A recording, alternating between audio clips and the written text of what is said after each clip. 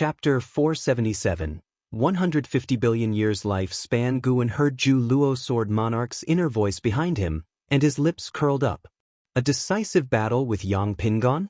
Had Yang Pingon not taken advantage of his injury years ago, how could he have won a match against him? Throughout Yang Xian's life, as long as the enemy was not 2 great realms higher than him, he had never been defeated.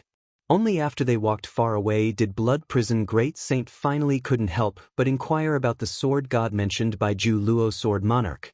He felt sure his master knew everything and was omniscient, merely pretending not to reveal the secrets of heaven. His master was an existence that stood above the 9 heavens of the immortal path. Being called a sword god naturally means he is formidable. Look at our celestial spirit great world. Do we have a recognized sword god? Sitting on the back of Blood Prison Great Saint, Guan casually responded, then he took out the Infinite Sword Book, ready to ponder the divine skills of Sword Dao. The Sword Dao is hidden in the book, with thoughts that kill the enemy. The targeted enemy will face a sword directly, unable to dodge, unable to endure, unable to deduce. This was Guan's concept for the Infinite Sword Book. The specific sword techniques still needed careful consideration. He was not in a hurry. He had plenty of time to think about Sword Dao. Hearing Guan's words, Blood Prison Great Saint fell into endless reverie, feeling he needed to remake his Great Saint reputation. At the very least, he wanted all living beings to admire him, rather than proclaiming himself as the Great Saint. 10 years later, in the sacred domain, in the Chen family mansion, 12-year-old Chen Chuan was practicing swordsmanship.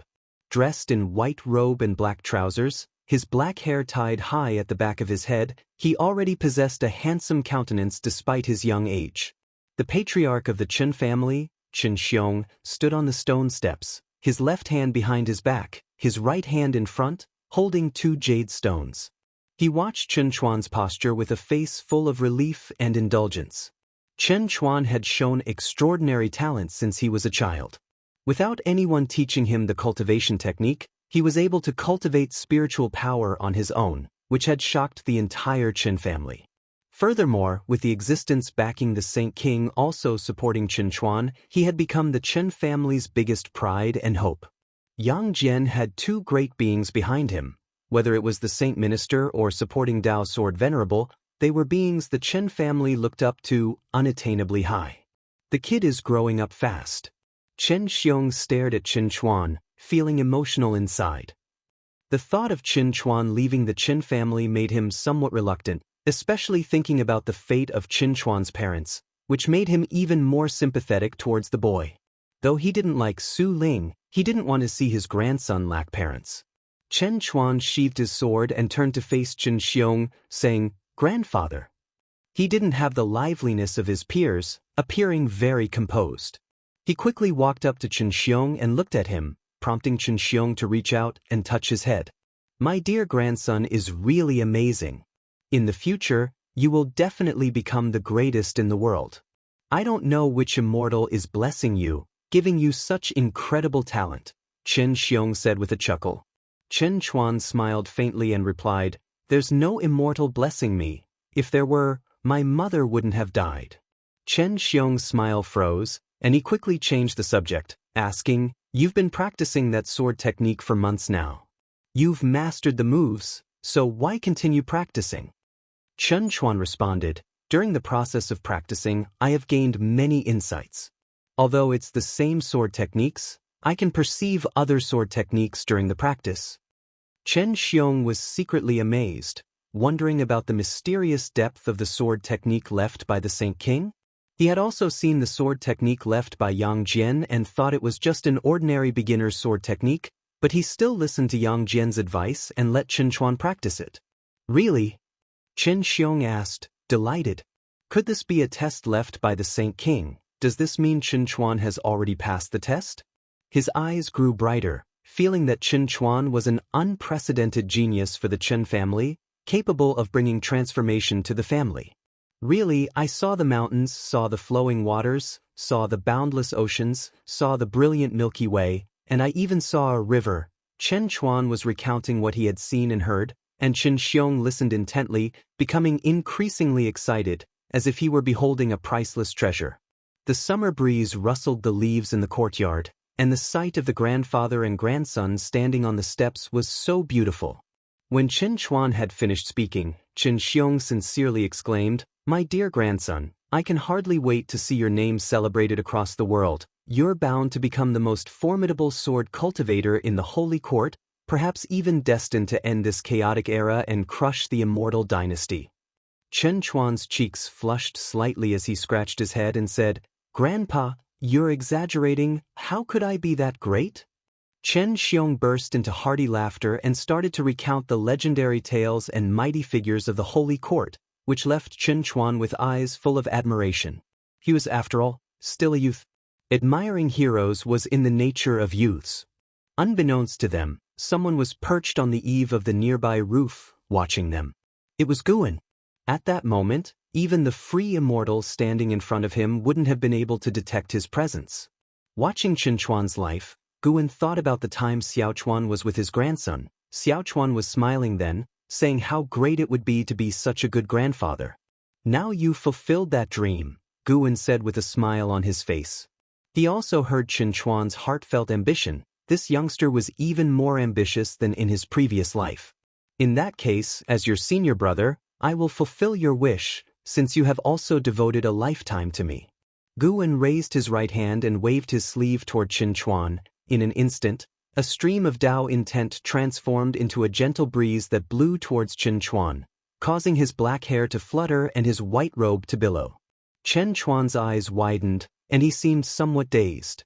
Noticing his grandson's unusual behavior, Chen Xiong couldn't help but ask, "Grandson, what's wrong?" Chen Chuan subconsciously replied, "Nothing, I just had a new insight." "Really?" Then continue pondering, "Grandpa shouldn't disturb your cultivation." Chen Xiong hastily moved aside.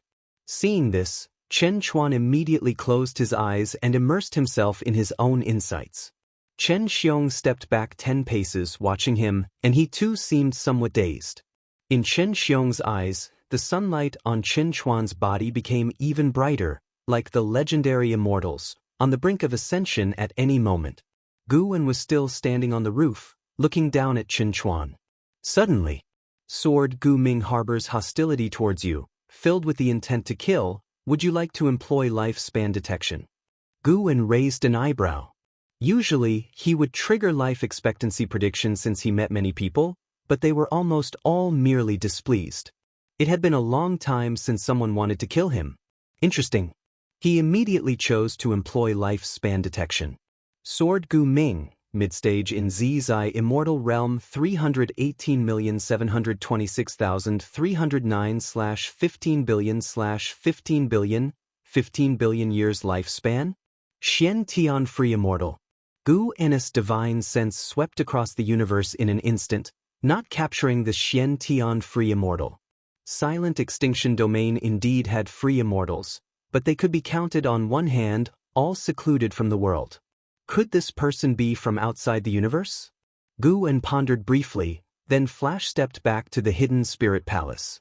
The moment he landed, he pulled out the Infinite Sword book from his bosom. Chapter 478. A sword. Guan held the Infinite Sword book and walked to his usual rocking chair.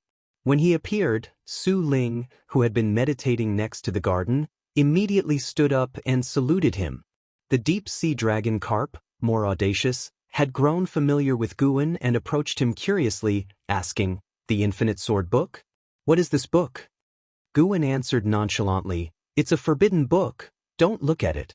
Hurry up and go practice, and don't delay me from reading." Seeing his master was not as gentle as usual, the deep-sea dragon carp quickly scurried away. Guan then took out the fate pen. With one hand, he flipped open the Infinite Sword book, and with the other, he held the pen, its tip against the page. This was his first time utilizing the Infinite Sword book, his heart filled with anticipation. The enemy might come from beyond the cosmos. He didn't know if he could slay it. And if he did, could he gain lifespan? He stopped contemplating these thoughts and focused on channeling the power of karma into the Infinite Sword book. In the cosmos, countless nebulae speckled the expanse, some like running giants, some like the palms of a creator, others resembled mysterious fierce beasts, colorful and bizarre, everything looking fantastically alien. A streak of sword light sped through the cosmos carrying two figures, one a vigorous man clad in purple and standing tall, the other an old, hunched man with a back bent by time. The man in purple had a crystal crown on his head, his brows emanating sharpness, and his eyes reflecting two swords, adding an oppressive air to his gaze. The old man beside him, shorter than his shoulder, held a wooden staff, his cheeks dotted with age spots, two antler-like tufts of white hair among his mane, reminiscent of deer antlers. "Master, are you really going to act on behalf of the Divine Emperor?" "A being the Divine Emperor cannot deal with is likely not so simple," the old man with antlers said, frowning with worry in his eyes. "The man in purple was Sword Guming." He replied, "If it were so simple, the Divine Emperor wouldn't have sought me out. Indeed, his status does not permit him to pass through the world gate. If I wish to step into higher realms, I must rely on him. I can already feel my own limits. Though I can live many more years, nearly immortal, I feel I cannot reach higher realms." The old man with the antlers fell silent. He too wished for his master to grow stronger, yet the thought of venturing into that part of the cosmos filled him with unease. As long as the opponent doesn't surpass the profound Yuan-free immortal, it cannot be my match. If they were truly that formidable, the celestial spirit god would not allow such a being to continue growing, Sword Guming continued, his voice calm. His gaze seemed to cross the cosmic space and time, landing on the celestial spirit great world. The celestial spirit god is indeed formidable. Even when the great Tao trembles, he still stands guard there. "It seems there is a great secret," the old man with antlers lamented. "That has nothing to do with us. The Divine Emperor would also not meddle with such karma." Sword Guming's words made the old man with antlers nod. He dared not discuss the celestial spirit god further, fearing taboo. At that moment, the sword light beneath their feet suddenly stopped and dissipated. Everything happened so abruptly that the old man with antlers quickly turned his head to look at Sword Guming. He saw Sword Guming trembling all over, his face showing terror. "Master, what's happening?" the old man with antlers asked nervously. Sword Guming's forehead was beaded with cold sweat, and he managed to utter, "Quick, escape." "Escape?" The old man with antlers turned pale with shock, instinctively scanning the surroundings, his divine sense spreading out, unable to detect any danger. He looked again at Sword Guming, having never seen him so unnerved, not even during the profound Yuan celestial tribulation. "Master!" The old man with antlers panicked, not knowing what to do, unclear about what had happened. "There's a sword, can't you see it?" Sword Guming said laboriously, his eyes bloodshot, staring fixedly ahead. The elder with antlers followed his gaze, but saw nothing.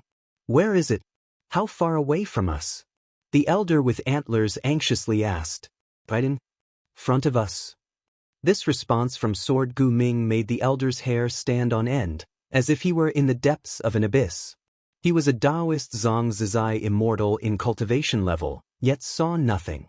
He believed his master wouldn't lie or see illusions. It must be that his realm wasn't high enough to perceive the sword. "Let's run away," the elder with antlers gritted his teeth and said. Sword Guming's pupils trembled and couldn't answer him anymore. At this moment, in front of Sword Guming, an indescribable colossal sword hovered ahead, the tip not more than 100 yards away. From afar, it seemed as if they were right next to the gargantuan sword, its length and size unknown. In front of this sword, they were smaller than dust particles.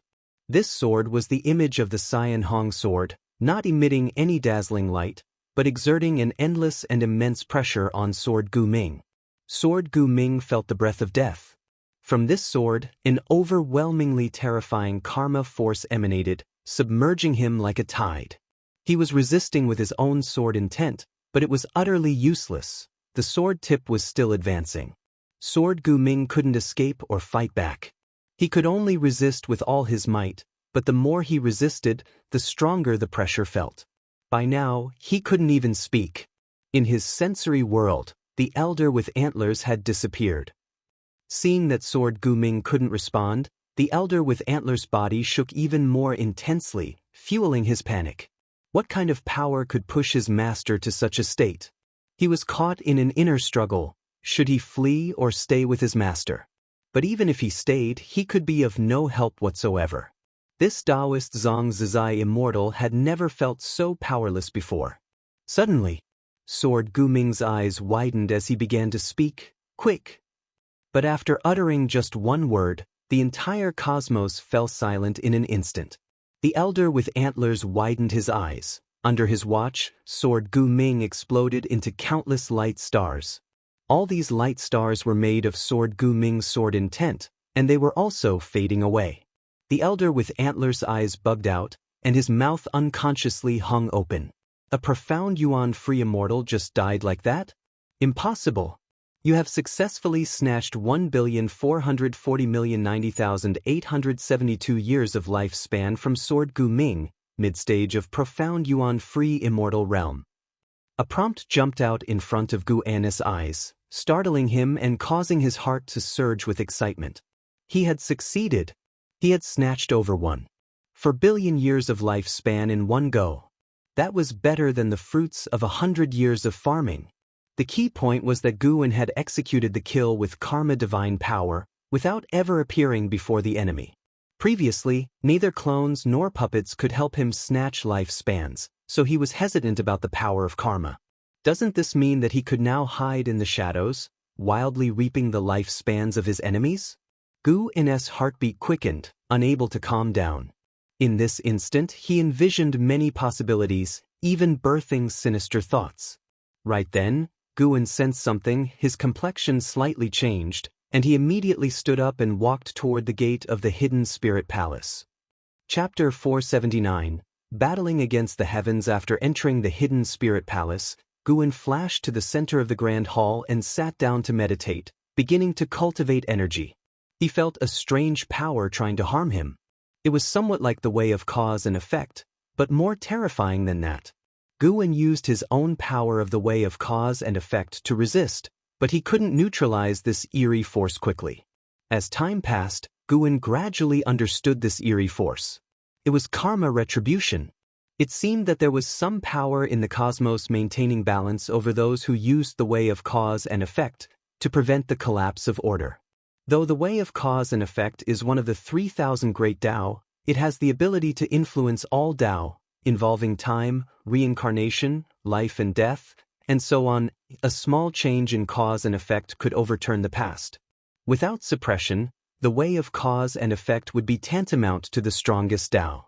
But in fact, the 3,000 great Tao are all equal, with no distinctions of strong or weak, depending only on the cultivator's achievement in their respective Tao. The stronger the force of cause and effect used, the greater the karma retribution suffered. Guan opened his eyes and pulled up his attribute panel to check. He found that his lifespan was decreasing, yet his lifespan had already been the number he had seized, which was now 54 billion years. While cultivating energy, he waited. Karma retribution couldn't possibly deduct his 14 billion years of lifespan, could it? If so, then this was equivalent to no lifespan stolen at all. Worse, not only had he not gained lifespan, but he had also lost it. Guan furrowed his brows, but fortunately after a short while, the speed at which the lifespan numbers jumped began to slow. After the time of one stick of incense had passed, his lifespan no longer decreased. He had lost a total of 2 billion years of lifespan, which meant that he still gained 12 billion years of lifespan. That was a huge profit. Guan exhaled in relief. He raised his right hand, looked at his palm, and saw black lines emerge, like the creepy wounds of poisoning. He had withstood the karma retribution, but these remaining traces still required time to erase. For the time being, his strength hadn't been damaged, only leaving the short-term indelible marks of cause and effect, which was no significant trouble. But having just used the Infinite Sword Book and encountered such retribution, what about the future? Guan felt the need to continue improving the Infinite Sword Book, to enhance its power of cause and effect so that one day he could escape karma retribution. Regardless, this time not only had he eliminated a hidden danger, but he had also gained 10 billion years of lifespan, making it a double blessing. Guan adjusted his emotions and looked back at the Infinite Sword Book.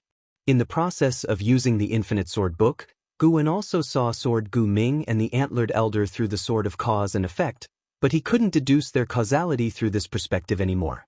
Under the starry sky, before the celestial Tao golden core.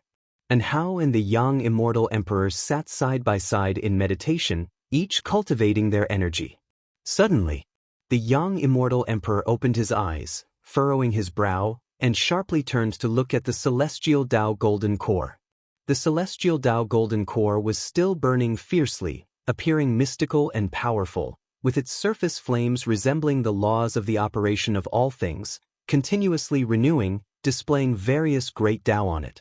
And Hao, sensing his movement, also opened his eyes to look at him, asking curiously, "What's wrong?" The young immortal emperor stared at the celestial Tao golden core and said, "Suddenly, one great disaster lessened in the world. It's strange, but indeed so." "One great disaster lessened? What did you see before?" And Hao grew more curious. "While contemplating the celestial Tao golden core, I saw the future, where a river hung in the heavens for all living beings to see. This river, manifested by the sword Tao, would bring a cataclysm to annihilate heaven and earth." The young immortal emperor replied, his thoughts drifting back, narrating with a tone filled with certain feelings that made Hao visualize the scene depicted in his words.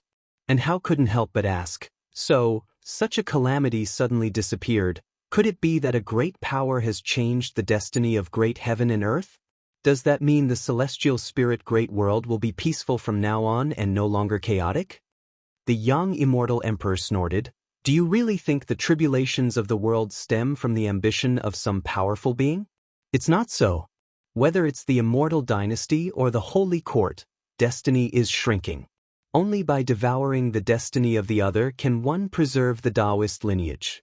This is the will of great heaven and earth at play, continuously unleashing cause and effect, forcing catastrophe after catastrophe to come."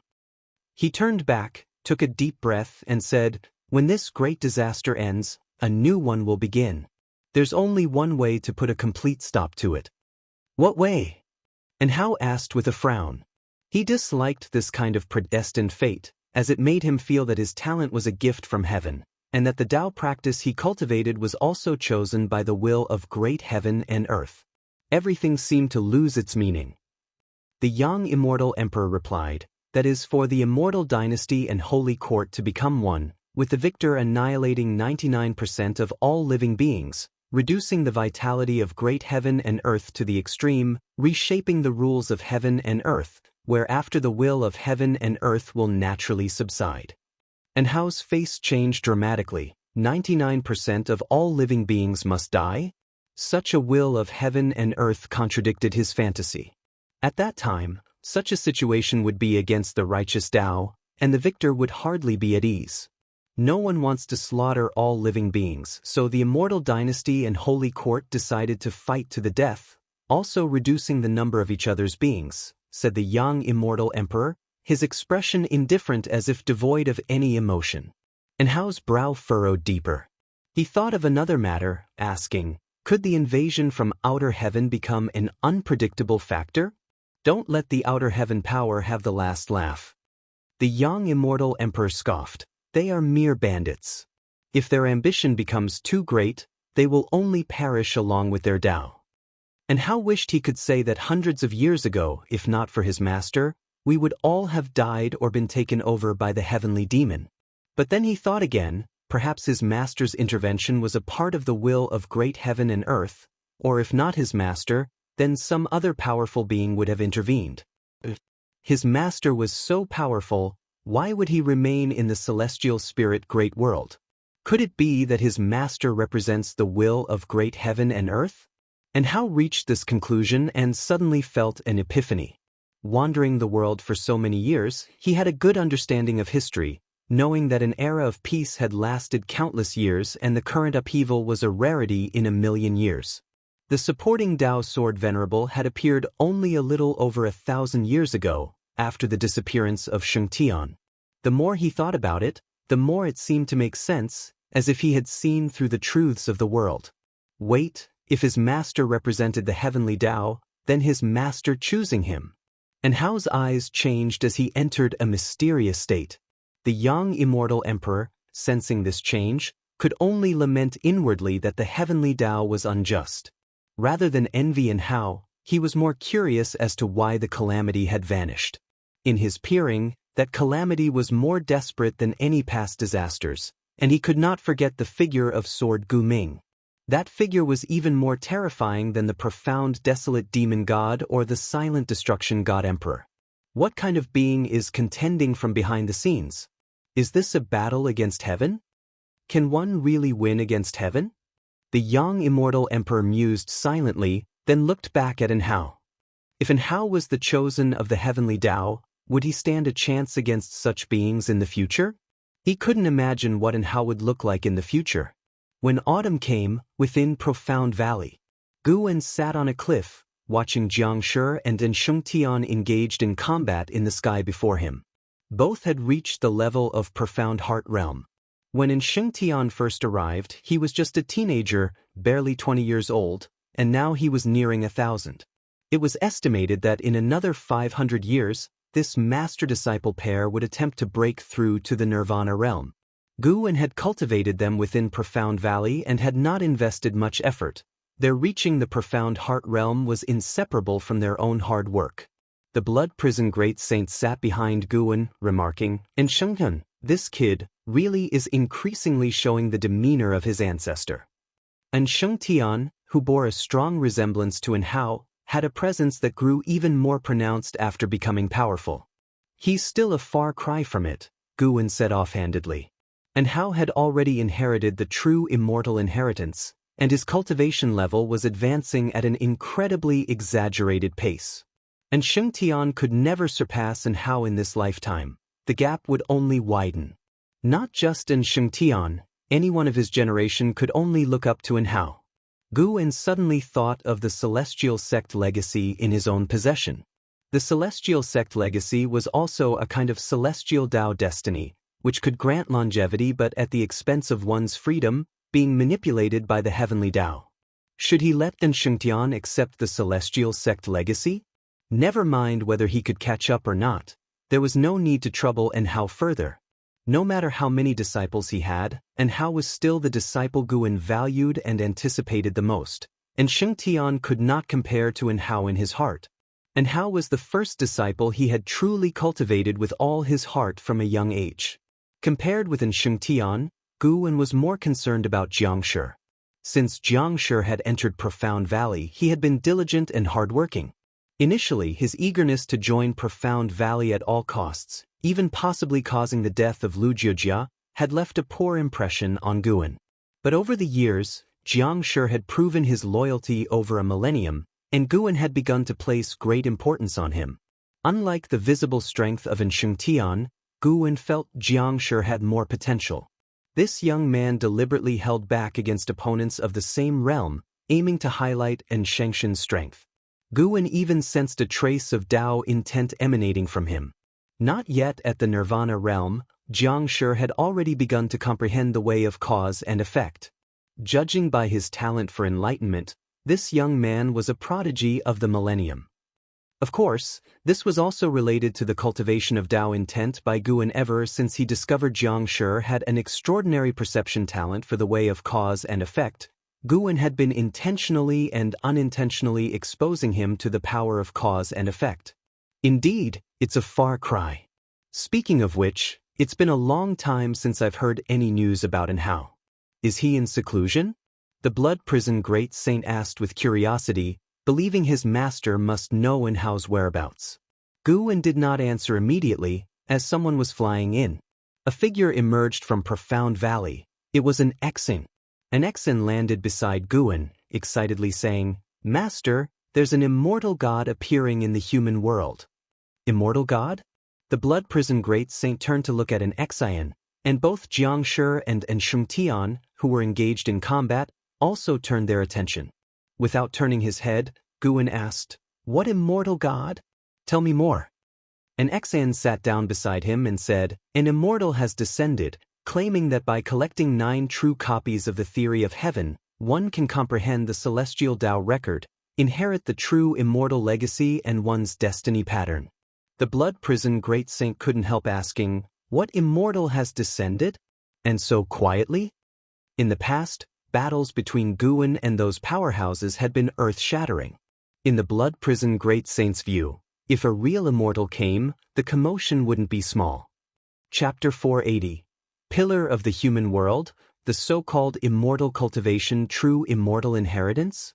Guan guessed it was very likely to be true. He thought about the inheritance that LV Xian gave him, which included the inheritance of the celestial Tao immortal position. And the ultimate extreme in one's life was also due to the refusal of the position among the immortal gods, which led to the demise of one's body and the extinguishment of their path. Is the theory of heaven influenced by the meddling of immortal gods? Even reaching the Tao fruit realm, it is hard to catch a glimpse of an immortal god. They are ethereal, and seldom are there rumors of them in the cosmos. Blood Prison Great Saint and an Exon began discussing the theory of heaven and the true immortal inheritance. For cultivators, the immortal gods possessed an irresistible allure. Isn't the purpose of immortal cultivation to ascend to immortality? Once, it was believed that the immortal dynasty was the ultimate goal, but later it was discovered that they were merely beings who had reached the immortal Tao realm. The true immortal gods are beyond imagination. Guan was also curious about the nature of the force to which the immortal gods belonged. What immense entity was it? However, he didn't intend to delve into the true immortal inheritance for the time being. If he touched upon cause and effect, even if he refused to ascend to immortality, he would encounter endless troubles. This news had already spread to the Supreme Sect, causing a stir that could be imagined throughout the world. There's going to be more blood and carnage. Guan silently thought, having an authentic copy of the theory of heaven in his hands, which made him somewhat anticipate what the future held. Not everything was he inclined to deduce. He now preferred to keep some mysteries for the future, for even with his intervention, new variables would arise. Jianghu and Shengtian practiced against each other for a while until Guan called a halt. Master and disciple approached Guan, and after briefly pointing out a few things, he departed. Although Jianghu possessed extraordinary talents in perceiving fate, it didn't mean Guan had to cultivate him. With many geniuses by Guan's side, if everyone were to be given key development, how could one enjoy life? On the way back, an Exine inquired about Guan's opinion on the true immortal inheritance. Guan said that to discern the true from the false, one must experience it firsthand. Blood Prison Great Saint wondered whether his master might be a true immortal descended to the human realm. To this day, no one knew of the master's origin. Blood Prison Great Saint gazed at Guan's retreating figure with eyes full of reverence and anticipation. Whether this life would achieve the Tao rested on just how strong the master was. Guan heard the thoughts of Blood Prison Great Saint, and the corner of his mouth twitched slightly. 100 years passed in a flash. Chen Luo, with his white hair, stood on a cliff, gazing at the continuous mountains ahead. Above, there were more cultivators flying back and forth than birds, most of them heading in the same direction. Supreme Sect. Chen Luo's face, aged with time, showed a nervous yet hopeful expression. After so many years, he had finally arrived at the Supreme Sect. From the sacred domain to the Supreme Sect, it took him over 100 years, with quite a few benefactors helping him along the way. Otherwise, he would have perished en route. A century of tempering had made him more composed, devoid of his previous impetuosity. The Supreme Sect, the leading sect of the Taizong continent, is also the pillar of this pure land in the human world. It is said that the Supreme Sect harbors immortals, who once saved all living beings. Some call him the supporting Tao sword venerable, others the hidden sage. Regardless of how one imagines him, it is undeniable that his existence has indeed brought peace to all living beings. A voice came from behind Chen Luo. He saw a cyan-robed Taoist holding a horsetail whisk approaching. The Taoist appeared to be in his 40s, his beard fluttering in the wind, with a small crane perched on his right shoulder. Chen Luo turned his head to see him approaching and asked, "Senior, now that we have arrived at the Supreme Sect, can you tell me why you have come?" Without this senior's help, he feared it would take tens or even hundreds of years more to reach the Taizong continent. The cyan-robed Taoist looked into the distance and said, "I am here seeking the hope that will end an era of turmoil." "Are you speaking of the supporting Tao sword venerable?" Chen Luo asked, puzzled. The cyan-robed Taoist shook his head and said, "You've heard of the theory of heaven, right? There's an authentic copy hidden within the supreme sect." Chen Luo revealed a look of surprise. Just as he was about to ask more, the cyan-robed Taoist waved his horsetail whisking him into the breeze and toward the outer sect city in the distance. Chen Luo stood amid the wind, reining in his curiosity. He had not forgotten the purpose of his journey. All these years, his thoughts had constantly turned to his wife. The Saint King had sent him to the supreme sect without telling him what to do next, so he was quite at a loss. Without exchange of words, the two arrived at the outer sect city and queued to enter. Just after entering, a man approached Chen Luo and said, "Are you Chen Luo from the sacred domain?" The speaker was none other than Long Qing, who was curiously sizing up Chen Luo.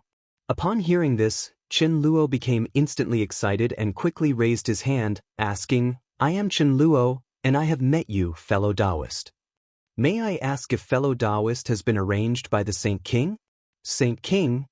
Long Qing shook his head with a smile, and then said, "Come with me." He was also curious about why his master wanted to meet this person, and he prepared to understand him properly on the way. Long Qing turned and left, with Chen Luo hastily following. The cyan-robed Taoist watched Long Qing's retreating back, his eyes flickering as he pondered something unknown. Meanwhile, outside the Third Medicine Valley, in a mountain forest, Guan was sparring in swordsmanship with Qin Chuan. Using fingers as his sword, he easily caught all of Qin Chuan's sword techniques. At 111, Qin Chuan possessed the cultivation level of the 6th layer of the divinity transformation realm, dressed in black, wielding a treasure sword, spirited and vigorous. At the age of 50 he was taken away by Guan, and after 61 years of comprehending the sword Dao by Guan's side, his true strength was far more terrifying than his realm suggested. He had become a famously talented individual of the Third Medicine Valley, and although no one knew his background, the fact that Guan had taken notice of him clearly marked him as an extraordinary genius. LV Baiyan also coveted Qin Chuan, occasionally coming to inquire about his well-being. At the moment, Qin Chuan felt powerless inside as he believed that his own grasp of the sword Dao had reached the transformation realm. In a pure contest of swordsmanship, he could not find the slightest flaw in his master's technique. Guan was smiling as he watched the fierce attacks from Qin Chuan, feeling very satisfied in his heart. Isn't this the person Xiao Chuan wanted to become? After another 100 techniques, Guan said, "Let's stop here." Qin Chuan sheathed his sword and then raised his sword in salute to Guan, his eyes brimming with admiration. Was this the strength of the world's #1 sword cultivator? Having been in the Third Medicine Valley for so long, he had come to realize that Guan was the supporting Dao sword venerable who would save the world, making him feel lucky and gradually emerging from the shadows of his childhood. After offering a few pointers, Guan led Qin Chuan back toward the valley.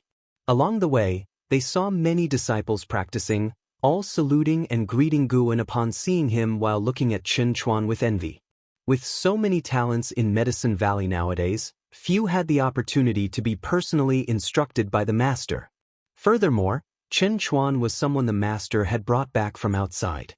Qin Chuan paid no mind to those gazes, humbly consulting his master on his doubts and discussing them one by one. They quickly returned to the valley. Long Qing and Chen Luo were waiting in front of the loft. Chen Luo looked very nervous, with the blood prison great saint scrutinizing him. From afar, Chen Chuan glanced at Chen Luo only once before withdrawing his mind, continuing to contemplate the sword Dao. Having lost his father as an infant, he had no memories of him. Long Qing, upon seeing Guan, hastily greeted, "Hello, master." Chen Luo then looked towards Guan and Qin Chuan, his eyes lighting up, not because he recognized Qin Chuan, but because he was dazzled by Guan's appearance and demeanor. Such an immortal existed in the world. Guan arrived in front of Long Qing and asked him to take his younger disciple away. Immediately, Long Qing left with Qin Chuan, arm in arm, leaving Chen Luo alone, nervously facing Guan. "Let's talk upstairs," Guan said with a smile and then led the way upstairs. Chen Luo took a deep breath and followed Guan's steps. Once inside, he closed the door and walked to the desk, before suddenly kneeling down. "Please, Senior, save my wife." Chen Luo said through clenched teeth, without showing much excitement, as he was trying hard to control his emotions. Guwen looked at him and asked, "What have you gained from your experiences over these years, and have you come to any realizations?" Chen Luo looked up, confronting Guwen's gaze. Prepared for this moment, he replied, "Yes, people other than me suffer in this world, and I am not the most tormented among them. Besides my wife, I have parents and a son to care for. I shouldn't be so selfish, so impulsive." Guwen shook his head slightly and said, "You're wrong. There is one more thing you've overlooked. Please enlighten me, senior." Chen Luo spoke cautiously, while also wondering what he had missed. Guwen's gaze turned indifferent, posing an immense pressure on Chen Luo, who said, "You're fortunate to be born in the immortal cultivation world." What is immortal cultivation? It is the pursuit of the power to overturn all tragedies. Faced with the death of your wife, you should transform your emotions into the drive for immortal cultivation. Should you ascend to immortality, you very well may save your wife. Chapter 481. The Destiny Pattern That Surpasses All Beings. Listening to Guwen's words, Chen Luo's face flushed with both shame and a lack of confidence. "But, even if I continue to cultivate now, will it be enough?" Chen Luo asked through gritted teeth. He had once been at the Mahayana realm in his cultivation level, and he naturally understood the power of immortal cultivation. But his wife had died right before his eyes, and not even the Saint King could stop it. That was the Saint King, a powerful being the likes of which his Chen family had never seen since its establishment. Guwen stared at him and said, "I can save your wife from her tragedy, but future tragedies must be prevented by yourself. I'm telling you in advance, your son's destiny is not simple. Troubles will follow him endlessly, and it was because of him that your wife died. You now have two choices. One is to sever the causal connection with your son, and I can make it so you have no relationship with him at all. The other is to continue being his father, but there will be no more opportunities to give up in the future. Whatever you choose, I will save your wife." Upon hearing this, Chen Luo's expression changed drastically, and his hands clenched into fists on his thighs. Guwen could hear the struggle in Chen Luo's heart, his many thoughts, some of which were dark, but Guwen paid them no mind. Humans are complex, and hearts have their dark places, but as long as the choice made is good, there's no need to discuss the heart. The room fell into silence. After a long while, Chen Luo let out a sigh and said, "Senior, I wish to protect him for life. The father-son bond is hard to cultivate in 100 lifetimes. I should not escape my duty. I believe my wife would have thought the same. I will strive to cultivate, protect him, support him, even if it costs me my life." Guwen, expressionless, asked, "No regrets?" Chen Luo, no longer hesitating, smiled openly and said, "No regrets." Guwen showed a smile and said, "Then go and cultivate well." With that, he didn't wait for Chen Luo to react and, waving his sleeve, whisked Chen Luo away. The furnishings in the room shook, but the door was not disturbed. In an instant, Chen Luo found himself at the dojo of the Hidden Spirit Palace. Guwen did not watch the warm scene of the couple reuniting. Letting the deep-sea dragon carp suffer was enough. But with his experience, he probably only found it interesting. Guwen raised his hand, took out the Theory of Heaven, and placed it on the table, then he started perusing the book. The sunlight outside the window gradually dimmed. Guwen still did not put away the Theory of Heaven. Chen Luo's arrival and disappearance did not attract attention in the Third Medicine Valley. Only Long Qing asked Guwen about it curiously. A month later, Guwen, riding the Blood Prison Great Saint, returned to the Third Medicine Valley. Today they had visited the End of the World Valley, and both were in good spirits. Haha, that LV Xian overestimated himself, thought he could compete with me. The moment I used my full strength, he was down. The Blood Prison Great Saint, transformed into an ox, snorted, very proud. Within the barrier drawn by Guwen, the Blood Prison Great Saint and LV Xian sparred with all their might. The loose Immortal Realm Blood Prison Great Saint laughed last. Not to mention that the Blood Prison Great Saint's cultivation level was higher. Actually, his lifespan before reaching Nirvana was also greater. Fighting to such a degree, Guwen felt that LV Xian hadn't lost. worthy of being the top person of the future immortal cultivation realm. Gu chatted nonchalantly with the blood prison great saint, while his divine sense watched over the world, observing how those old acquaintances struggled in life. Leah was being chased, in a critical situation, this youngster hanging by a thread, and yet he was with a mother and daughter. Yu Yingying was listening to teachings. The island master of that island claimed to be the immortal of eternal life, willing to bestow the longevity technique to those fated, but in reality, he was an evil cultivator who did no good. And Hao was still sitting in front of that celestial Dao golden core, cultivating heavenly divine skills, his power soaring. Lu Lingjun was still in the Buddhist sect of the Sea of Suffering, recently given a tough problem by Buddha. She was still sitting in meditation, thinking hard. Jiang Qiong was undergoing solitary trials. This fellow, indeed from a demon Dao background, wanted to steal another sect's divine skills. Gu also saw How Long reigning supreme on a continent dominated by the demon race, though his second-in-command was secretly plotting to kill him and take his true blood. Other old acquaintances were each living their eventful lives. Gu would not intervene if he could avoid it. Being an onlooker also felt quite good. At that moment, a cyan-robed Taoist came before the blood prison great saint and raised his hand in greeting, saying, "I am He Qingsong, and I have seen the sword venerable." The blood prison great saint suddenly felt displeased and said, "Never heard of you, move aside, or I might just stomp you to death." He had seen all of Gu and his friends, and having never seen this person, he naturally would not show courtesy.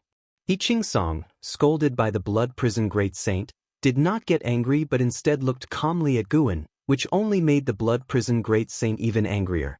Guan looked at He Qingsong and asked with a smile, "Is there something you need?"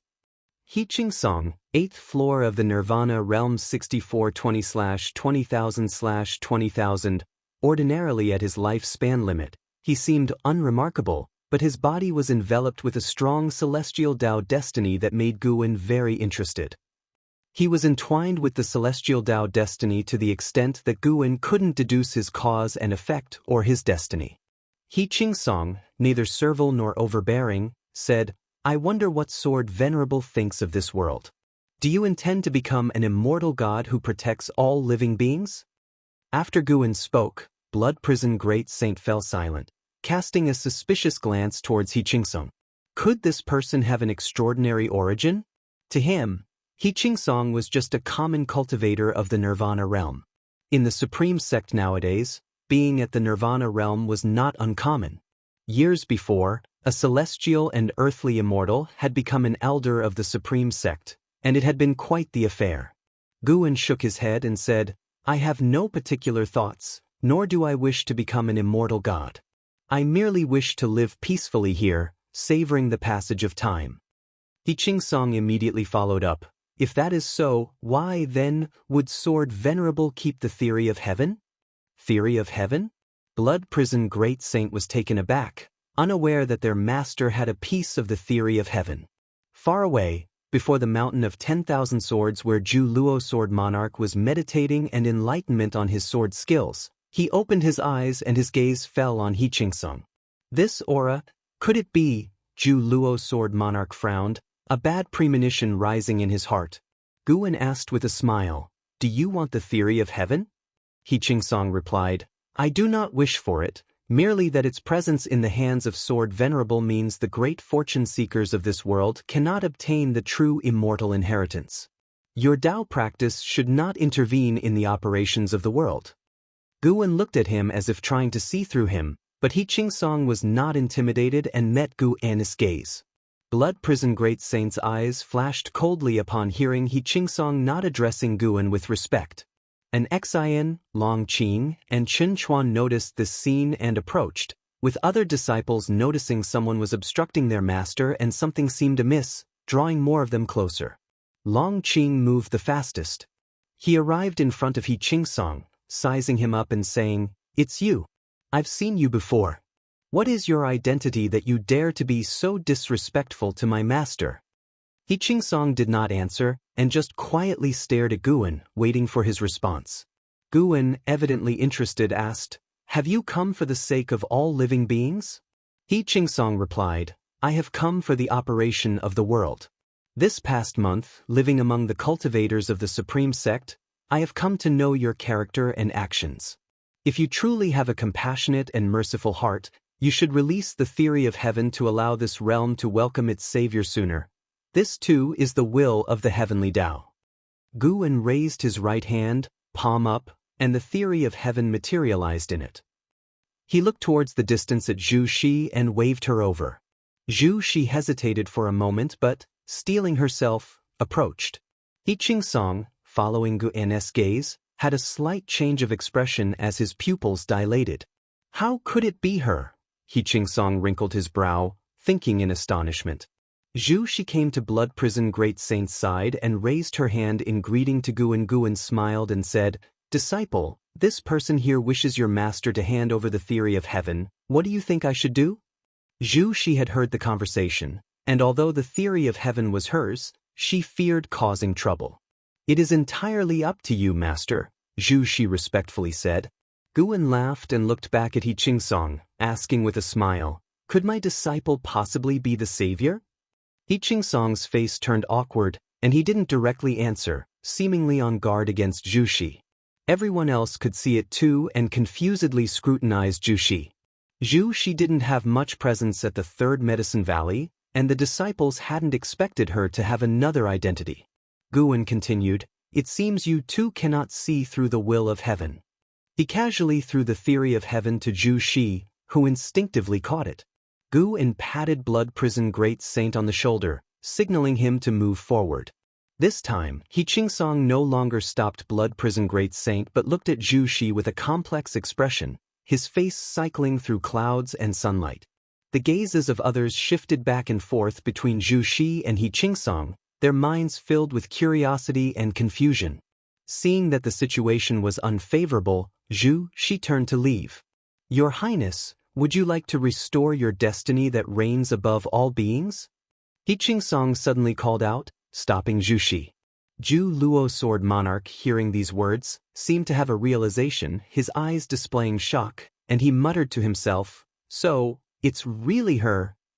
Chapter 482 Xingtian, Your Highness? Guan, Long Qing, Chen Chuan, and the others looked at Zhu Xi with puzzled expressions. Just how significant was this woman's background? Especially Chen Chuan, who, despite having been in the Third Medicine Valley for decades, didn't have an in-depth understanding of the valley because he was devoted to the Sword Tao, spending almost all his time cultivating. In his eyes, Third Medicine Valley was a place where hidden dragons and crouching tigers lay. He Qingsong, who always spoke of all living beings, to appear detached and extraordinary, was calling Zhu Xi Your Highness. Just who was Zhu Xi? Suddenly, Chen Chuan felt he had been too rash and perhaps should pay more attention to his surroundings. Zhu Xi, with her back to He Qingsong, bowed her head, tightly gripping the theory of heaven. It was clear she was struggling psychologically. After hesitating for a while, Zhu Xi still left holding the theory of heaven, leaving the onlookers even more confused. He Qingsong watched her departing figure and didn't speak further to hold her back. Instead, he furrowed his brows and fell into deep thought. "Disperse now, disperse." An Exan spoke up, waving his hands at the disciples gathered around from all directions. Seeing this, the disciples could only scatter with confusion and curiosity still in their minds. Long Qing approached He Qingsong and curiously asked, "What is Zhu Zai's background? Tell me about it." Although He Qingsong's origins were unclear, he never feared danger within the Third Medicine Valley. He Qingsong glanced at Long Qing and said, "She has many backgrounds, and you should have heard of her title in one lifetime. She is known as the Xingtian." After saying that, He Qingsong turned and left. "Xingtian?" Long Qing was stunned, as were Guan, Chen Chuan, and others, including some disciples who hadn't walked far. They were shocked too. The name of Xingtian was known by all. Who didn't know it belonged to the strongest being in the Holy Court, the mightiest in the celestial spirit great world? Whether Xingtian or supporting Tao Sword Venerable was stronger was hard to judge for all living beings. After the disappearance of Xingtian, supporting Tao Sword Venerable emerged, and the two never confronted each other. Of course, Those of higher realms all knew that supporting Dao Sword Venerable far surpassed Shengtian in cultivation level. Regardless, Shengtian made an indescribable impression on the beings of the celestial spirit great world. Many life forms equated Shengtian with Zhongtian. Blood Prison Great Saint looked up and couldn't help asking, "Master, is Zhu Shi Shengtian?" Guwen sat on his back and said nonchalantly, "Who knows?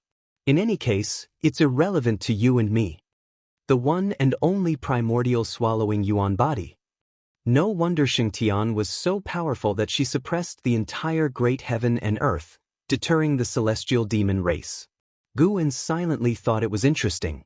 He could see that He Qingsong didn't want him to interfere with the evolution of heaven and earth. He Qingsong must be controlled by some will, specifically coming to test him, but he hadn't expected to encounter Zhu Shi. Guwen himself also didn't want to frequently interfere with the transformation of heaven and earth. His previous intervention was only because the silent destruction god emperor had targeted him and Long Qing. No matter how the battle continued, he wouldn't care. He just needed to protect himself and those around him. To extinguish 99% of all living beings, Guwen looked up at the vault of heaven, his thoughts drifting. 99% seemed like a lot, but in the grand scheme of the entire celestial spirit great world, after 99% were extinguished, the remaining beings would still be vast. From another perspective, the heavenly Tao still left mercy and a sliver of hope, with the current strife providing a chance for beings to fight for a new lease on life. Compared to the transformation of heaven and earth, Guwen was now more looking forward to his own Tao practice. Being heaven-encompassing free immortal wasn't enough.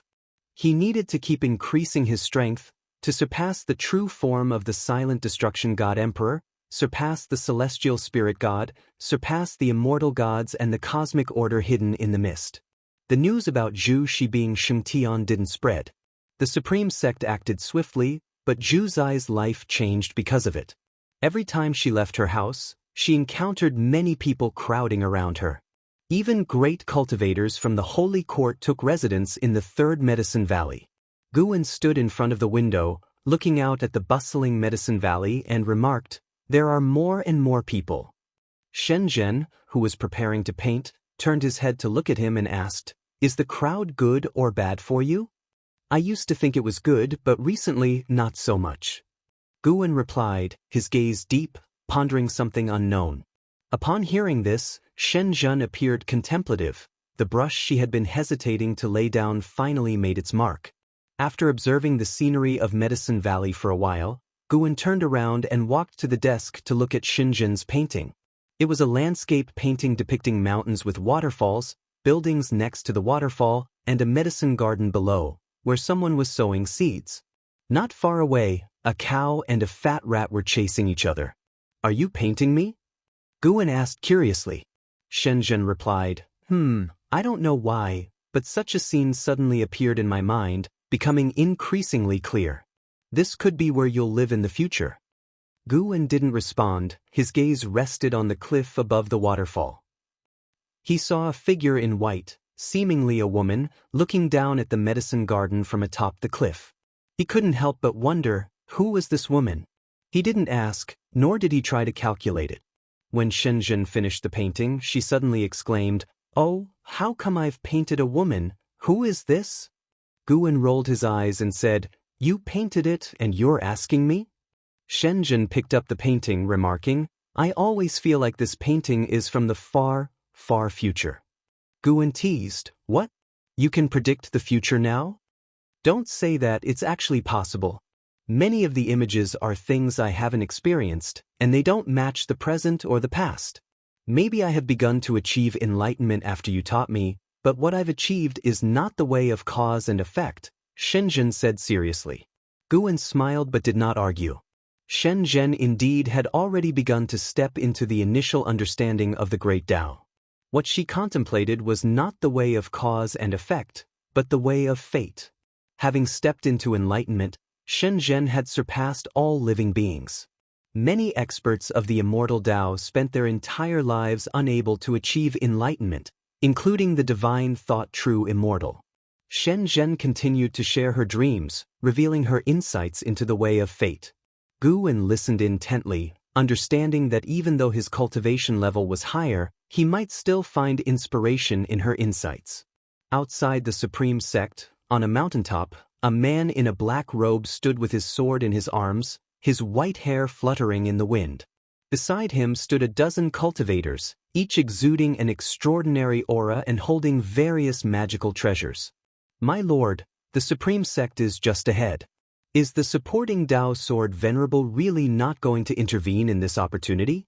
A masked woman asked the man in the black robe, nervously. They had lived for many years, having experienced the supporting Dao Sword Venerable struggles against the profound desolate demon god and the silent destruction god emperor, and held a deep reverence for him from the bottom of their hearts. An elder spoke up. "The supporting Dao Sword Venerable has released the theory of heaven as a statement of intent. We just need to ensure that we don't harm the innocent." The rest echoed his sentiments, their words filled with a longing for the theory of heaven.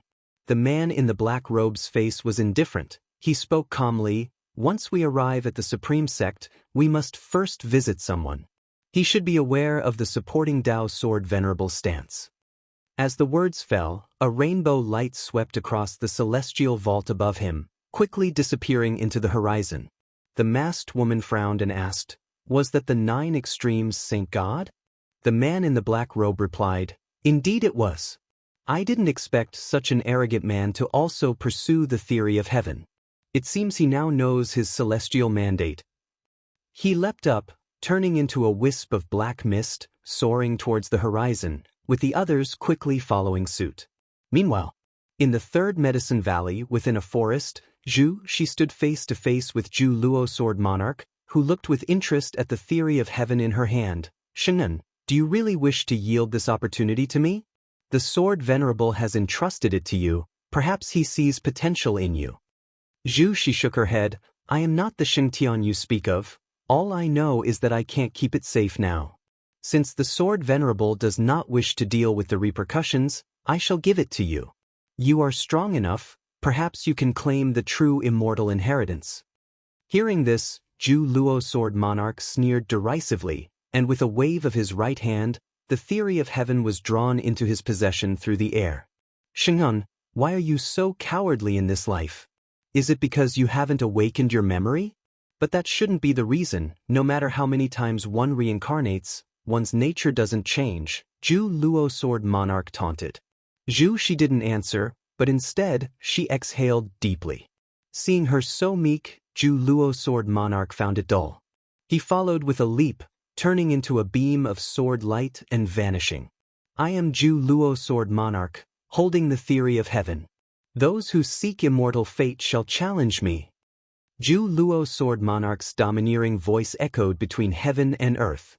At the same time, a vast sword intent erupted from afar. She turned her head to look, but Zhu Luo Sword Monarch's figure was nowhere to be seen. She thought to herself, "Luckily there are still fools. No, I must leave the supreme sect." She glanced in the direction of Gu An's pavilion, hesitating for a moment before offering a salute to Guwen from across the distance. "Master, forgive me. I'm not only saving myself but also don't want to cause you any trouble." With that, she didn't look back as she ran towards the valley exit. Chapter 483, The True Immortal Inside the Attic. Guwen was reading a book, his divine sense watching she leave the third Medicine Valley. This girl's temperament. Guwen didn't quite know what to say about it. Could he really call her a fellow practitioner when he himself wasn't this timid? He didn't forcibly stop Zhu's decision. Perhaps he truly could protect her. But these past few years, she had clearly been uncomfortable, especially after her identity as Shengtian was revealed. Her heart was tormented, and Guwen could hear the anxious voices within her. So be it. Let her go then. After all, she's a Saint Heaven reincarnation. She should be able to turn danger into safety. But does she think that I can't resist the heavenly Tao? Guwen thought to himself, not with a sense of regret but pondering. He wasn't arrogant enough to think he was invincible. There was still so much he couldn't do, and every time he encountered such things, he felt motivated. He could keep saving the celestial spirit great world, but he couldn't yet see through the heavenly Tao behind the scenes. The heaven-encompassing free immortal might be able to do as he pleased within the universe, but only within the universe. What lies beyond the universe? Guwen continued reading while pondering these questions. He didn't attempt to divine Zhu Zai's future fortunes. Ever since the incident with Xiaochuan's reincarnation, Head tried not to predict the future as much as possible, to avoid knowing too much and wanting to change things, bringing about more variables. Actually, not knowing the future might be a good thing. At least it leaves room for anticipation. Guwen had sought too much foresight before, and it made him feel life was dull. Perhaps in the next era, I can consider staying somewhere else. Guwen silently thought, the corners of his mouth curving upwards. He, too, started looking forward to the future, to a completely new life. As autumn gave way to winter, the snow blanketed the land in white. In the mountain god temple within the North Sea mountain ridge, profound mysterious Jinren stood on the eaves, gazing at the distant battle in the sky. The fierce wind raged, the forest shook violently, wave after wave, a sight of magnificent grandeur. Yet profound mysterious Zenren's figure was immovable, his eyes shining brightly. Despite having stood guard here for over 1,000 years, making his Tao heart even more steadfast, deep down, he still harbored the blood of one who longed for power. He was the most talented individual in the history of Mount Sanqing. It was just too bad that Li Ye had stolen his thunder, becoming the most celebrated prodigy of the Li family and Mount Sanqing. Nevertheless, staying here hadn't halted his progress. With the help of the mountain god, he had achieved nirvana and stood on the eaves with the demeanor of an immortal. Inside the courtyard, a Taoist child around 12 or 13 years old squatted in front of the pill furnace, fanning the flame. Wisps of blue smoke drifted up. From time to time, he wiped sweat from his brow or looked up at profound, mysterious Jinren on the eaves. After a good while, the Taoist child couldn't help but ask, "Master, what are you watching? Isn't this fierce wind just a natural wind of the world?" The forest was dense, and he could not see the situation at the horizon, thinking it might rain soon. Profound mystery Jinren replied, "It's nothing, your teacher was just watching two sparrows fighting. As for this wind, there are plenty of strange winds in the North Sea mountain ridge. You'll encounter them yourself later on." The Taoist child's eyes widened, and he asked curiously, "Such a big wind, and there are still sparrows fighting? I've never seen sparrows fight before. I want to watch too. Just focus on refining your pills and don't forget why you came." Profound mystery Jinren answered offhandedly, and the Taoist child could only pout in response. The Taoist child followed up with a question, "Master, why hasn't the mountain god appeared yet?" "He will appear when it's time. Perhaps your heart is not sincere enough." Then, "Master, is the true immortal inheritance those people talked about a few days ago real? Why don't they believe in the mountain god?" "You'll understand when you grow up. Many people are not in pursuit of the responsibilities of immortal gods, they just seek the power of immortal gods. You should also think carefully about what kind of person you truly want to become." Profound mystery Jinren spoke calmly, his tone like a breeze that settled the Taoist child's heart into tranquility. Even the persistent strong winds could not disrupt the tranquility within the courtyard. A figure entered the temple precinct. It was He Qingsong. He Qingsong first looked at profound mystery Jinren on the eaves, then turned his gaze to the Taoist child. Profound mystery Jinren turned his head to look at He Qingsong, frowning. For some reason, he felt very uncomfortable the moment he saw He Qingsong. That feeling was strange even to him. "Do I give you a very uncomfortable sensation?" He Qingsong asked, his gaze then drifting towards profound mystery Jinren. Profound mystery Jinren appeared out of nowhere in front of him, and the Taoist child looked nervously at He Qingsong, thinking to himself, "Could this person be a demon? Who are you and what brings you here?" Profound mystery Jinren stared at He Qingsong and asked. He Qingsong answered, "My name is He Qingsong. The name isn't important. The significance of this body is to act for great heaven and earth. You've been too close to an existence that conflicts with heavenly Tao, which is why you subconsciously feel hostility towards me. This is also the emotion you experience after facing the will of heavenly Tao's rejection." "What do you mean?" who is rejected by the heavenly Tao. Profound Mystery Jinren frowned.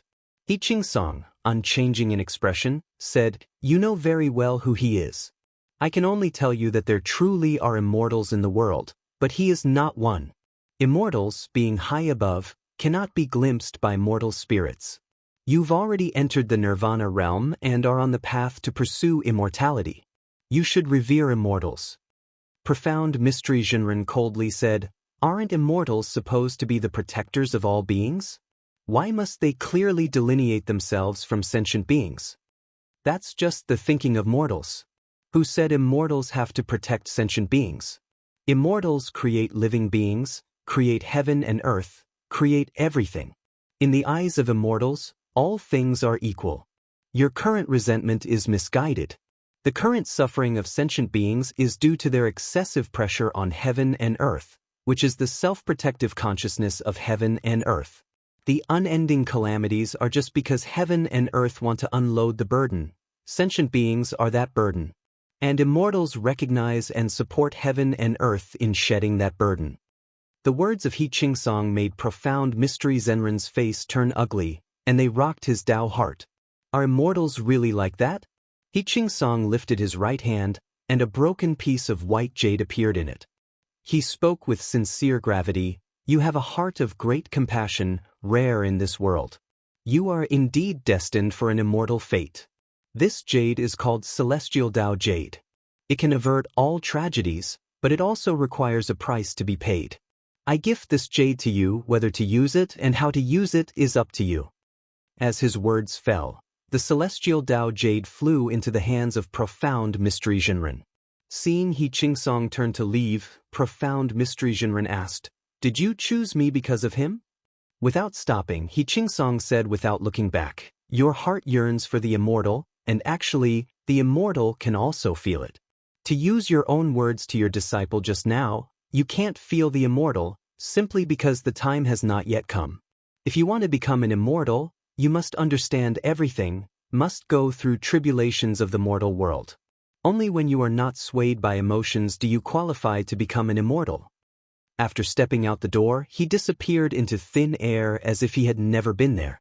Profound Mystery Jinren looked down at the Celestial Tao Jade in his hand, his brow deeply furrowed. The Taoist child came to his side, curiously looking at the Celestial Tao Jade, asking, "Master, is what he said the truth? Is the mountain god not an immortal?" Clutching the Celestial Tao Jade, Profound Mystery Jinren took a deep breath and said, "Disciple, your teacher will teach you a lesson today. Do not listen to what others say, look at what they do. Your faith should not be defined by anyone else. Whatever you believe in, that is the truth." Chapter 484 Savior in the Hidden Spirit Palace. Guwen watched as Chen Luo sparred with the deep-sea dragon carp, his mood lifted by the words of Profound Mysterious Jinren. He hadn't chosen the wrong person. As for He Qingsong, he didn't pay much attention to him because he saw many people like He Qingsong spreading the concept of immortality everywhere, and their numbers were growing. It was as if they had suddenly come to a realization, their bodies entwined with the celestial Tao destiny. These individuals wanted to convince all living beings of the existence of immortals and to revere the heavenly Tao. Because of this, they intended to topple everything, to knock down the images of Holy Court, supporting Tao Sword Venerable, and Yang Immortal Emperor as the strongest figures in the hearts of the people, making them understand that the heavenly Tao decides everything. According to this trend, given enough time, all beings would believe in the heavenly Tao, believe in destiny, and any powerful existence would also fall in the hearts of the people, planting a seed in their minds. Apart from the heavenly Tao and immortals, nothing is eternal. There would no more be a ruling force as enduring as the Holy Court, because even those in the Holy Court would believe that it could be overturned, as long as the celestial mandate was with them. Bang! Chen Luo hit the ground hard, causing the surface to cave in and form a web-like fissure. Drained of spiritual power and chi power, his long hair was disheveled as he let out a breath, unable to stand up again. Su Ling appeared by his side. She did not pity Chen Luo but instead teased him. "See, debasing your own cultivation level, even if you've recovered now, your strength isn't what it used to be. The 100 years you've missed might take even longer to make up for. Chen Luo gave a bitter smile. I really was too impulsive before. After you died, all I could think about was chasing after you. Hearing this, Su Ling's teasing mood dissolved. She squatted, helping him up. The deep-sea dragon carp, clad in white, descended from the sky. Though he still appeared feminine, his temperament was no longer as fragile as before. The arrival of Chen Luo had deepened his understanding of gender differences, and he too was in search of his true self. You are very capable. If our cultivation levels were equal, I might not be your match, the deep-sea dragon carp said earnestly. Supported by Su Ling, Chen Luo smiled bitterly. Don't comfort me, I know the gap between us is big. Don't worry, I won't be discouraged. The deep-sea dragon carp didn't know what to say, as he indeed was comforting Chen Luo. During their previous sparring, he did not feel any pressure. Guwen lay in a rocking chair, beginning to close his eyes to rest. In every medicine valley and dojo, there were people cultivating, and he was anticipating the roles these individuals would play in the future. Being the heaven-encompassing free immortal, even though he couldn't directly extend the limit of others' lifespans, his influence would ensure that those around him were stronger than what their original destiny dictated. It wasn't that geniuses were gravitating toward Guwen, but rather he was creating geniuses, and those who successfully approached him were great fortune seekers. He was the strongest in the celestial spirit great world, and no matter how much he remained hidden, he would influence the entire world. After chatting for a while, the deep-sea dragon carp, Chen Luo, and Su Ling began discussing their aspirations. Chen Luo simply wanted to become stronger to protect his son, Chen Chuan. Su Ling had greater ambitions. She sought revenge. The deep-sea dragon carp wanted to unify the ocean and establish order to better protect the hidden spirit palace. Beneath the blue sky, the ocean churned majestically. Zhu Luo Sword Monarch stood proudly above the clouds, a book of theory of heaven floating in front of him. With a smile lift at the corners of his mouth and an arrogant expression, he looked down disdainfully at the more than a dozen people below him. Your theories of heaven now belong to me. Scram trash? Even if you cultivate for 10 million more years, you'll never be worthy of touching the theory of heaven. Zhu Luo Sword Monarch spoke bluntly, his words filled with mockery. Despite his peaceful demeanor in the Third Medicine Valley, upon his arrival, he even dared to challenge supporting Dao Sword Venerable. The faces of the man in the black robe and his followers were extremely ugly. They all had injuries, and some were even reduced to just souls. Filled with anger and fear, they glared at Zhu Luo Sword Monarch. The overwhelming power of Zhu Luo Sword Monarch left them in despair, and at that moment, none dared to speak. They could only look towards the man in the black robe, waiting for him to make a decision. The man in the black robe looked at the sword in his hand, its blade enveloped by a faint layer of sword qi. The sword qi was so heavy that he felt it was impossible for him in this lifetime to match Zhu Luo Sword Monarch in the sword Dao. He took a deep breath and said, "Retreat." After he spoke, he turned and left, with the other cultivators hastily following him. In the distance, on an island, a group of cultivators and great demons gathered, discussing the recent great battle, and Yang Jian was also present. Yang Jian gazed at Zhu Luo Sword Monarch from afar, filled with emotion. What a powerful sword Dao! He even felt that Zhu Luo Sword Monarch was invincible.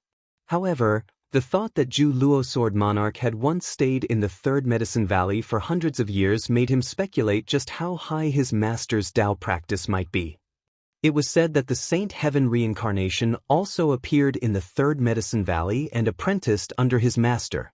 Yang Jian's heart began to waver, suddenly doubting whether leaving the Third Medicine Valley had been a mistake. If he had stayed, might he have encountered greater opportunities? He could not be sure, but he could at least confirm one thing. The cultivation techniques and divine skills his master had taught him were enough to let him surpass reincarnation. Zhu Luo Sword Monarch now holds 6 volumes of the theory of heaven, and he is not far from receiving the true immortal inheritance. He doesn't even seem to be looking for the theory of heaven, simply waiting for others to challenge him. It is said that he has reached the 9th heaven of the immortal path. I've heard that he comes from another great heaven and earth, but was suppressed by the supporting Dao Sword Venerable as soon as he arrived. Although supporting Dao's sword Venerable is strong, he isn't the divinely appointed savior. It's unclear if this person might be the savior. Hearing the surrounding discussions, Yang Jian frowned. He could feel the reverence the world held for his master weakening, as people began to hope for another savior. Knowing his master would welcome such a development, but he also felt that some force behind the scenes was driving this trend, which did not bode well. As seasons changed and time passed, 200 years quickly went by. At the edge of the Third Medicine Valley, inside a small pavilion on a mountaintop, Guan and LV Baiyin sat facing each other, drinking wine. Guan listened to LV Baishan's complaints while silently calling up his attribute panel. Name, Guan, lifespan, 1, 913/7, 450, 227, 042, physique, primordial infinite body, cultivation level, Luotian Zizai immortal realm perfection, 7,450,000,000 years lifespan. Getting closer and closer to 10 billion years, it had been a long time since he had activated the lifespan feature, and he didn't know what kind of feature would unlock this time. At the same time, Guan was also contemplating when to break through and where to go for the breakthrough. He had an intuition that another breakthrough might alert the celestial spirit god or even the mysterious group of immortal gods. Although the lifespan barrier could hide his presence, if he were the celestial spirit god and sensed a threat, he would certainly do everything possible to eliminate potential threats, and he now had a substantial reputation that required caution. LV Baiyin looked up at Guan and asked, Guan, what do you think? Do you think they're being too greedy? Chapter 485. Land of Reincarnation. Upon hearing LV Baishan's inquiry, Guan withdrew his thoughts and replied, Indeed, I was too greedy. Supreme Sect had its eye on the true immortal inheritance, wanting to win over Zhu Luo Sword Monarch or to persuade Guan to leave the true immortal inheritance within Supreme Sect, even if it was just for his disciples. Faced with Guan's answer, LV Baishan's face immediately showed a bit of embarrassment. He felt insecure, suspecting that nothing could escape Guan's all-seeing eye. Although he had rejected the Elder Hall's proposal, he hadn't been resolute. If Guan had been secretly observing, he might have seen right through his intentions. As Supreme Sect was rapidly strengthening, those who had experienced the entire process of its development inevitably became arrogant, and LV Baiyin was no exception. Even though he always reminded himself to be humble and to be grateful to Guan, faced with greater temptations, he couldn't help but fantasize. Would Supreme Sect not have hoped to replace the Holy Court, the Immortal Dynasty, if they were to produce a true immortal? It was evident to the discerning that both the Immortal Dynasty and the Holy Court were going to collapse, with the Celestial Mandate belonging to other sections. In these 200 years, the talk of Celestial Mandate had spread widely, even within Supreme Sect, leading many to believe without doubt, including LV Baiyin. LV Baiyin felt that the Celestial Mandate was upon Supreme Sect. He believed no other sects in the world could rival Supreme Sect's rate of growth. Though the Profound Abyss Divine Dynasty and Celestial Demon Great Sect were strong, those were powers descended from outer heaven, not a product of normal development. Watching the changes in LV Baishan's expression, Guan also felt a wave of emotion. Truly, times change and people with them. However, he could understand the thoughts of Supreme Sect's upper echelons. For over 1,000 years, after learning of Guan's true identity, Supreme Sect tried its best not to bother him and even helped him deal with many unnecessary trivialities. Perhaps Supreme Sect thought that seizing the true immortal inheritance was just a small effort for Guan, not very time-consuming. Guan was tired of it. He owed Supreme Sect no favors. He had long since repaid the grace of their past protection.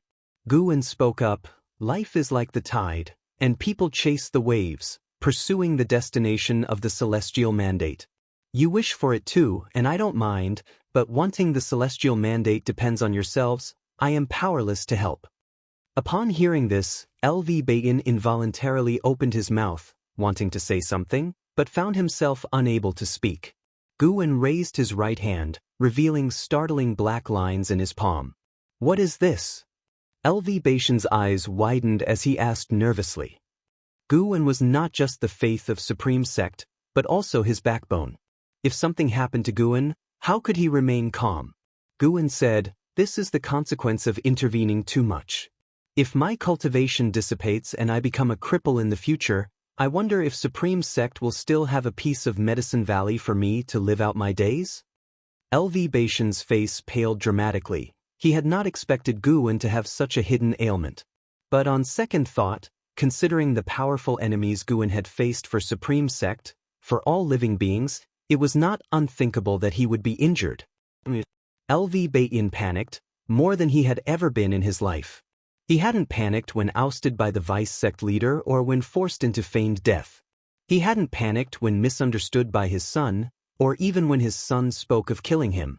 But now, suddenly unsure of what to do, his heart was filled with shame and regret. He knew only to ask of Guan, never once inquiring about the pressure Guan faced. If he had known sooner, maybe Guan's injury would not have been so severe? Guan teased, "Sect leader, if I were to be crippled, would you still be willing to transfer power to me?" LV Baiyan wanted to comfort him, but thinking of the gap between their realms, he felt he lacked the standing to offer consolation. "Of course I would," he said laughing. "I am not in the integration realm now, but the Mahayana realm, which is sufficient for you to live out the rest of your life in ease, though the position of sect leader might be uncertain, considering even I have to rely on you for my standing." With the resources of the Supreme Sect, he smoothly reached the Mahayana realm, but his cultivation level was quite embarrassing for someone in the position of sect leader. Guan laughed. "That's true. A sect leader in the Mahayana realm is rather disgraceful. My cultivation speed isn't slow, and it's not like everyone can be like and how. If I ever lose my cultivation, I'll change my name and surname, and from then on, call me Elder Gu. Sure, when the time comes, I'll accompany you." The two laughed and talked as if they had returned to over 1,000 years ago. Guan was just trying to scare LV Baiyan, but he didn't expect LV Baiyan to take it to heart. That was good too. It was time for the entire Supreme Sect to have an awakening. Relying on one person was not good for the sect. 2 hours later, as twilight descended, LV Baiyan left with a resolute expression on his face, as if he was going to report something to the Elder Hall. Guan then turned his head to look at the third Medicine Valley. From the top of the mountain, the third Medicine Valley was truly magnificent.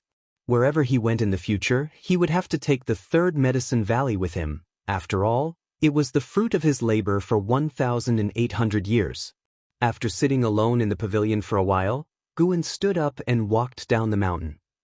The setting sun shone on him, and as he descended the mountain, he gradually became dim. Upon returning to the valley, Guan stopped under the attic. Looking into the distance, Chen Chuan was sparring with Long Qing, drawing crowds of disciples to watch and cheer. Chen Chuan had a strand of celestial Tao destiny about him, very faint, hard to detect, but it sure existed. Guan glanced once and continued upstairs. "Master, Elder Li of the Inner Sect Refining Hall is about to host a birthday feast for his 2000th year, and he has sent someone to invite you," the Blood Prison Great Saint spoke up. That Elder Li was an old friend of Guan's for 1,000 years, and after living past 2,000 years, he would face his mortality in not too many years. "I understand," replied Guan. "Go and find an exant, tell her to prepare a gift." "Okay." Blood Prison Great Saint immediately rose and went off in pursuit of Nzin's aura. After Guan went upstairs, he sat down at the desk, turning his head to look out the window. After Elder Li's passing, Guan's true friends would be very few. He was still popular now, but more people came to him for his power. When Guan became friends with Elder Li, the third Medicine Valley was not famous, and the apparent gap in their cultivation levels wasn't significant. It started as a chance meeting at an inn, both fond of Cyan Heroes travelogue, talking for a long time before forming a bond. A new era really is coming. Guan murmured to himself, feeling the old times and old friends fading away. He didn't dwell on it. Instead, he extended his divine sense across the universe. Choosing the place for his breakthrough was what he should care about the most at the moment. As his divine sense probed, he saw a powerful force emerging in the silent extinction domain, even flying the flag of the battle court, having already ruled over a dozen great heaven and earths. The strongest in the battle court was at the late stage of the profound Yuan-free immortal realm, a minor level higher than Sword Gu Ming had been before. They were expanding towards the direction of the celestial spirit great world, and it was only a matter of time before they would wage war. Looking around, Guan felt that to make a breakthrough, he still needed to look for a place within the reincarnation vortex. The reincarnation vortex connected to many great heaven and earths located in this universe, just that they were very far apart.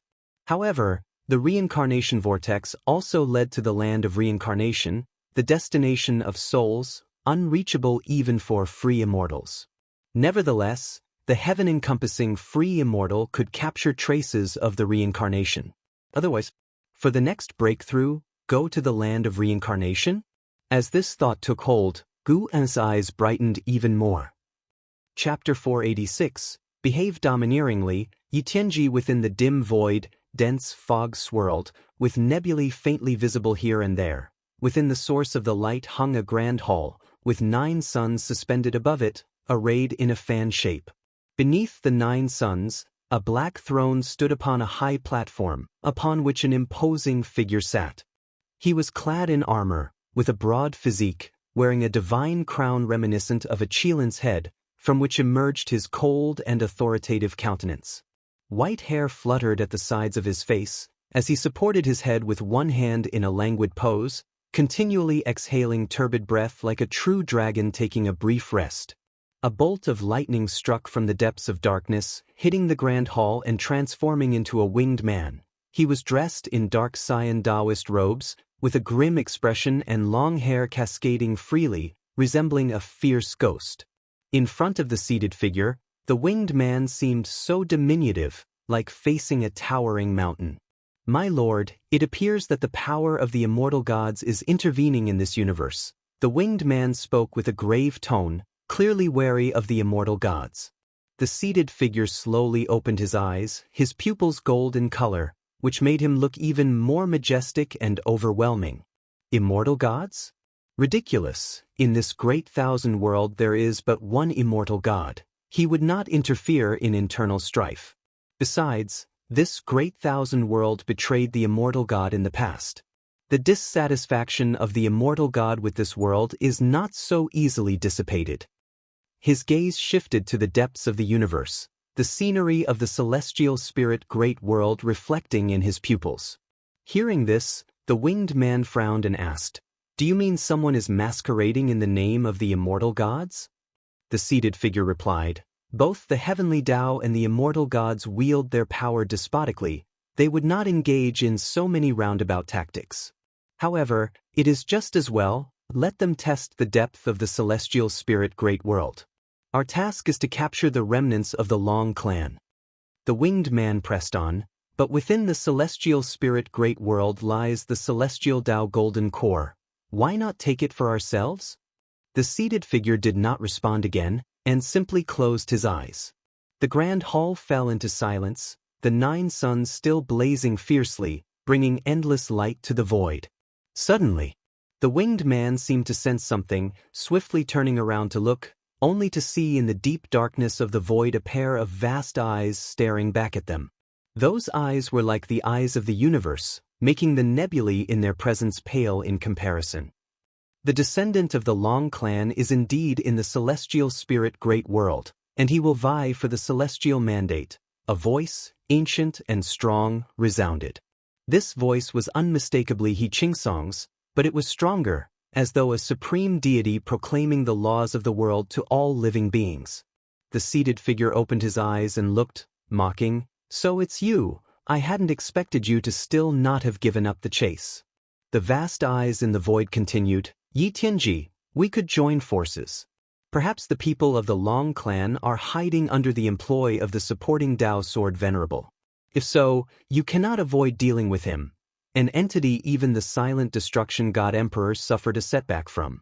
I promote the celestial mandate, and you eradicate the enemy's remnants. Our actions do not conflict."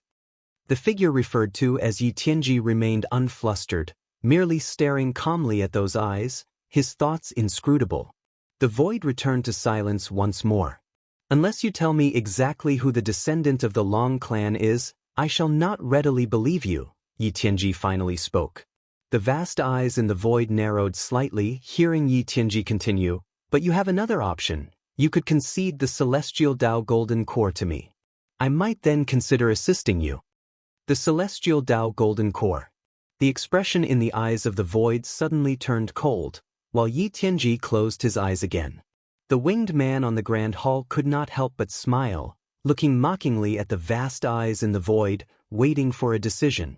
For a long time, the voice of the void's great eye spoke, "Not now. When the celestial Tao golden core appears, I will not stop you but let you enter." Upon hearing this, Yi Tianji's face revealed a defiant smile. Another 30 years had passed. At the age of 1943, Guwen was playing chess with the nine-fingered divine monarch, holding the green hero travelogue in one hand and a chess piece in the other, his eyes on the book. The nearly defeated nine-fingered divine monarch raised his eyes to Guwen and said dissatisfied, "Do you need to treat our chess games so dismissively?" Guwen replied, "Please, you're the one who insisted on playing with me." Although profound celestial intent was a nirvana realm great cultivator, his reputation had been drowned out by the increasing number of great cultivators in the supreme sect. He seldom returned from his travels and would send Guwen books from time to time. Guwen was reading firsthand new releases, and by the time he finished, the Green Hero travelogue would only then start circulating in the market. This volume of the story was particularly brilliant. The hero encountered a woman with deep-seated enmity toward him. They chased each other at sea and ultimately encountered an attack from a great demon. Both were poisoned and temporarily lost their cultivation levels. They ended up stranded on a deserted island, entangled in love and hate. Even without other characters, watching their interactions with the island's demons was also very intriguing. Zhu Luo Sword Monarch holds 8 volumes of the Theory of Heaven and is just missing the last one. He waits inside his Zizai Sword City, saying that if he loses, he will surrender all 8 volumes. Yet, even so, the final volume of the Theory of Heaven has not revealed itself. The nine-fingered divine monarch sighed, and his face was filled with admiration when he mentioned Zhu Luo Sword Monarch. His realm was worlds apart from Zhu Luo Sword Monarch, which is why he held such reverence. Furthermore, having played chess with him before, he felt a connection and especially paid attention to news about Zhu Luo Sword Monarch. Guwen casually asked, "What? Are you very interested in the true immortal inheritance? You could challenge him too. What if you won?" "How could I possibly win? I'm just at the wandering immortal realm, while he exists at the 9th heaven of the immortal path. I could cultivate for tens of thousands of years and still might not reach his level," said the nine-fingered divine monarch, his eyes wide. Seeing that he did not want to continue the chess game and was changing the subject, Guwen said irritably, "Tens of thousands of years? Do you think you can live that long?" The nine-fingered divine monarch was so annoyed that he stood up and left with a flick of his sleeve. Guwen curled his lip and thought to himself that he really lacked sportsmanship in chess. He stood up and walked towards the outside of the dojo. Along the way, disciples and cultivators who saw him all paid their respects. He walked toward the mouth of the valley, where a woman was pacing at this moment. This woman was Yi Lan's disciple, Yi Qingxue. Nearly 1,000 years old, she had reached the divinity transformation realm cultivation level.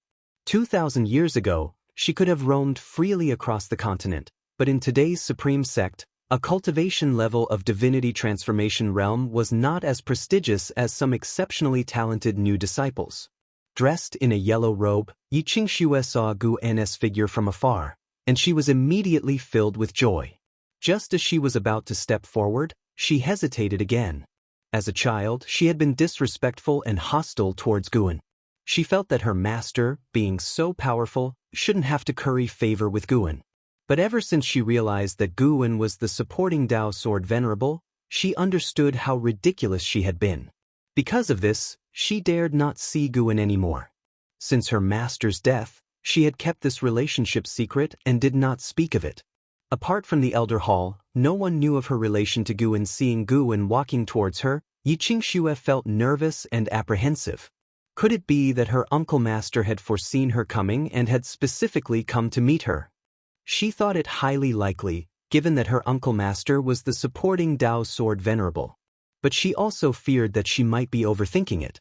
With her relationship with her uncle master not being particularly close, he certainly had many similar relationships. Surely he couldn't take special care of every junior? Yi Qingxue stood there, extremely anxious, feeling caught between a rock and a hard place. Chapter 487.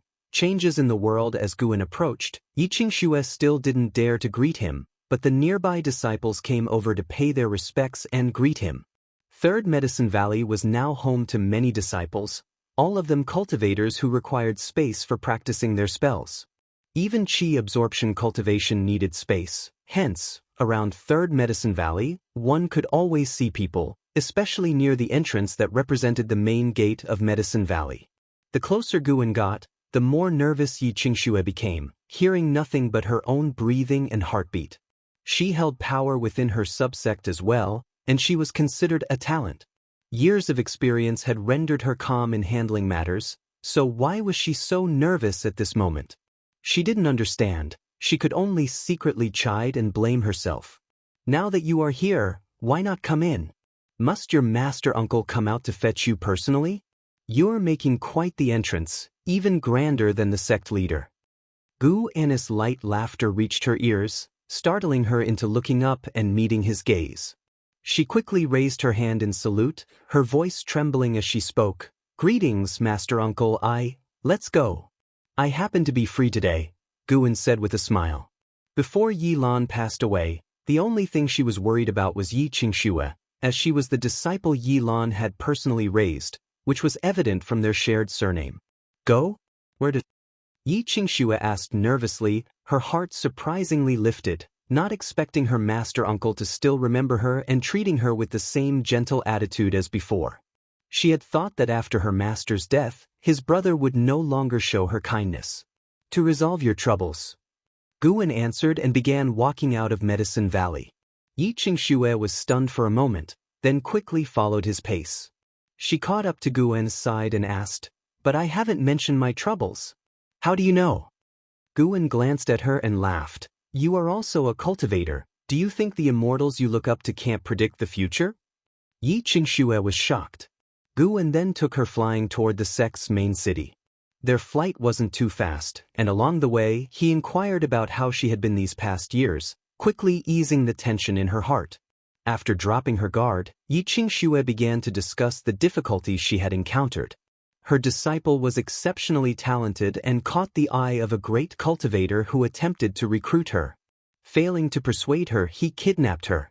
She wanted to seek Zhenqin's help, but Zhenqin had been out on a journey for hundreds of years, leaving her no way to find her. After much deliberation, she decided to turn to Guan. Guan knew she was telling the truth, and he also marveled inwardly at the fearsome nature of heavenly Dao. Hundreds of years ago, noble families within the sect wouldn't dare scheme against anyone linked to him by karma, but now, those in the upper echelons of these families believed he feared the heavenly Dao and would no longer take action. Of course, they still acted cautiously, not harming Yi Qingxue. If supporting Dao Sword Venerable really decided to act, they could pretend they were unaware of this connection. This family, surnamed Qin, held formidable power within the Supreme Sect. Even the leader of the subsect bore the name Qin. They had mastered an evil skill, collecting 99 gifted individuals destined for great fortunes and transferring all their destiny and talent to another individual, creating the strongest of the Qin family to compete for the celestial mandate. The old ancestor of the Qin family was a divine immortal of wondrous dharma, with inconspicuous cultivation level but well known by many for their possession of celestial and earthly immortals. The bustling scenes caused by the Qin family allowing these immortals into the Supreme Sect had greatly boosted their reputation. The evil skill of the Qin family was naturally a secret, and they dared not practice such deeds within the Supreme Sect. Therefore, Yi Qingxue's disciple had been transferred to an isolated island overseas. After Yi Qingxue finished speaking, she looked at Guan with pleading eyes. To her, the Qin family was a colossal entity that could not be shaken. She had mobilized all her connections, even reporting to the law enforcement hall, but all efforts vanished without a trace. She had also received warnings, but for some reason, the Qin family hadn't taken action against her. Gu Wen continued forward, his gaze fixed on the path ahead, the breeze fluttering his robe. He spoke, "Qingxue, do you feel that the changes within the Supreme Sect are significant? Are the changes in this world significant?" Yi Qingxue was perplexed and didn't understand why Gu Wen suddenly asked such a question. After a moment of consideration, she said, "The changes are naturally significant. Aren't all things in the world changing? Every place has its dark corners, and my disciples' experiences are just an exception and won't affect my sense of belonging to the Supreme Sect." Gu Wen glanced at her, a smile spreading across his face. Yi Qingxue thought Gu Wen was satisfied with her answer, and a smile also appeared on her face. With a senior brother stepping forward, there would surely be hope for her disciple. The pressure that had enveloped her for several days dissipated, and she began to think about how to repay her senior brother. Half an hour later, Gu Wen and his companion finally arrived at the Elder Hall in the sect's main city. This place was the power center of the Supreme Sect, and its influence was even greater than that of the sect master's mansion. In front of the grand doors of the Elder Hall stood two 10-meter-tall Qilin stone statues, lifelike and imposing, giving an overwhelming sense of oppression.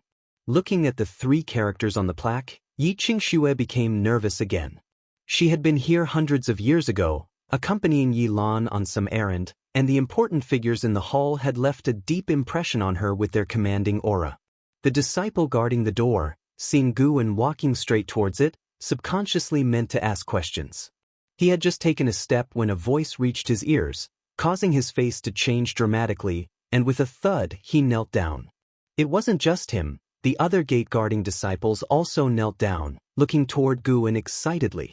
Yi Qingxue, seeing them suddenly kneel, naturally guessed that they had recognized the identity of her senior brother. Gu Wen walked straight into the mansion, and along the way, every disciple and cultivator who saw him also knelt down in succession. Some recognized him, but many were just alarmed or prompted. Even Yi Qingxue noticed something amiss, seeming to sense that someone was secretly watching Gu Wen along the way. She thought of one of the sect's branches, the most mysterious one. "Gu Wen, what brings you here?" A voice sounded, revealing ancient sect with a smiling face coming up to greet him. He was one of the few elders who had a very good relationship with Gu Wen.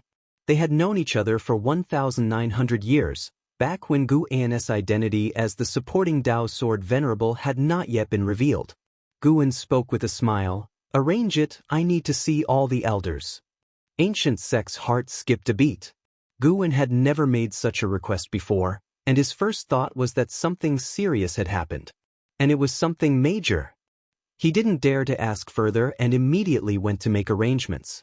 Yi Qingxue, watching Gu Wen's commanding presence, looked at his back in admiration, not even realizing that her gaze was now the very one she had most despised in the past. Her master had looked at Gu Wen in the same way. One by one, elders appeared out of thin air, and upon showing themselves, they immediately saluted Gu Wen. Seeing that Gu Wen did not pay attention to them, they too became anxious. Gu Wen was known for his gentle demeanor and meticulous courtesy, and was well respected, but if he forewent these courtesies, the elders could feel the terrifying pressure from the supporting Dao Sword Venerable. Many elders even thought about fleeing the place, yet they were afraid of offending Gu Wen. They wondered in their hearts, what exactly had happened? Was it an invasion by external enemies, or did some reckless fool provoke the supporting Dao Sword Venerable? Their eyes inevitably fell on Yi Qingxue. With the supporting Dao Sword Venerable bringing this woman, there had to be a reason. Chapter 488. Incomprehensible Methods. Vice Sect Leader Jihan Tian also appeared, and he personally led Gu Wen and Yi Qingxue to the conference hall. In the end, Gu Wen sat in the seat of honor, with Yi Qingxue standing by his side, while the other elders stood as well. Seeing Gu Wen with his eyes closed, they couldn't help but communicate secretly through sound transmission technique. Because everyone was using the sound transmission technique, the conference hall fell silent, and Yi Qingxue was extremely nervous, her body taut with tension. At this moment, she also worried that the situation might blow up too big. Could it be that because of her and her disciple, the Supreme Sect would crumble and disperse? She couldn't bear such an outcome.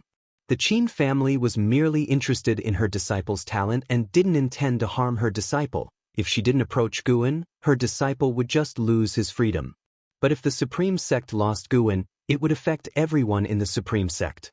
Yi Qingxue began to blame herself, thinking she should have explained the situation clearly before coming. She looked at Guan, wanting to speak but hesitated. Little did she know, what she understood was not the truth. The Qin family not only wanted her disciple, they wanted his life. Time continued to pass. More and more elders arrived, and some changed their expressions when they saw Yi Qingxue, presumably guessing the reason. LV Baiyan also arrived. He had the best relationship with Guan and thus mustered the courage to ask why Guan had come.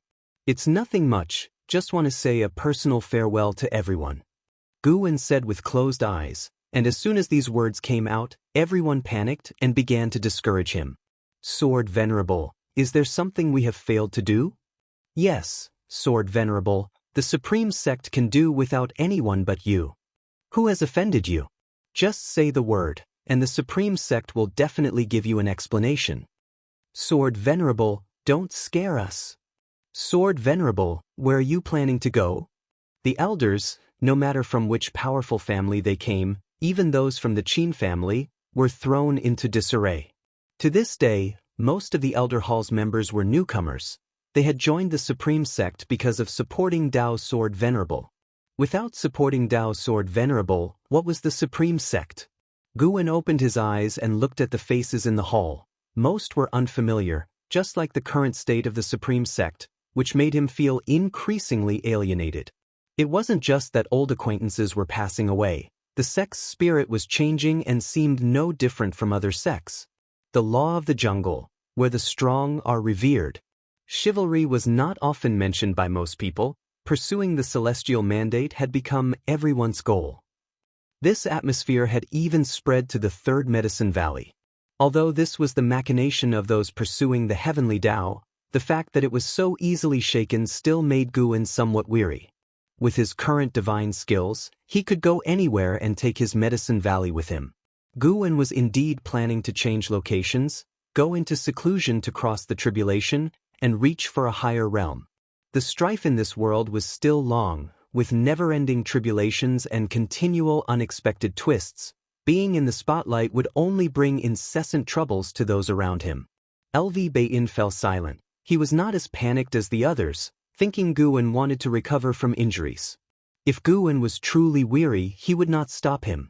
In his eyes, Guan had no obligation to always guard the Supreme Sect. He had heard about what Yi Qingsong had said previously in the Third Medicine Valley, and he was aware of the heavenly Tao resisting Guan. The Supreme Sect seemed stable, but who really knew the pressure Guan faced? Guan looked over everyone, making them lower their gaze as the discussions abruptly ceased. Suddenly, Guan raised his right hand, and something appeared in his palm out of nowhere, covered with a faint silver light, and water surrounding it. Upon close inspection, it wasn't just a rock. It turned out to be an island, but in Guan's palm, it looked like a rock. What's this? LV Baiyan asked with a frown. The others also focused on the island in Guan's hand, their divine sense probing it, and soon some of them showed a change in expression. The elders from the Qin family looked even more panic-stricken, trembling all over with extreme fear. Yi Qingxue also looked at the small island in surprise. She used her divine sense to probe it and took in the entire island's scenery. She saw her disciple. Changer. Yi Qingxue's beautiful eyes widened in disbelief as she called out. She saw her disciple bound to a stone pillar, barely clinging to life, surrounded by others also tied to various stone pillars, their bodies plastered with all sorts of talisman paper. As soon as she spoke, the Qin family elders were so scared they immediately knelt down, each sweating profusely. Guan had already taken control of the island. Although they couldn't understand his methods, they knew Guan was targeting them. LV Baiyan turned his head to look and asked with a frown, "What's going on?" The other elders also frowned, just as clueless about what the Qin family was really up to. But judging from the formation inside the island, it seemed to be a ritual sacrifice of the people on the pillars. Could all these people be disciples of the Supreme Sect? They weren't sure, but one thing was certain. Someone was related to Yi Qingxue, and Yi Qingxue had come following the supporting Dao sword venerable. Big trouble was brewing. The many elders glanced at the Qin family elders with a chilling gaze, wishing they could execute them on the spot. The Qin family was strong, but it all depended on who they were compared to. If they opposed the supporting Dao sword venerable, the entire supreme sect would join forces to eradicate the Qin family. With a thought from Guan, figures flew out from the island one after the other, all of them imprisoned prodigies, who landed on the ground in a disheveled state. Yi Qingxue immediately rushed to one of them, and Guan followed, casting lifespan detection. Yi Chang, 5th layer nascent soul realm 129/700/9999, huh? A lifespan limit of 9,999 years. Such talented individuals were a rarity these days. Guan admired silently, then with a squeeze of his right hand, prompts to seize lifespans appeared continuously. This island had existed for a long time, engaged in utterly vile deeds. Before Yi Chang and the others were captured, the Qin family had practiced their evil skill here, the hands of everyone on the island stained with blood. Killing them, Guan felt no burden whatsoever. Upon seeing Guan clench his fist, all the elders' hearts pounded furiously. They couldn't afford to look at the tormented talents. Instead, they all fixed their eyes on Guan, not even daring to breathe heavily. The Qin family elders were ashen-faced, terrified. Under their watchful eyes, Guan opened his right hand, and sand fell from his palm. From beginning to end, Guan's face was expressionless, causing everyone's hearts to grow cold, sending chills down their spines. No one dared to speak, including LV Baton. They didn't know what to say, only feeling fear in their hearts. They finally understood the terror of being an enemy to Guan. They even believed that if Guan exhales, they might die. You can investigate the truth of the matter yourselves, and be wise from now on. Guan stood up and walked towards the gate. Yi Qingxue, supporting Yi Chang, hurriedly followed him. Everyone watched Guan leave, and the confused rescued prodigies looked at Guan, not understanding what had happened. They weren't even aware that they had been saved. Ji Hantian approached a Qin family elder with a dark expression, gritting his teeth and said, "Speak, what exactly has your Qin family done?" The Qin family elder trembled under the murderous gazes directed at him and immediately confessed the evil practice of the Qin family. After hearing the confession, LV Baton couldn't help but sigh. Such incidents had occurred more than once. The supporting Dao sword venerable's emergence in the world was to help the supreme sect prevent such evil deeds. It had been over 1,000 years, now nearing 2,000, and still, there were those who committed such foolish acts. LV Baton suddenly felt powerless. The supreme sect had indeed grown rapidly, but what did it really mean? What was he aiming for by remaining in the position of sect leader? Elsewhere, Guan stepped out of the elder hall. He paused, turned to look at Yi Qingxue, and said, "Take him back to recover. No one will trouble you for what's to come." With that, he walked off towards the streets, ready to stroll around the sect's main city. Yi Qingxue hurriedly bowed towards Guan's retreating figure. Yi Chang, his face covered in blood, struggled to open his eyes and said weakly, "Master, who is he?" Yi Qingxue fought back her excitement and whispered, "He is your ancestor's senior brother, your teacher's granduncle." Yi Chang's eyes widened. He lifted his head, trying to catch a glimpse of Guan's fading figure but could no longer see him. Guan disappeared into the crowd. Observing the bustling scenes along the way, he began to ponder the future of the supreme sect. This street would experience bustle and solitude, ebb and flow with the world's changes. As of the decision he made today, this street would turn into wilderness many years later. Chapter 489, Celestial Dao Reincarnation, 10 billion years lifespan. When Guan returned to the Third Medicine Valley, it was dusk, and he called an Exine to return with him to his loft. "Master, is there something you needed?" An Exine asked, curious. Guan seldom summoned her without a significant reason. Guan asked with a smile, "If I were to prepare to leave, what would you think?" Upon hearing this, Enzin's expression instantly turned serious. She knew her master was not joking. Over the years, she too had felt something was amiss. It was widely proclaimed in the world that all must believe in the heavenly Tao and pursue the celestial mandate. At first, she didn't feel much, but when she heard the disciples declaring that the fate of the world was predetermined by heaven, she sensed trouble. She still remembered what He Qingsong had said, that the heavenly Tao did not wish for her master to intervene.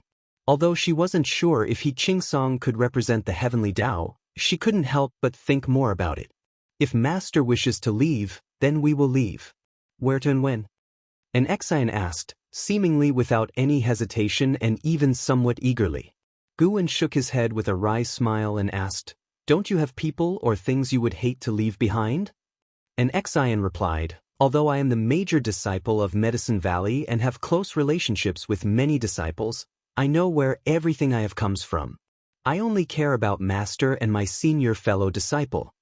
She was gentle by nature, considerate in her interactions, but that didn't mean her heart was indecisive. Guan could hear the sincerity in her voice. His lips curled up as he said, "Since that is the case, I entrust you with a task. Select a suitable disciple from the Third Medicine Valley to take over as the Valley Master in the future. Of course, do not reveal my intentions for now." An Exian immediately agreed. Then, she began to inquire where Guan planned to go, but Guan did not answer her. For he was also hesitating. The universe was vast, with many worlds. It was worth considering whether to head to outer heaven or stay in the celestial spirit great world. Under the mystical star-studded sky, the celestial Tao golden core emitted endless light, illuminating the entire universe. Boom! A gust of wind rushed toward the young immortal emperor, causing his golden robe to billow intensely. He squinted, looking towards an house standing before him. 10 feet away, an house stood with his back to him, his body enveloped in golden flames, his long hair fluttering, radiating a soaring aura. This aura is almost catching up to that of celestial and earthly immortals. How has his strength increased so quickly? Something's not right. The young immortal emperor's eyes flickered with suspicion. And Hao slowly turned around, glancing sidelong at the young immortal emperor, his expression indifferent and totally unlike his usual self, causing the young immortal emperor to frown. "What's wrong?" the young immortal emperor asked. And Hao said, "A powerful being is targeting the celestial Tao golden core. They are already waiting for its emergence." "Did the celestial Tao golden core tell you that?" the young immortal emperor asked. And Hao didn't reply but instead fixed his gaze on the young immortal emperor and said, "The calamities of the immortal dynasty are approaching. The fierce battle you hope for is perhaps wishful thinking." "Calamities?" The young immortal emperor's brows furrowed tighter, his doubts about Hao's state growing. And Hao said solemnly, "Your Majesty, if the immortal dynasty faces the danger of annihilation, would you sacrifice yourself to save it?" Whoosh! The young immortal emperor heard a noise behind him, and as he turned, he saw a ring of light emerging on the surface of the celestial Tao golden core, quickly expanding to display the thriving scenes of the immortal dynasty. As he watched, a hand descended from the sky, uprooting the continent where the immortal dynasty was located and moving it to outer heaven. Next, this hand crushed the entire immortal dynasty into dust, leaving nothing behind. The young immortal emperor's face turned grim as the scene within the ring of light vanished, leaving only a vague figure standing inside, seemingly waiting for him. The celestial spirit's archenemy has targeted this realm. Destroying the immortal dynasty is just the beginning. Next is the holy court. What will you do? This being surpasses even the free immortal, and Hao said, his tone indifferent, as if possessed by some supreme being. The young immortal emperor looked at him again and asked, "Who are you really?" And Hao's expression didn't change as he answered, "I am still in Hao, just that I have been tempered through the celestial Tao reincarnation over the years, making me different from before." Heavenly Tao reincarnation? I kept experiencing the destruction of the celestial spirit great world, where each time, all beings were annihilated, the world shattered, and the heavenly Tao golden core was taken by a mysterious and powerful being. I kept changing the situation in the reincarnation, but the outcome was always the same. As long as the world shattered and the light of the heavenly Tao that enveloped the world dispersed, that mysterious being would make a move. And Hao said in a tone laced with inexplicable meaning, filled with sadness and resolution. Young Immortal Emperor was not startled but looked deeply into his eyes and asked, "If that's the case, what good does my sacrifice do?" And Hao looked toward the Heavenly Tao Golden Core and said, "The Heavenly Tao Golden Core will grant you strength that surpasses that of the Zizai Immortals, but from then on, you will become a puppet to the Heavenly Tao Golden Core. Your emotions will be erased. You will still be you, but there are many things you will no longer be able to do, and that is only if the transformation is successful." Young Immortal Emperor, with a smile curling the corners of his mouth, responded, "That sounds a lot like the celestial sect wandering the human world." He turned to look at the Heavenly Tao Golden Core, and the figure within the halo gradually became clearer. It was another him, as though he were looking into a mirror. Flames sparkled in Young Immortal Emperor's eyes, growing more intense. Years flew by, another 200 years had passed. Third Medicine Valley. Ancient Sect stood in front of Gu Anna's loft, his face filled with complex emotions. An Exen standing beside him, said, "Elder Gu, go back. If Master returns, I will inform you." Gu Yu, alongside Ancient Sect, couldn't resist asking, "It's been over 150 years since he left, why hasn't he returned? Could he truly be gone? The Qin family has already been punished and even expelled. Can't he let go of his grudges?" An Exen shook her head and replied, "It's unrelated to that.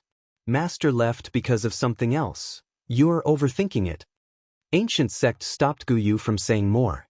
"Let's go back. Perhaps we are overthinking it."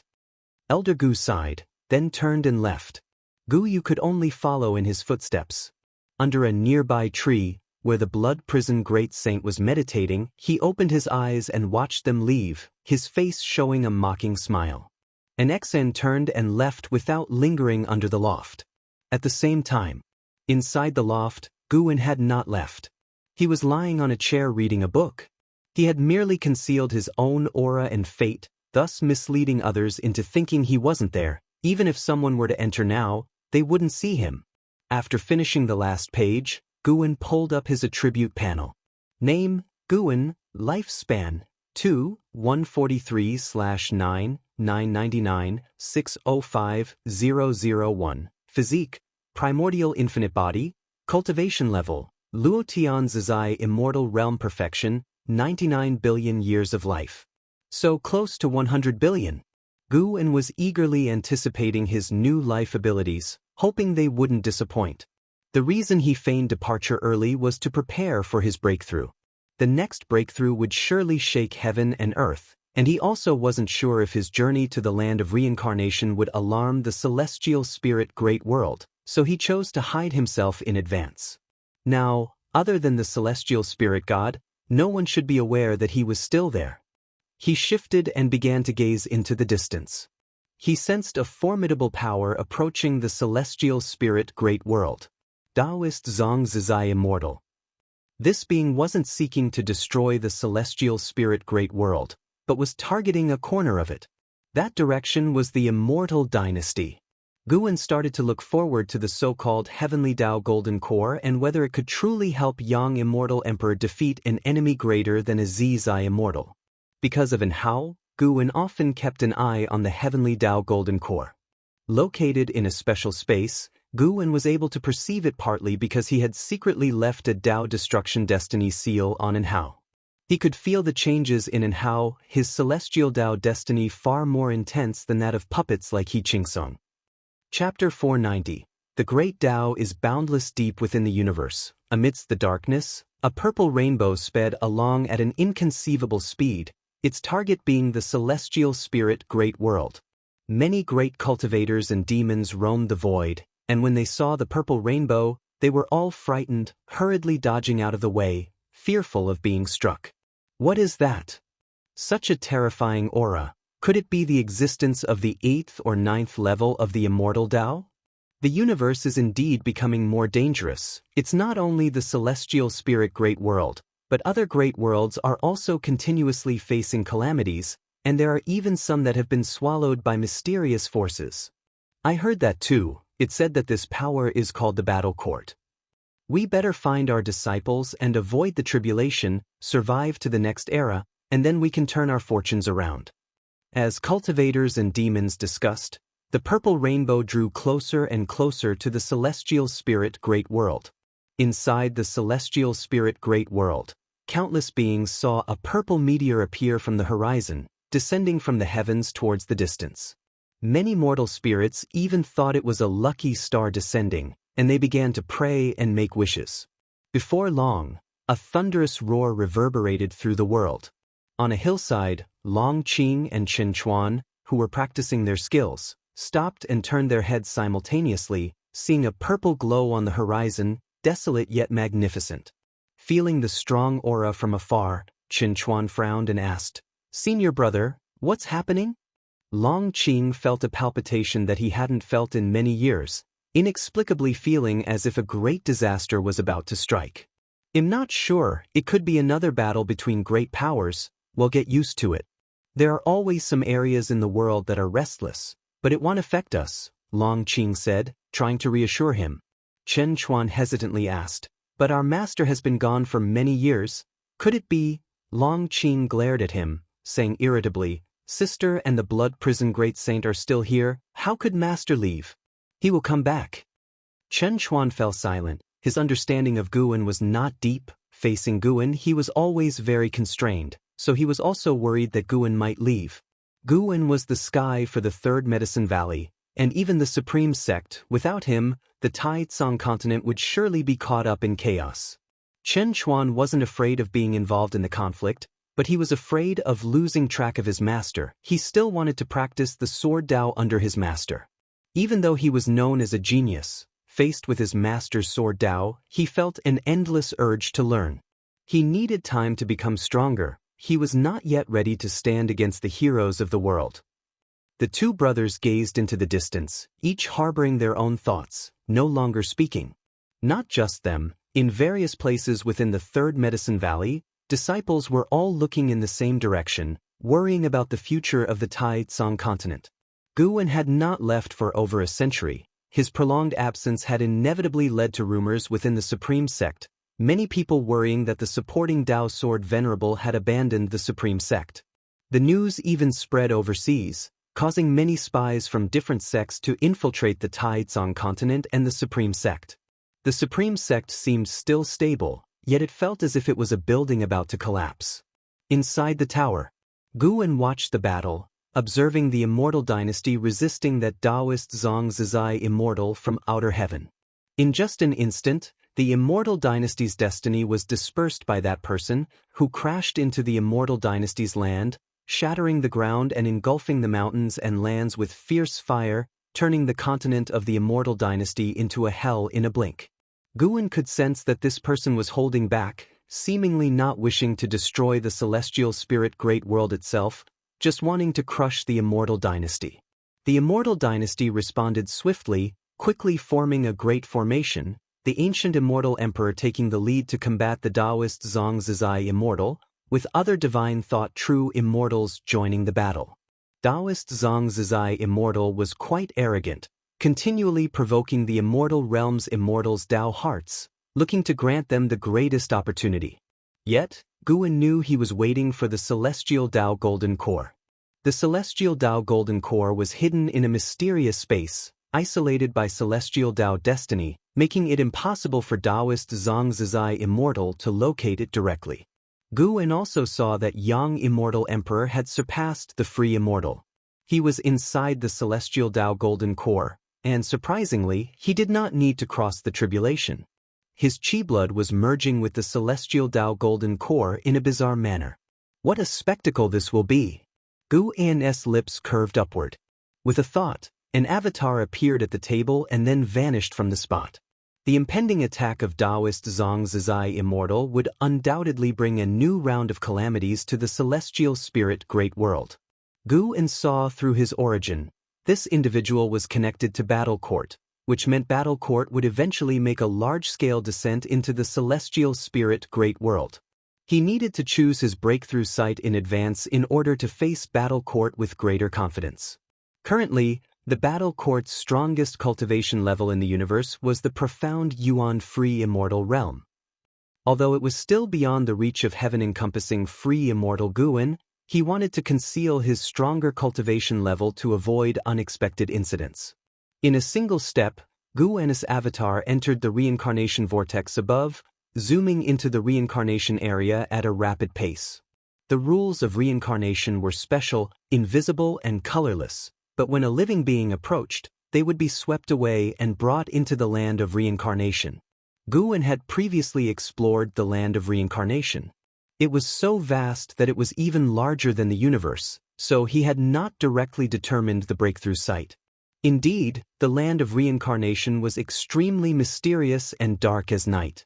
Even as his avatar traversed this land, it felt uneasy, as if something terrifying might emerge from the darkness at any moment and rip him apart.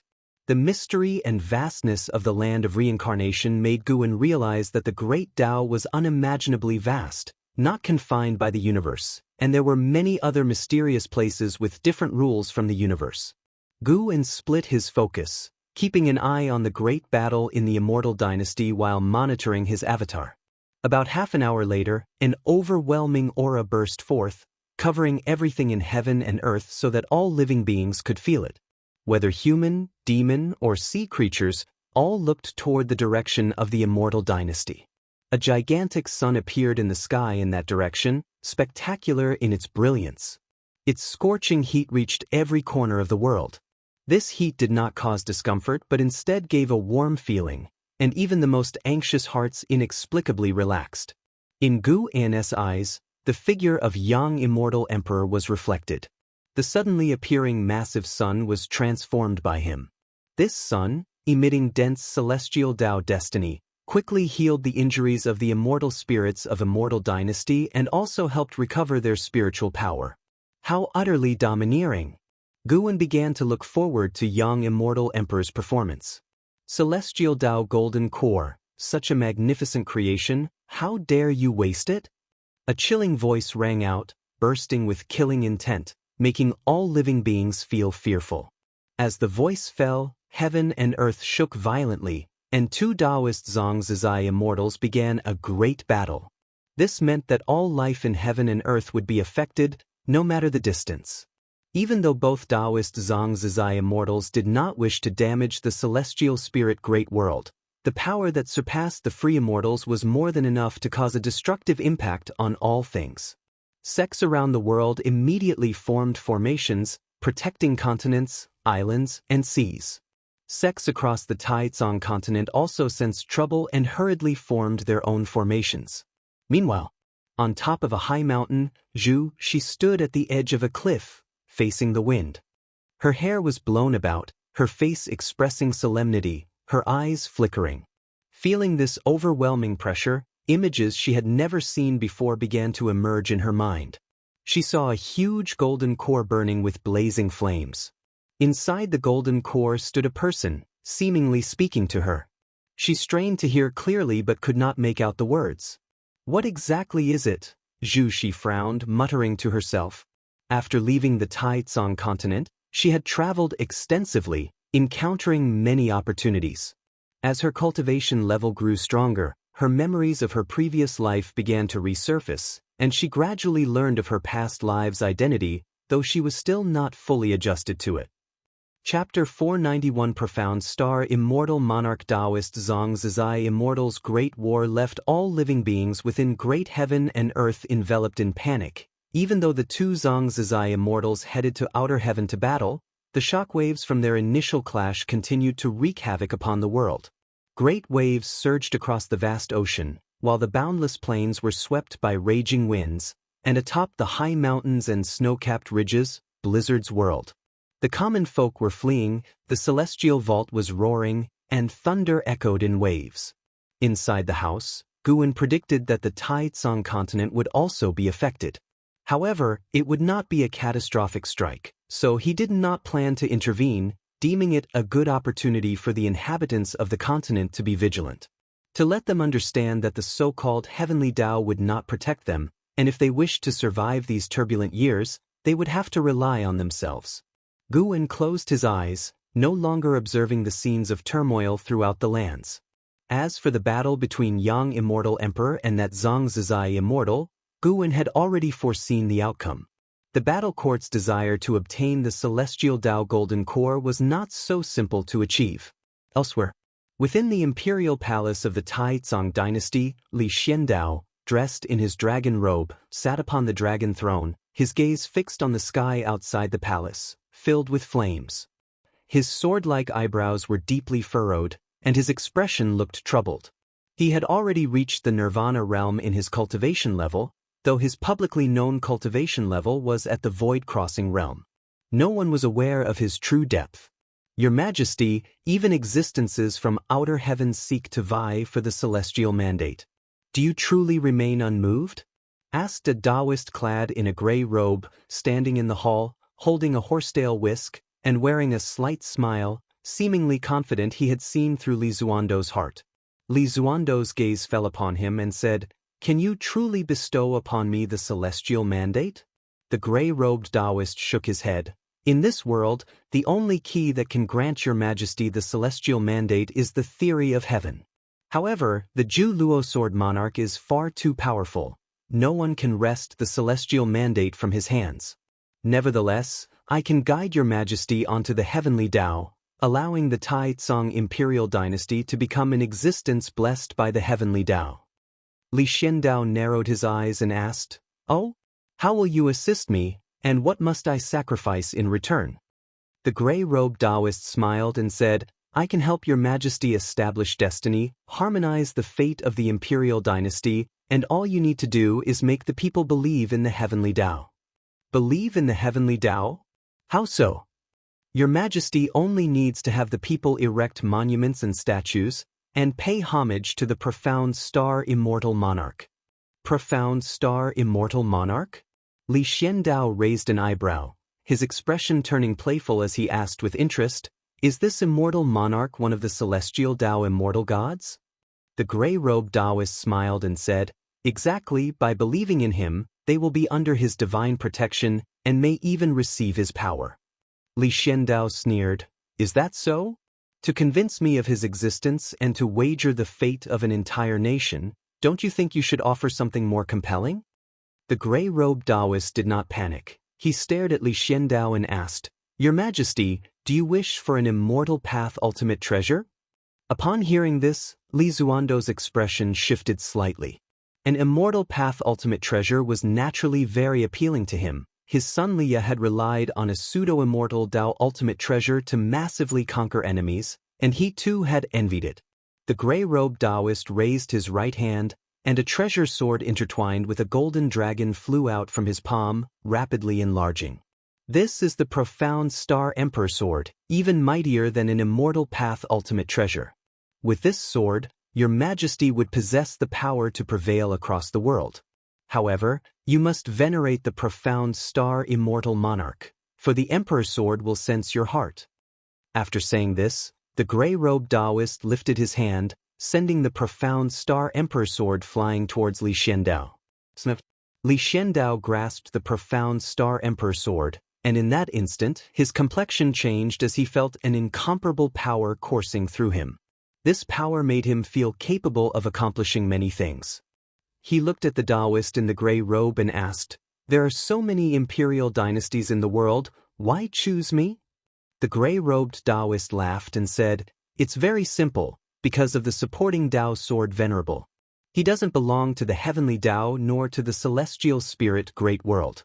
He leads those around him away from the heavenly Dao, so I want to bring the Taizong dynasty back to the heavenly Dao. Your Majesty needn't worry. The heavenly Dao won't make you confront the supporting Dao sword venerable, nor does it want to oppose him, as long as the supporting Dao sword venerable doesn't interfere with the affairs of the heavenly Dao." Hearing him mention the supporting Dao sword venerable, Li Xiandao couldn't help but have Gu En's image appear before his eyes, and his gaze grew complicated. Knowing that Gu En was the supporting Dao sword venerable, his emotions remained unsettled for a long time. He originally thought he was the best at concealing his identity, but Gu En had opened his eyes to a whole new level. He had heard that Gu En had left the Third Medicine Valley more than 100 years ago, and he couldn't help but wonder, Could it be related to the heavenly Tao? Even the powerful supporting Tao sword venerable didn't want to oppose the heavenly Tao? Li Xiandao fell into deep thought. He didn't grow more longing for the heavenly Tao but instead was filled with wariness towards it. Guwen had managed to hide his identity for so many years, which showed that they were cut from the same cloth, and with Gu An's higher cultivation level he would see more things. Gu An's distance from the heavenly Tao must surely have its reasons. The profound Star Emperor sword in his hand might just be too hot to handle. The gray-robed Taoist stood in the hall, quietly observing him, waiting for him to make a decision. "Your Majesty, don't let me down." The Taoist thought emotionlessly, confident that Li Xiandao would not refuse him. If he were to refuse, then he would have to act on behalf of profound Star Immortal Monarch. A year passed, and spring yielded to summer. Guwen stood at the window, peering out over the continents of the world. Last year's cosmic calamity ended with the young Immortal Emperor's victory, thereby earning him immense fame as the second mighty individual to successfully ward off a powerful enemy from outer heaven, his name resonating throughout the world. That calamity had brought a wave of destruction to the Taizong continent, but in the end, Li Xiandao managed to quell it with a single sword stroke, saving all living beings on the continent. After that, the Taizong continent fell into an odd, tranquil state, and no great changes came upon the world. The young Immortal Emperor, having reached the level of Taoist Zhongzhizai Immortal, didn't directly march on the Holy Court. Instead, he chose to go into seclusion again. "Without my intervention, this continent can still remain peaceful. This shows that I can indeed let go," Guwen said with a smile, his voice light. Although Li Xiandao was somewhat compelled, the fact was that he truly protected the continent. Guwen believed that Li Xiandao would have the last laugh. Let the so-called profound Star Immortal Monarch see that the power of mortals should not be underestimated, especially the ambition of mortals. Seeing that the weather was fine, Guwen turned around to his desk and reached for the spirit flower on it. He deliberately risked his lifespan, ready to embrace the new abilities of 100 billion years. You successfully acquired 68 years of lifespan from the Longevity Spirit Flower, Tier 6.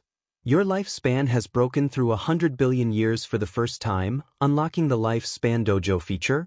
Lifespan Dojo, you can consume lifespan to establish a dojo, which has some effects of the lifespan barrier to prevent deductions and prying, but the dojo cannot gather nature's spiritual energy from outside its bounds, and it has defensive power comparable to your current realm. The Lifespan Dojo has no area limits, but the range will affect lifespan consumption. A special reminder that the dojo cannot move. Every 10,000 years, you may choose to establish a new dojo. Lifespan Dojo? Guwen's eyes lit up. This was good. The lifespan barrier had been a huge help, but he couldn't always keep it up due to the enormous lifespan consumption. Luckily, now there was the Lifespan Dojo. Chapter 492. Breakthrough to the perfection of the innate golden immortal realm. Guwen did not immediately establish the Lifespan Dojo, but prepared to make a breakthrough first. This time, he did not plan to enhance his physique or cultivation technique, as he felt that his improvement in all areas was already significant. In these turbulent times, he could completely focus on pursuing an increase in cultivation level. Once the new era arrived and everything returned to peace, he would use the long years to improve in all aspects. Moreover, over the years, he had contemplated the Tao rules, continuously making progress, which might compensate for some gaps in lifespan evolution. Since his lifespan had reached 10 billion years, it was time to set off. Guwen disappeared into thin air from inside the house, stepping directly into the reincarnation vortex and heading to the land of reincarnation. Because his avatar had explored many times, Guwen walked decisively without glancing left or right. After passing through a dark area, he traversed a distance far beyond what a mortal spirit could imagine. Even a free immortal would need time and might not be able to cross the dense reincarnation rules. Looking around, it was still darkness, without a glimmer of daylight, but the fog symbolizing the yin and yang reincarnation appeared in front, indicating that Guwen had arrived at the land of reincarnation. The land of reincarnation had no land.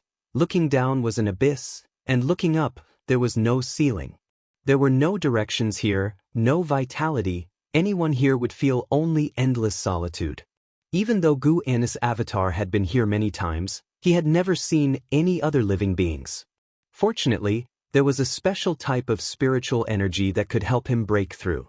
With spiritual energy, powerful beings would surely be nurtured. It's just that Guan had not yet encountered any. After a long time, Guan landed on a gray lotus flower, which was 100 zhang tall.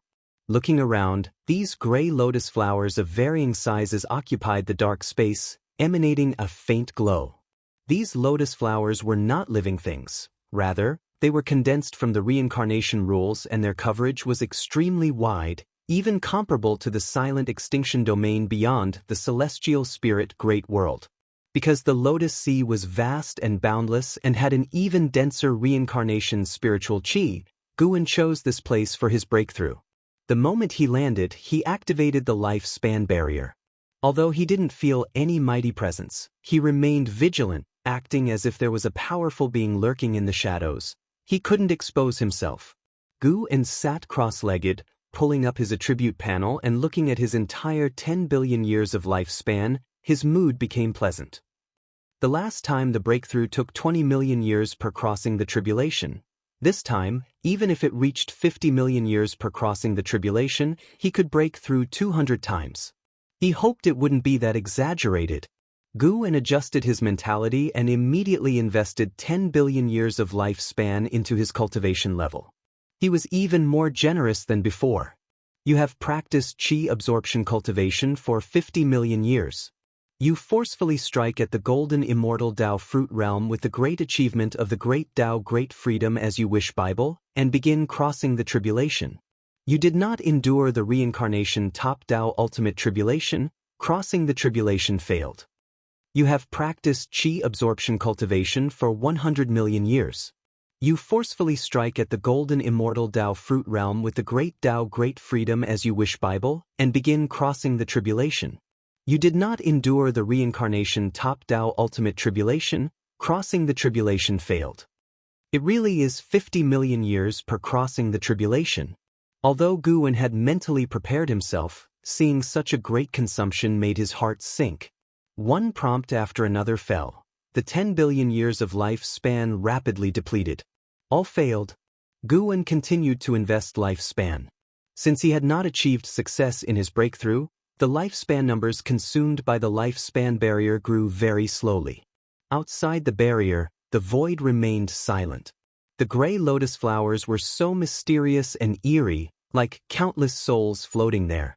After a while, Guan saw that he had only 30 billion years of lifespan left and could not help but take a deep breath. Something wasn't quite right. Could it be that he was destined to fail this time? Guan didn't believe in bad luck. He planned to leave himself 5 billion years of lifespan. If he still couldn't break through by then, he would have to give up. You have practiced Qi absorption cultivation for 50 million years.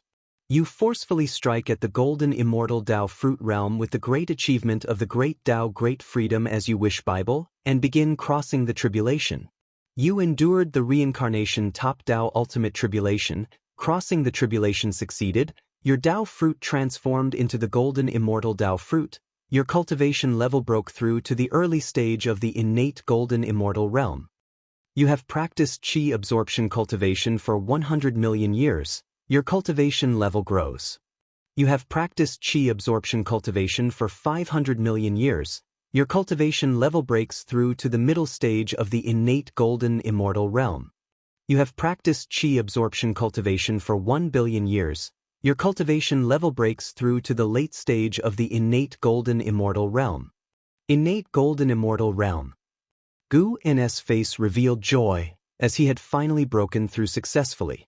Continue to ascend. The lifespan barrier began to vibrate, and terrifying, vast reincarnation spiritual qi surged towards Guan. In an instant, the lotus sea outside began to sway. Guan used 8 billion years of lifespan, and only then his cultivation level rose from the late stage of the innate golden immortal realm to perfection. He still had 12 billion years of lifespan left, enough for the lifespan barrier to consume. Billowing reincarnation spiritual qi entered Guan's body, and he also felt the reincarnation rules drilling into his being. As more and more reincarnation rules accumulated inside him, numerous images of reincarnation appeared before his eyes, all of which pertained to karmic connections he had with others. He saw the reincarnations of figures like Yang Jian, Xiao Chuan, Lu Jiujia, and Yi Yan. He also saw the past lives of Yi Lan and Ji Xiaoyu. Too many images bombarded his vision, yet his expression remained unchanged, and it did not affect his Tao heart. He even began to comprehend the path of reincarnation through this experience. Countless gray lotuses swayed, as if the entire void was about to collapse, possessing a kind of chaotic beauty. Far away, the reincarnation mist churned more violently, as if unimaginable terrifying fierce beasts were about to devour everything. Guwen suddenly sensed something and glanced towards the darkness. Indeed, there is a powerful presence. Is it a living spirit or a lost soul? Or perhaps, does this place harbor a special existence beyond life and death? Guwen wondered to himself, sensing an aura not inferior to that of the profound Yuan-free Immortal. And to think, this was only the beginning of his breakthrough. Even more powerful entities might emerge later on. He dared not completely immerse himself in the breakthrough, keeping part of his mind outside the barrier, ready to move at a moment's notice. Under the mysterious starry sky, before the celestial Tao golden core, the young immortal emperor was sitting in meditation, his back to the celestial Tao golden core, with a mini-sun floating behind him, burning with golden flames that made him appear akin to a sun god. The sun is the most perfect creation of the heavenly Tao. Any place bathed by the sun is considered a blessed land favored by the heavenly Tao, but there are also strong and weak suns, and Hao stood not far away, looking at the celestial Tao golden core and musing. The young immortal emperor did not open his eyes, but he asked, "How powerful is the sun the heavenly Tao has blessed you with?" And Hao replied, "I don't need the sun from the heavenly Tao, I want to create my own sun." The corners of the young immortal emperor's mouth curled up, and he no longer continued the conversation. After a while, the young immortal emperor suddenly felt something, his eyes snapped open suddenly, and even Hao turned his head to look into the distance. The starry sky showed ripples, as if a lake's surface was disturbed, making the entire cosmos seem so illusory, like the moon reflected in the water, ready to shatter at any moment. "What is this anomaly?"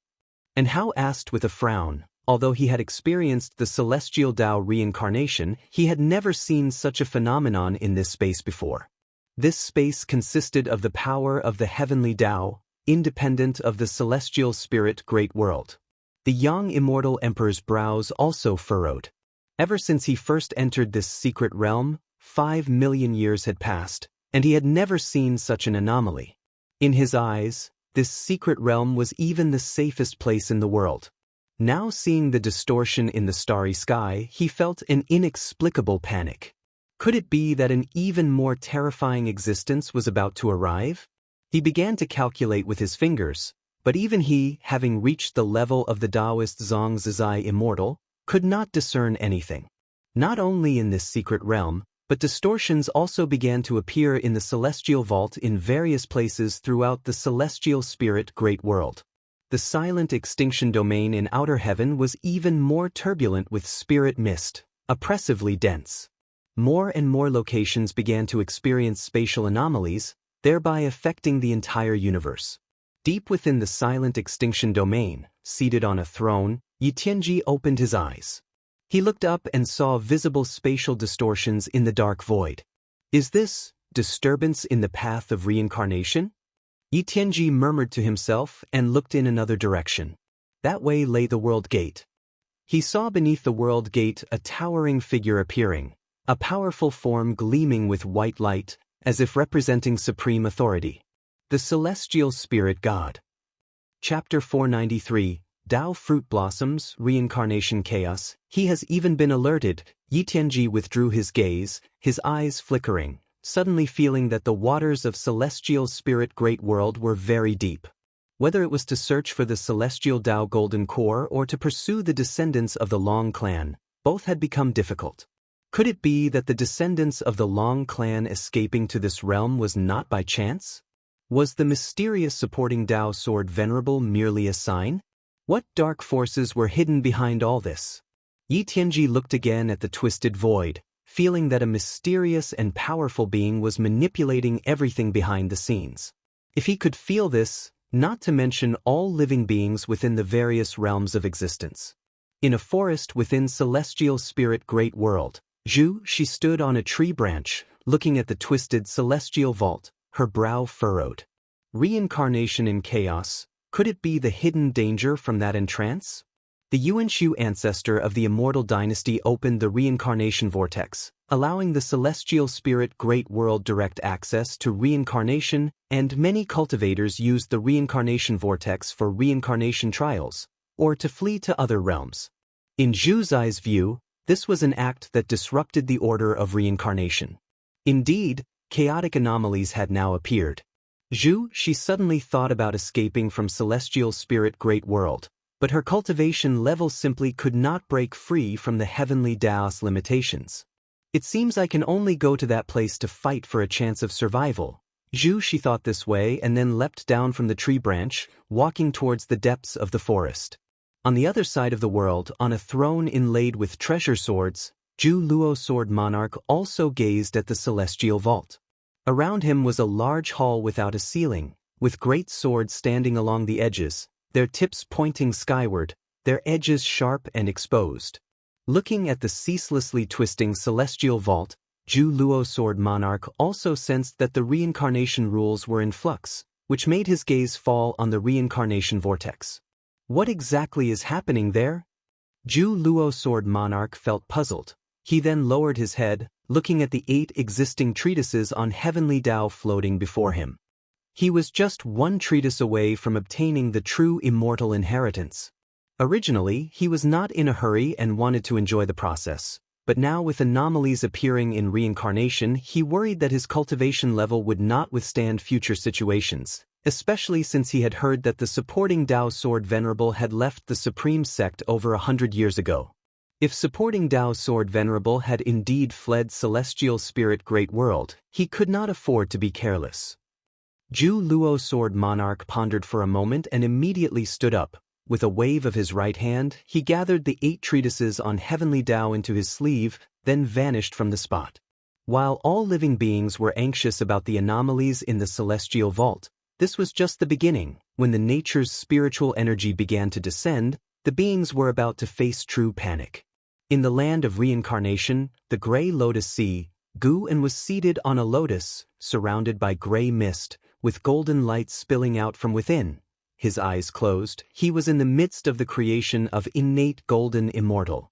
The top of his Tao fruit had cracked open, and a bud was growing out, while the golden light around him was the light of a golden immortal, and the gray mist was the innate qi condensed from spiritual energy and the Tao rules. Upon closer observation, one could see his entire person slowly shrinking. It was an indescribable state of profound mystery. His cultivation level was soaring, striking towards a higher realm. Above his head emerged a qi sea, continuously expanding and annihilating, that was the image of Luotian. Breaking through heaven encompassing free immortal, returning to the innate state, and sculpting a golden immortal body. Although Gu-en had not completely broken through yet, he had already acquired many memories about the innate golden immortal. Upon reaching the innate golden immortal realm, the Tao fruit transformed, and both body and soul were reshaped. From then on, the cosmic space could no longer restrain him, and moving through the cycles of yin and yang reincarnation became effortless.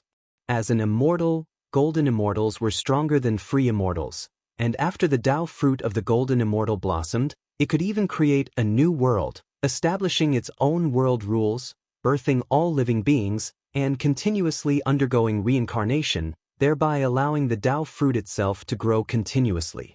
So much fortune and profound mystery were produced by the golden immortal Tao fruit, aiding Gu-en in better understanding the 3,000 great Tao. During this process, Gu-en truly felt the vastness and unfathomableness of the great Tao. The great Tao was omnipresent. One could feel its presence upon stepping into the immortal Tao realm, existing quietly without posing any threat to cultivators, but the higher one's realm, the more one could perceive the gap with the Great Tao. The eternal and indestructible Great Tao was even more stable than the heavens, earth, and the universe. The so-called rules of heaven and earth were also evolved from the Great Tao according to the heavens and earth, but the gap between the rules and the Great Tao was vast, like the difference between the flame rules and the path of fire. Though they seemed identical, they were fundamentally different. When Guan was immersed in creation, a pair of dark red eyes appeared in the darkness swirling with reincarnation spirit mist, followed by an immensely huge dragon head. This dragon head was pitch black, with blood-red horns and floating whiskers that dispersed the spirit mist, covering 1,000,000 gray lotuses just by poking its head out. The 100-meter lotus beneath Guan appeared minuscule in front of this dragon head. He sensed the appearance of the dragon head, opened his eyes, and his eyes shot out golden light, which did not pass beyond the lifespan barrier. The dragon head swept over the top of Guan's head, followed by an immensely shocking dragon body. This dragon body was actually a murky yellow river, thousands of miles wide and with an immeasurable length. Looking at the yellow river, Guan could not help but think of the netherworld from the Wuxia mythology. Heaven-encompassing free immortal, Guan thought silently. He sensed that this dragon's cultivation level was comparable to that of the heaven-encompassing free immortal, yet its aura was different. When he sent out lifespan detection, he received no response. This indicated that this dragon was not a living creature and might even lack its own will, but merely possessed a powerful aura. Eventually, the yellow river black dragon disappeared at the other end of the Lotus Sea. Guan did not ponder deeply and continued to experience the mysteries of the innate golden immortal. As he absorbed more and more reincarnation spiritual chi and reincarnation rules, the anomalies in the land of reincarnation intensified. Gradually, Guan condensed into a golden core, the innate chi around him dispersed, leaving only the light of the golden immortal. The golden core he transformed into was small and trembled slightly. Boom! Suddenly, a huge booming sound appeared above, as rolling spirit mist surged past, flowing unstoppably. Within that spirit mist were countless departed souls, both human and demon. They moved so fast that without careful observation, one could not see the departed souls inside. Countless departed souls converged into a vast sea, sweeping away as if to split the entire land of reincarnation. A golden light drove away the darkness, and a golden Buddha appeared, sitting on a golden lotus, advancing through the sea of departed souls. He was so majestic, not inferior in momentum to the previous yellow river black dragon, and even possessed an additional aura of sanctity. This golden Buddha did not linger but followed the sea of souls into the darkness and disappeared. Afterward, continuously powerful existences swept across the Lotus Sea. Fortunately, no one attacked the Lotus Sea. Time swiftly passed. The golden core transformed by Guan trembled more violently until cracks appeared on its top, and a new sprout emerged, quickly growing and causing the cracks on the golden core to expand. Chapter 494. Tao Fruit World Golden Core sprouted. The cracks at its top continued to expand, and the newly born bud grew rapidly, as the reincarnation spiritual chi around it began to pour into the fissures of the golden core, forming a vortex of airflow. Once the bud had grown to a certain stage, it began to bloom. At the same time, the golden core beneath it suddenly shattered, and Gu's body appeared, naked and pristine, resembling the most perfect creation in the world. His form began to grow larger as he transformed from his original physique. The Tao fruit within him bloomed as well, evolving into a golden immortal Tao fruit, signifying a successful breakthrough. From this point, he had become an early-stage being of the innate golden immortal realm. His mana transformed into innate magical power, vast like the boundless primordial waters at the dawn of chaos. The phenomenon caused by the lifespan barrier reached another stage, affecting all the heavens and myriad realms, with the spiritual energy of many worlds sinking and the Tao rules of outer heaven twisting. The major forces of various worlds began to act, investigating the cause or preparing to flee. Chaos. This was the scene playing out in many parts of the great heaven and earth. Even the supreme sect in the celestial spirit great world was thrown into disarray, with LV Bayin even leading people into the Third Medicine Valley, seeking to find Gu'an's whereabouts. They hoped an Xen could contact Gu'an, and if not, at least reveal to them the truth behind the heavenly phenomenon to put them at ease. Regrettably, an Xen knew nothing, and after much maneuvering, LV Bayin and the others could only leave with heavy hearts. Long Qing came to Anzin's side, looking together in the direction of LV Bayin and the others leaving, and asked, "Senior sister, is Master really going to leave Supreme Sect?" This time Gu'an's departure had been so long that even the disciples within the Third Medicine Valley began to worry he would leave the Supreme Sect. An Xian looked toward Long Qing and asked with a smile, "If Master were to leave, how would you choose?" "Of course I would follow. What other choice could there be?" Long Qing answered without hesitation. An Xian followed up, "If you follow Master, you will never be able to enter the mortal world for the rest of your life. You can only cultivate in a place isolated from the world. Would you be willing to do that?" Long Qing fell silent. An Xian said, "You can cultivate diligently now because you wish to achieve a higher cultivation level, but if you attain it, could you remain as focused? Don't rush your answer. I'm talking about a lifetime, countless years." Long Qing opened his mouth, but no words came out. In one's life, isn't the purpose of cultivating to enjoy a better life? To him, life meant integrating with society or with the immortal cultivation realm. At this moment, other disciples in the valley were discussing their futures. If their master truly left, what path should they take? It was a matter they had to consider.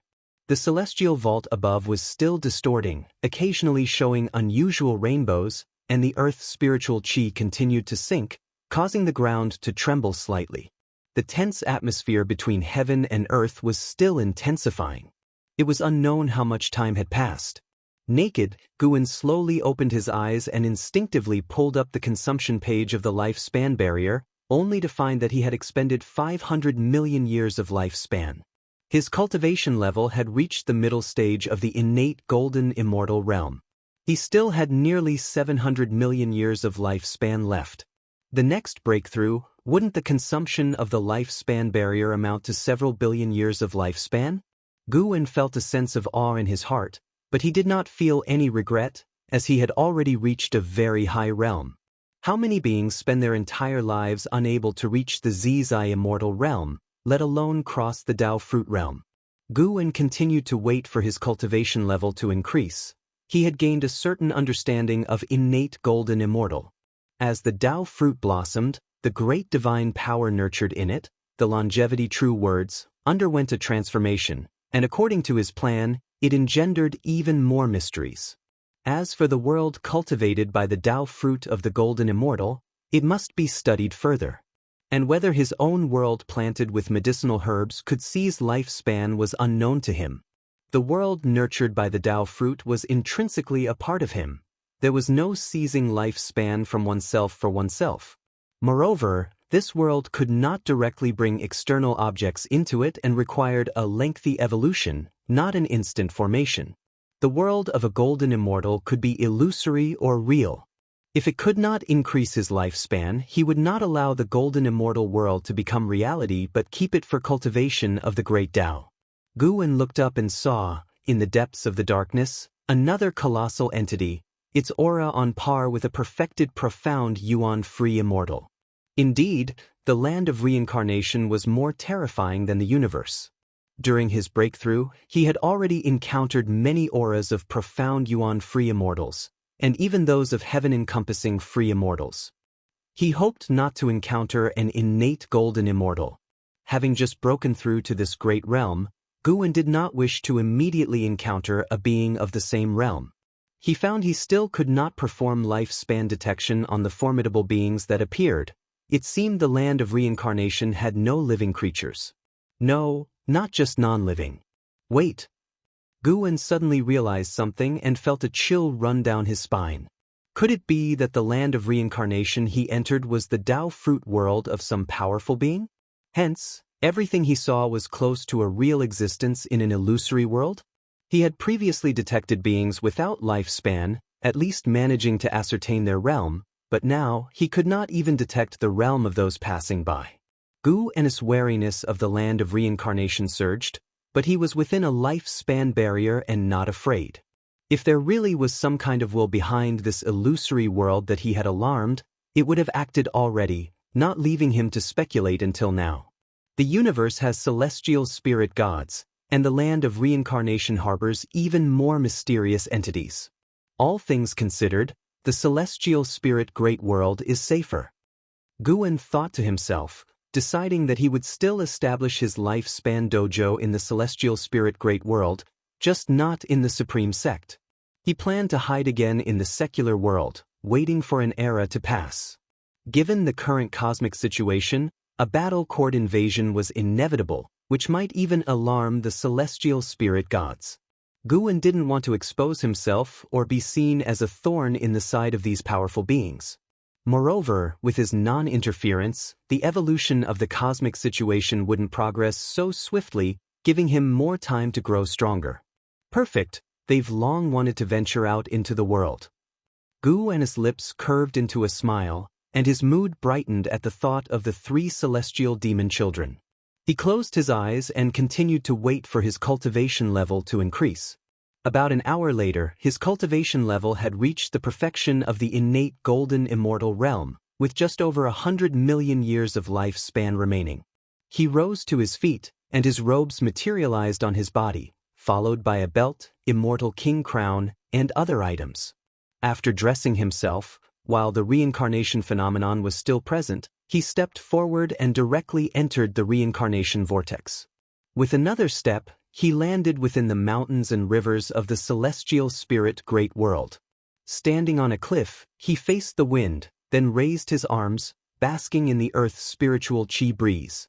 The celestial vault was still distorting, and the wind existed because of the sinking spiritual energy. Yet he, the one who caused all these phenomena, had finished his breakthrough as if it was all unrelated to him. Having become an innate golden immortal, the celestial spirit great world seemed small to him. He could pay attention to all things simultaneously, and if he willed it, the rate of all things evolution before his eyes could dramatically slow down. He exercised his limbs for a while, then turned to descend the mountain. The reason for coming to these mountains was their remoteness from the immortal dynasty and holy court, lying on the edge of the celestial spirit great world and comparatively peaceful relative to other areas. There was even a town not more than 10 miles away, and within a radius of 1,000,000 miles, the level of immortal cultivation was low, without a single being of the immortal Tao realm or demon. Most importantly, a person from his past had reincarnated here. After entering the forest, the phenomena began to subside, the chirping of insects in the woods gradually resumed, and sunlight filtered through the leaves to the ground, forming patches of light. Chapter 495. Mountain Immortal, Battle Court Attack. In an open area of the forest, 5 children were sitting by a stream, resting. Among them, the tallest boy sat on a rock, holding a vine in his hand, his gaze fixed deep into the mountain woods, his eyebrows tightly knit. A girl in tattered clothes turned her head to look at the boy on the rock and asked, "Big brother, how much farther do we have to go? Let's not run into demons later." The other 3 boys chimed in agreement. They were all tired from walking and wanted to go home for a meal. The boy known as Big Brother was named Yi Xiaoyang. He glared at his companions and said, "What demons? We're here to seek immortals. If you're sincere in your heart, you'll encounter spirits. What's the rush? We've hardly walked any distance at all." Tang Monk had to travel 81,000 li to retrieve the scriptures. Upon hearing this, the 3 boys looked even more pitiable. "But even if you're Tang Monk, we're no Sun Wukong or Zhu Beiji." "Yeah, I'm so hungry." "Big brother, can you bring more cakes next time we go out?" Yi Xiaoyang was infuriated. He jumped off the rock, ready to chastise his companions, when the sight ahead caught his attention. He stared with wide eyes, completely petrified. The girl in rags turned her head to look as well, equally frozen in place. Seeing the 2 of them react like this, the other 3 turned to look, following their gaze. A handsome man in white emerged from under the shade of the trees, a treasure sword at his waist, a delicate crown on his head, together with his peerless handsome face. He appeared like an immortal descending to the mortal realm. An immortal, truly an immortal. One of the boys murmured to himself, unable to help but rub his eyes. The newcomer was, in fact, Guan, who cast lifespan detection at Yi Xiaoyang. Yi Xiaoyang, unrefined Qi 14/85/4999. His maximum lifespan is not bad. Lu Jiujia has been born into a good life this time. That's what Guan thought to himself. Then he proceeded to deploy lifespan detection at the other 4 children. He discovered that their maximum lifespans were also quite impressive, with the shortest being 3,000 years. A cluster of talents? Guan stopped across the stream and, with a gentle smile, asked, "Little fellows, what are you doing here? Aren't you afraid of running into bad people?" Yi Xiaoyang snapped out of his trance, asking excitedly, "Are you the immortal from the mountains?" The other 4 also looked at Guan nervously and expectantly. Guan, instead of answering, countered with a question, "Do you want to cultivate toward immortality?" At his question, the 5 kids, boys and girls alike, became even more excited, replying in a flurry. "Of course we do. Big brother, please teach us. You must be an immortal. I've never seen anyone like you. Yeah, big brother, we really want to cultivate toward immortality." Seeing this group of lively, excited children, Guan, who was already in a good mood, grew even more delighted. It was hard to see such vivacious kids in the Third Medicine Valley. Guan cleared his throat with a cough and said with a hint of mystery, "I do know a bit about immortal cultivation. But if I teach you, can you promise not to tell anyone else, including your families?" At his words, the children, without a second thought, immediately agreed. "Come here tomorrow, and I will impart to you the art of immortal cultivation," Guan said with a smile, his gaze then drifting to the celestial vault. The battle court had begun to stir again. They were targeting young immortal emperor, with the provocation of worldly unusual phenomena also playing a part. The battle court feared an unprecedented catastrophic reincarnation calamity was upon them, one that might overturn all heavens and myriad realms, so they wished to seize the celestial Tao Golden Core before that and also to slay Long Qing. They were afraid Long Qing might escape into the reincarnation, having previously evaded them that way. Long Qing's ancestors had even utilized reincarnation to flee all the way from outside the universe to this cosmos, using the celestial spirit god to foil their plans. This time, how would young immortal emperor withstand the battle court? The celestial Tao Golden Core could not grant him greater power. Hearing Gu An's words, Yi Xiaoyang and his friends suddenly got anxious, feeling as if Guan was deceiving them. Despite Gu An's persuasion, they could only suppress their anxieties and head back home. Yi Xiaoyang took a few steps, then couldn't help but look back, seeing Guan standing by the stream with a smile, watching him and his friends leave. He felt inexplicably dazed. For some reason, he felt a kinship with Guan, an attachment so strong that it filled him with reluctance to leave right now. He feared that once he left, he might never see Guan again.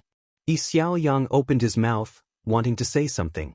Guan looked at him and smiled, "Hurry back home. Tomorrow I'm still waiting for you guys to tell me the story of Journey to the West." At these words, Yi Xiaoyang's heart settled down. He chuckled and quickly turned to catch up with his companions' retreating figures. As Guan watched them leave, he thought to himself, the name Pan and Sure has spread widely. Not just Journey to the West, but the investiture of the gods and romance of the 3 kingdoms have also made their way to this land. Guan saw the driving force behind this. Someone wanted to open up the aspiration for immortal cultivation among the mortal spirits of this land. Guan didn't care too much. A cultivator of the profound heart realm couldn't influence his decision to open the lifespan dojo. He didn't return to the supreme sect, but instead, he walked in another direction. He was going to choose a suitable place to open the lifespan dojo. When the time came, he would move the world-excluding cave heaven and the 8 scenic cave heaven there, hiding them underground. As for the Third Medicine Valley, Profound Valley, End of the World Valley, Mountain God Temple, he wouldn't touch them. He would just occasionally go to harvest medicinal herbs. He wanted the people of the Supreme Sect to gradually get used to life without him, so that when he truly left, the Supreme Sect wouldn't collapse. Once the dojo was established, he could let the celestial demon child and the other 2 girls move around in the woods, no longer confined to the world-excluding cave heaven. In the depths of the void, countless figures were flying, surrounding a colossal palace with 9 suns floating above, radiating dazzling heavenly might. Yi Tianji, the master of the battle court, sat on his throne, with the image of the celestial spirit great world reflected in his eyes. A man with wings stood on the palace, also looking towards the distance. He turned his head to speak to Yi Tianji. That young immortal emperor is merely at the Taoist Zhang Zizai Immortal's cultivation level. There's no need for you to take action. Just send another person to join forces with me. The Taoist Zhang Zizai Immortal who had invaded the Immortal dynasty before was him, defeated by the young immortal emperor, which left him feeling humiliated and eager for revenge. Yi Tianji, expressionless, said, "No need. Make this operation quick. Kill those who should be killed, take what should be taken, then return." The reincarnation phenomenon of the past 2 days had unsettled him, and recalling the legends of the celestial spirit great world from before, he felt he could delay no longer. The winged man held his tongue upon hearing this. His gaze was suddenly drawn to the 9 suns above Yi Tianji's head. He saw mysterious figures within the suns, flickering in and out of visibility as if they were in another dimension. That is, the winged man's pupils suddenly constricted, his heart churning with shock. He hadn't expected Yi Tianji to summon them. Could there be some terrifying existence hidden within the celestial spirit great world that he didn't know about? Was it the supporting Dao sword venerable? The winged man looked away, his gaze returning to the direction of the celestial spirit great world. The mighty army of the battle court moved forward through the void, as if nothing could stop them. Meanwhile, in the celestial spirit great world above, numerous figures suddenly appeared on the celestial Tao light layer. Great cultivators from every corner noticed the arrival of the battle court. An indescribable sense of oppression was enveloping the celestial spirit great world. The higher one's realm, the faster they felt it. This reminded many of the time when the profound desolate demon god had attacked. Elsewhere, Guwen was in the 3rd Medicine Valley, sitting in his chair, listening to an Xen recount the recent events within the Medicine Valley. After an Xen finished, she asked with a hint of grievance, "Master, when exactly are we leaving? If we're not leaving now, it's difficult for me to face them." Guwen smiled, "Why are you in more of a hurry than I am? You don't have to face those people from the sect. Have you chosen someone? Let's go with Long Qing. I can see that he doesn't want to retreat from the world with us." An Xen casually replied, unlike the others, she truly wished to put aside mundane affairs and enter prolonged cultivation. Guwen smiled, "All right, then it shall be him." His prompt agreement surprised an Xen. "Master, didn't you say he carries a great cause and effect? Are you sure you can trust him to handle things on his own?" An Xen curiously asked. Exactly what great cause and effect Long Qing carried, not to mention himself, an Xen was also very curious. Guwen answered, "It doesn't matter. The great cause and effect he's carrying will dissipate soon." Chapter 496. The world grows dark, disperse? What does that mean? An Xen asked curiously. She had watched Long Qing grow up and considered him her own child, naturally wishing him a lifetime of peace.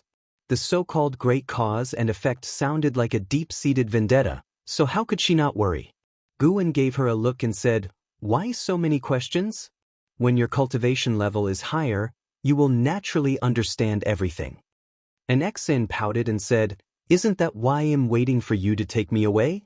Once we find a quiet place, I'll seclude myself for 1,000 years, 10,000 years. When I emerge, I will surely be an enlightened master." In her perception, 10,000 years was an incredibly long time.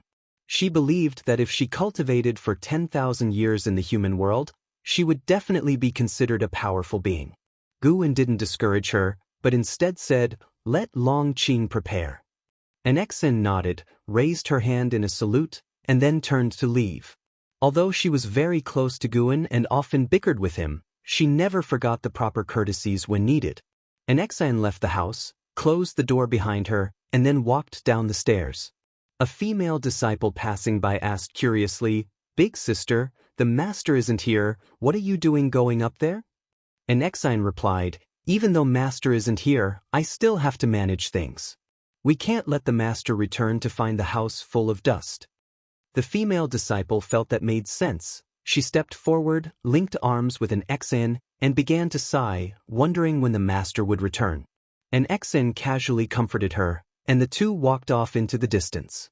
The third Medicine Valley was still bustling, the disciples busy with their own tasks, unaware that a disaster was about to strike. As time passed, more and more beings felt the terrifying pressure from the battle court. When the disciples of the third Medicine Valley felt the pressure from the battle court, chaos had already erupted across the world. Most living beings did not know where the pressure was coming from and felt only fear. They fled in panic, finding that no matter where they ran, the pressure only increased, amplifying their fear. Guwen saw that the young Immortal Emperor and the Saint Minister hastened to outer heaven.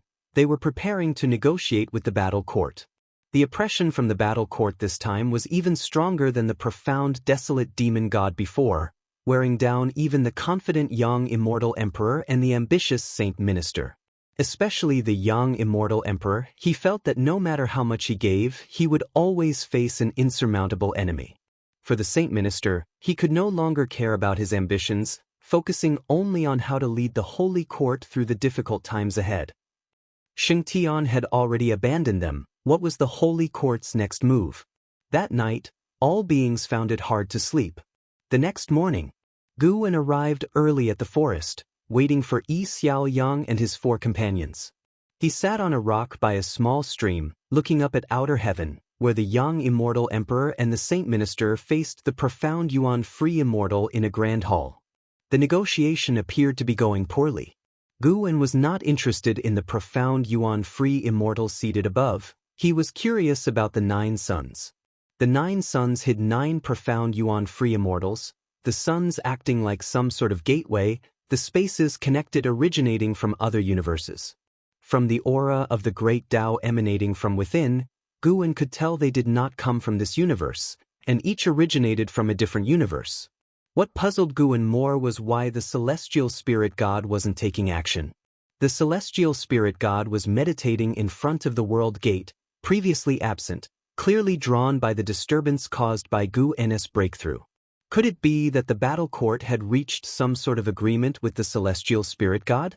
Guwen could determine that there was no direct connection between the celestial spirit god and the battle court because the celestial spirit god had a dense aura of celestial Tao destiny, which was not the kind of destiny that belonged to the battle court. Meanwhile, on the massive battle court, the young Immortal Emperor and the Saint Minister stood side by side, looking up at the formidable Yi Tianji like they were gazing at a deity, the light from the 9 suns illuminating their faces, highlighting their grim expressions. The grand hall was surrounded by floating figures, all sneering at the young Immortal Emperor and the Saint Minister, as if they were looking down on reptiles. The Saint Minister took a deep breath and said, "We indeed do not know who the descendant of the Long clan is, and there are countless incarnations of heavenly demons among the heaven and earth.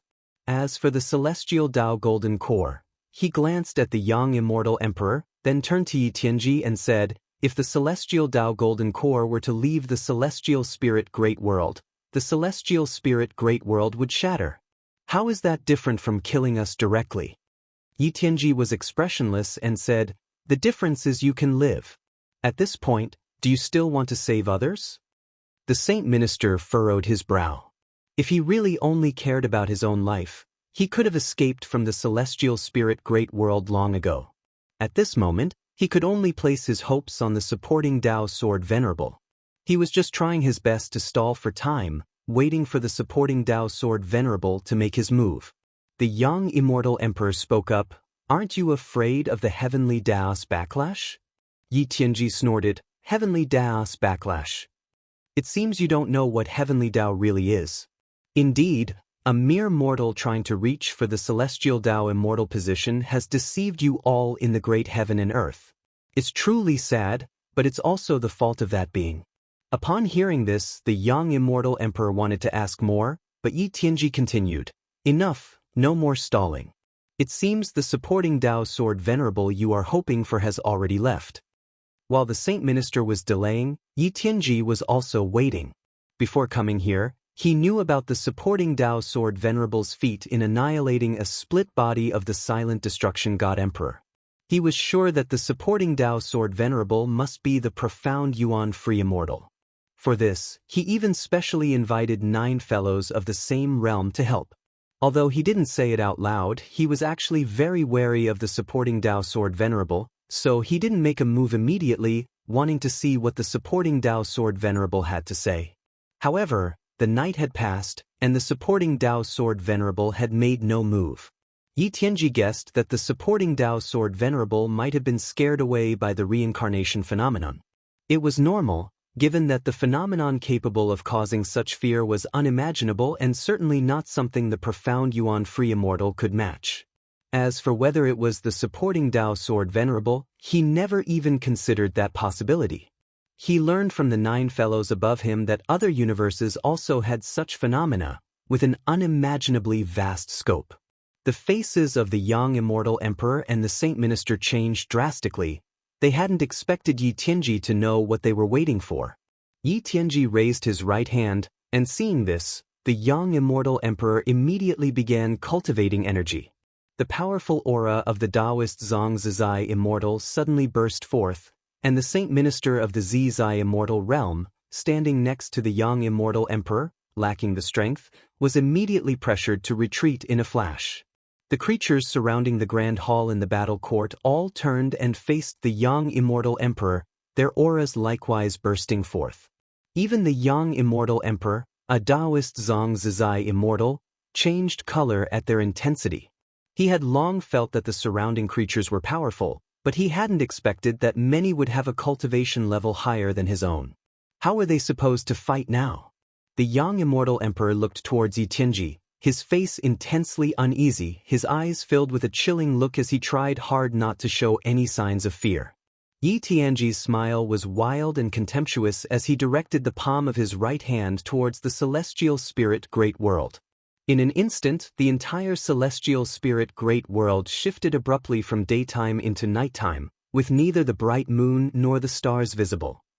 Walking through the forest, Yi Xiaoyang and his 4 companions screamed in fright, hurriedly hugging each other, no longer daring to move forward, with some even scared to tears. The cultivators and demons standing on the celestial Dao light layer were utterly horrified. Under their watchful eyes, an indescribable giant hand descended from above the universe, stretching towards the celestial spirit Great World. The vast and boundless celestial spirit Great World seemed like a small pebble in front of this giant hand, about the size of a finger. From far atop the grand hall, both the young immortal emperor and the saint minister stared in shock. The descendant of the Long clan, it's time to awaken. Yi Tianji's voice resounded throughout the celestial spirit Great World. Under the darkness, his voice seemed like that of a demon god from the abyss, instilling endless terror into all living beings. In the 3rd Medicine Valley, Long Qing was looking up at the night sky when he suddenly sensed something and abruptly clutched his head as a flood of memories burst forth from the depths of his mind, assaulting his spirit. He had never felt such intense pain in his head before, as if it were going to explode. In pain, he then knelt on the ground. As the world had already darkened, everyone else was watching the night sky, and no one noticed his abnormality. How could this be? Long Qing gritted his teeth and murmured to himself, struggling as he saw himself fighting and slaughtering across a realm filled with the blood of all living beings, his world tinged with red. Chapter 497. Is this the battle court you take pride in? Guan heard Yi Tianji's words but did not take action. He watched Yi Tianji help Long Qing awaken his past life memories. It's time for this young man to face his own destiny. If Guan had helped him recover his memories, Long Qing might still have entertained some hope. Now that Yi Tianji was helping him awaken the memories, Long Qing realized just how heavy the causality he bore was. Guan couldn't take care of Long Qing forever. Long Qing was already over 1,000 years old. It was time to face his destiny. The fate of the Long clan, though tragic, was also wrought with many evil deeds. Their downfall was lamentable, yet seemed only natural.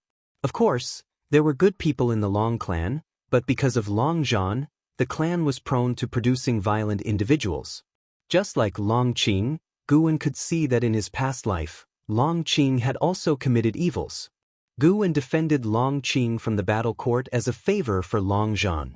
Moreover, since the battle court was no good either, destroying it would mean Gu En was thoroughly erasing the causality left by Long Zhan.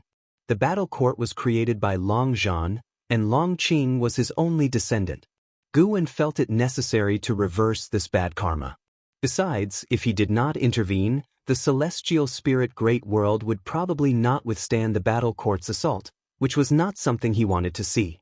Gu En looked up at the night sky, his divine sense locking onto Yi Tianji as he examined the deeper causality of the battle court. The battle court that had descended upon the celestial spirit Great World was merely a branch, just as the silent destruction god Emperor before it. The real battle court was being blocked outside the world gate. If Gu En were to destroy this branch of the battle court, then it would mean a fight to the death with the real battle court. To this, he was not afraid. What he dreaded was only the group of immortal gods, not the battle court. The causes that arise from me shall be eradicated by me. Gu En looked at the night sky, thinking so, his face as calm as ever. In the void, atop a grand palace, the young immortal emperor and the saint minister trembled as they looked at the terrifying giant hand above the celestial spirit Great World. They had no will to fight in the face of such a hand, only a sense of despair. Even though the young immortal emperor had glimpsed such a vision in the celestial Tao Golden Core, when he saw it for real, he was chilled to the bone. How vast was the celestial spirit Great World, yet it seemed insignificant before this colossal hand. The young immortal emperor turned his head, looking at Yi Tianji, and with gritted teeth asked, "Who exactly are you all, and from where have you come? If you want us dead, can you at least let us die in the know?" Yi Tianji's right hand was half raised. Upon closer examination, his hand's shape was identical to the giant hand above the celestial spirit Great World, intensifying the pressure on the young immortal emperor. Facing the young immortal emperor's inquiry, Yi Tianji sneered, "Then I shall satisfy your curiosity. We come from the battle court. My name is Yi Tianji, and I possess the power to discern heavenly secrets. The destinies of both of you lay clear before my eyes. You are destined to die, without even the hope of reincarnation." The battle court. The saint minister seemed to remember something, his eyes revealing a horrified expression. The young immortal emperor, however, fell silent, not that he had chosen to surrender without a fight, but because a domineering power suppressed him, leaving him immobilized. All he could do now was wait for his death. He didn't even dare to use the power of the celestial Tao Golden Core, fearing Yi Tianji would detect its existence. Finally found it. It really was under the care of the supporting Tao Sword Venerable. Yi Tianji suddenly said, redirecting the thoughts of the young immortal emperor and the saint minister. The supporting Tao Sword Venerable became the only hope in their minds. They clung to this lifeline like drowning individuals, their eyes lighting up. Yi Tianji then lifted his left hand, reaching toward the palm of his right. But at that moment, a hand suddenly landed on his shoulder, causing his heart to jolt violently and his pupils to dilate. In his view, the young immortal emperor suddenly grew larger. Not just the young immortal emperor, but everything around became enlarged. It was he who had shrunk. His gaze drifted sideways unconsciously, and from the corner of his eye, he saw a figure shrouded in a dark purple demonic chi. It was this figure's hand pressing down on his shoulder, shrinking him to the size of a mortal. The battle court beings around the grand palace turned their gaze to him, figures appearing out of thin air before Yi Tianji, surrounding Gu En, who had performed the celestial dark purple micro Saint Tao body. The celestial dark purple micro Saint Tao body was a transformation of the demon shadow divine skill, possessing an even greater mystery and creation. Gu En had chosen to appear in this form, wishing to intervene under the identity of the supporting Tao Sword Venerable. He was unconcerned about being surrounded by 9 profound Yuan-free immortals. Even if he stood still, those 9 profound Yuan-free immortals wouldn't be able to breach the defense of the celestial dark purple micro Saint Tao body. Gu An's eyes settled on Yi Tianji. Yi Tianji, late stage of the profound Yuan-free immortal realm 1, 209, 827, 298/30, 000, 000, 000/50 000 a 12 billion year existence. A lifespan of 30 billion years. Not too bad, worth taking action for. Gu N's gaze flickered towards the 9 venerable profound Yuan self-free immortals around him, only to discover that he could not conduct lifespan detection on them. That indicated these 9 were not their true forms. Their auras seemed just like that of living spirits. No wonder those 9 suns connected to other universes. They were merely some special power transmission channels. For their true bodies to come here, they probably needed to pass through a world gate. Seeing Yi Tianji shrink, Yang Immortal Emperor was momentarily stunned and then saw Gu N's figure. Supporting Dao's sword venerable. Yang Immortal Emperor became excited, ecstatic with joy. The distant Saint Minister followed his gaze, equally surprised. His senior had indeed taken action. Yi Tianji glanced at Gu En with a taut heart that gradually calmed and coldly said, "Supporting Dao's sword venerable, you truly have taken action. What exactly is your relationship with the Long clan?" The 9 venerable profound Yuan self-free immortals all around emitted black gas, their true faces obscured, as mysterious as Gu En. They didn't speak, but their mana had already formed a barrier to prevent Gu En from escaping. Gu En could even feel their invisible power attempting to probe the surface of his celestial dark purple micro Saint Dao body, but they simply could not achieve it. I have said, do not involve all living beings. No matter who you are, no matter where you come from, Gu En's voice sounded, hoarse and ice-cold, with utmost killing intent that brought Yi Tianji's recently stabilized emotions of terror surging back. Yi Tianji felt the same as Yang Immortal Emperor. Unable to move. Mana nearly solidified inside. How could this be? Could it be that he has surpassed the profound Yuan self-free immortal realm? Yi Tianji suddenly sensed danger. He had estimated Gu En to the highest degree, yet Gu En was even more powerful than he had anticipated. What brought profound Yuan self-free immortal to this shattered great thousand world? Yi Tianji couldn't understand, and at the same time, he felt Gu En had no relation to the Long clan. The Long clan did not possess such a powerful being. If they did, how could they end up in such a plight?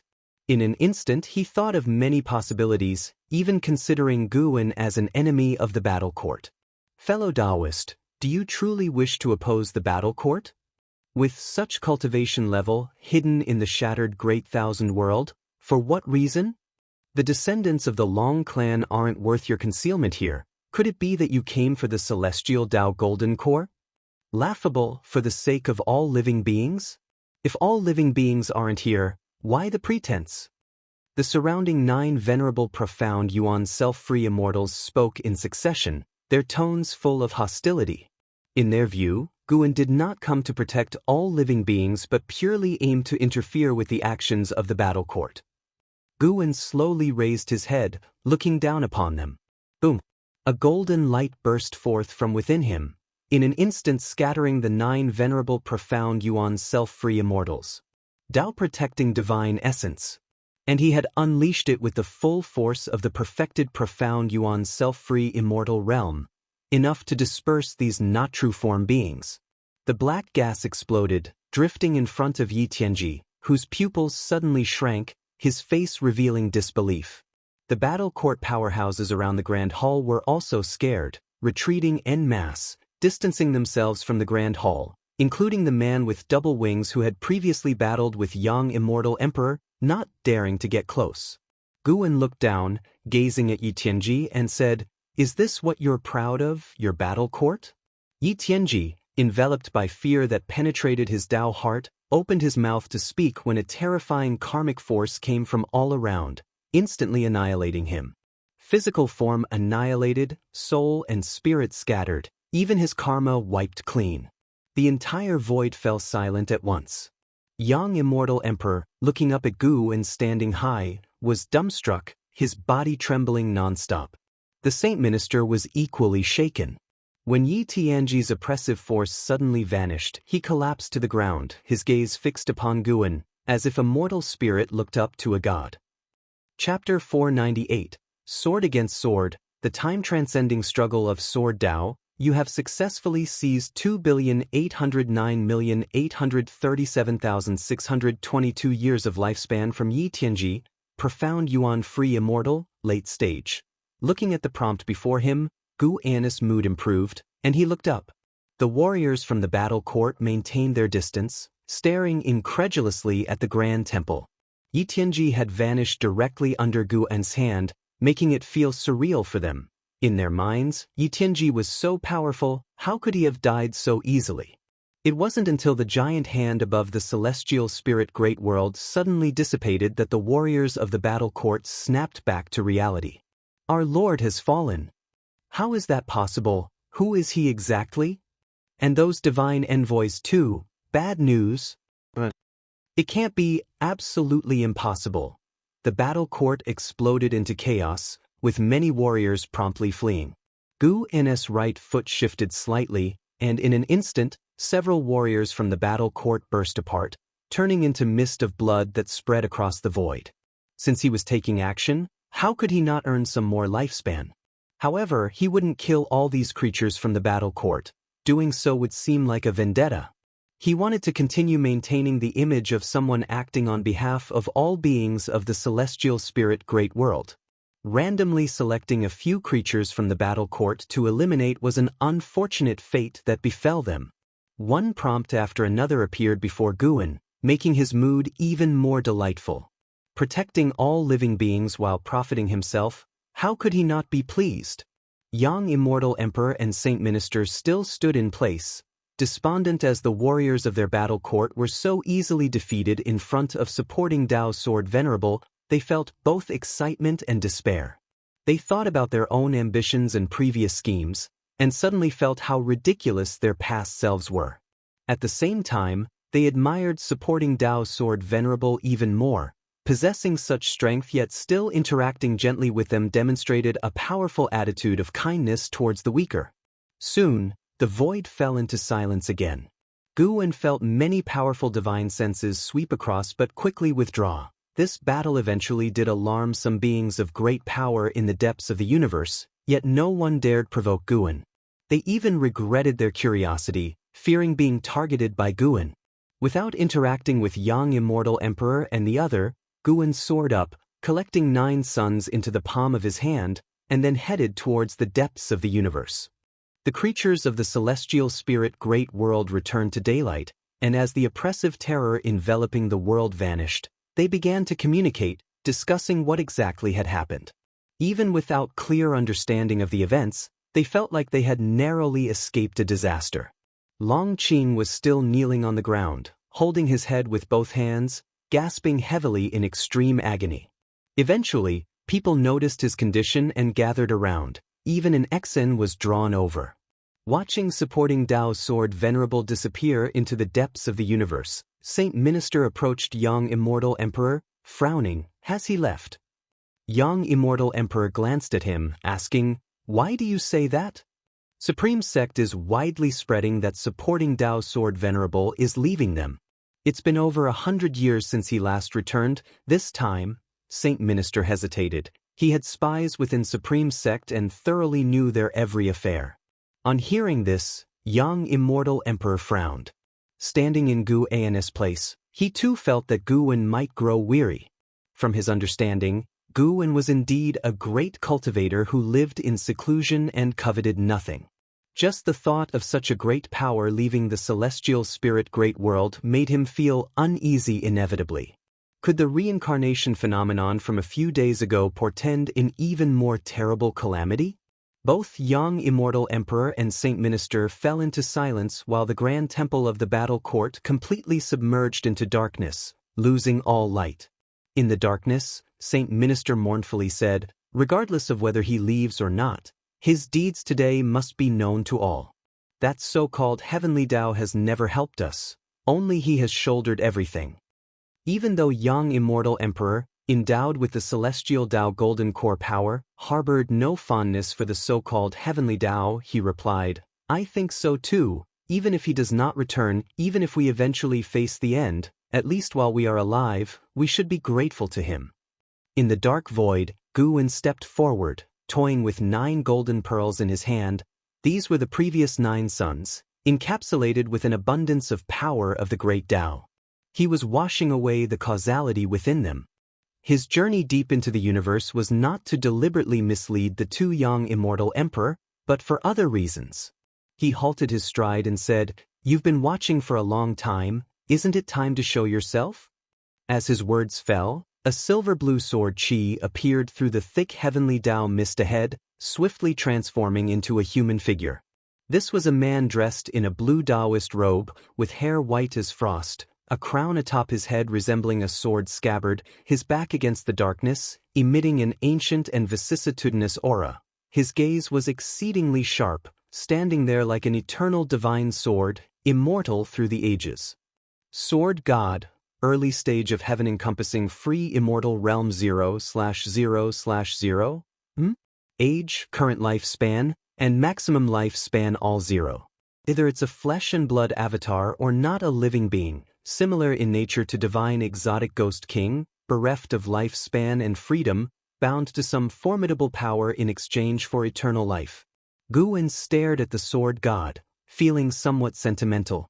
This sword god was precisely Yang Xian's disciple, Yang Pingon. Compared to the Yang Pingon of reincarnation memories, this sword god was more vicissitudinous, radiating a twilight aura, yet his sword intent in his eyes was stronger than what Guwen remembered of him. In a sense, Yang Pingon had surpassed Yang Xian, who died only as a profound yuan-free immortal. Yang Xian, a 300,000-year-old profound yuan-free immortal, thinking back, his talent was terrifying to the extreme, even without relying on evolved lifespan. Not to mention celestial spirit god, the sword god Yang Pingon was the first heaven-encompassing free immortal Guwen had encountered.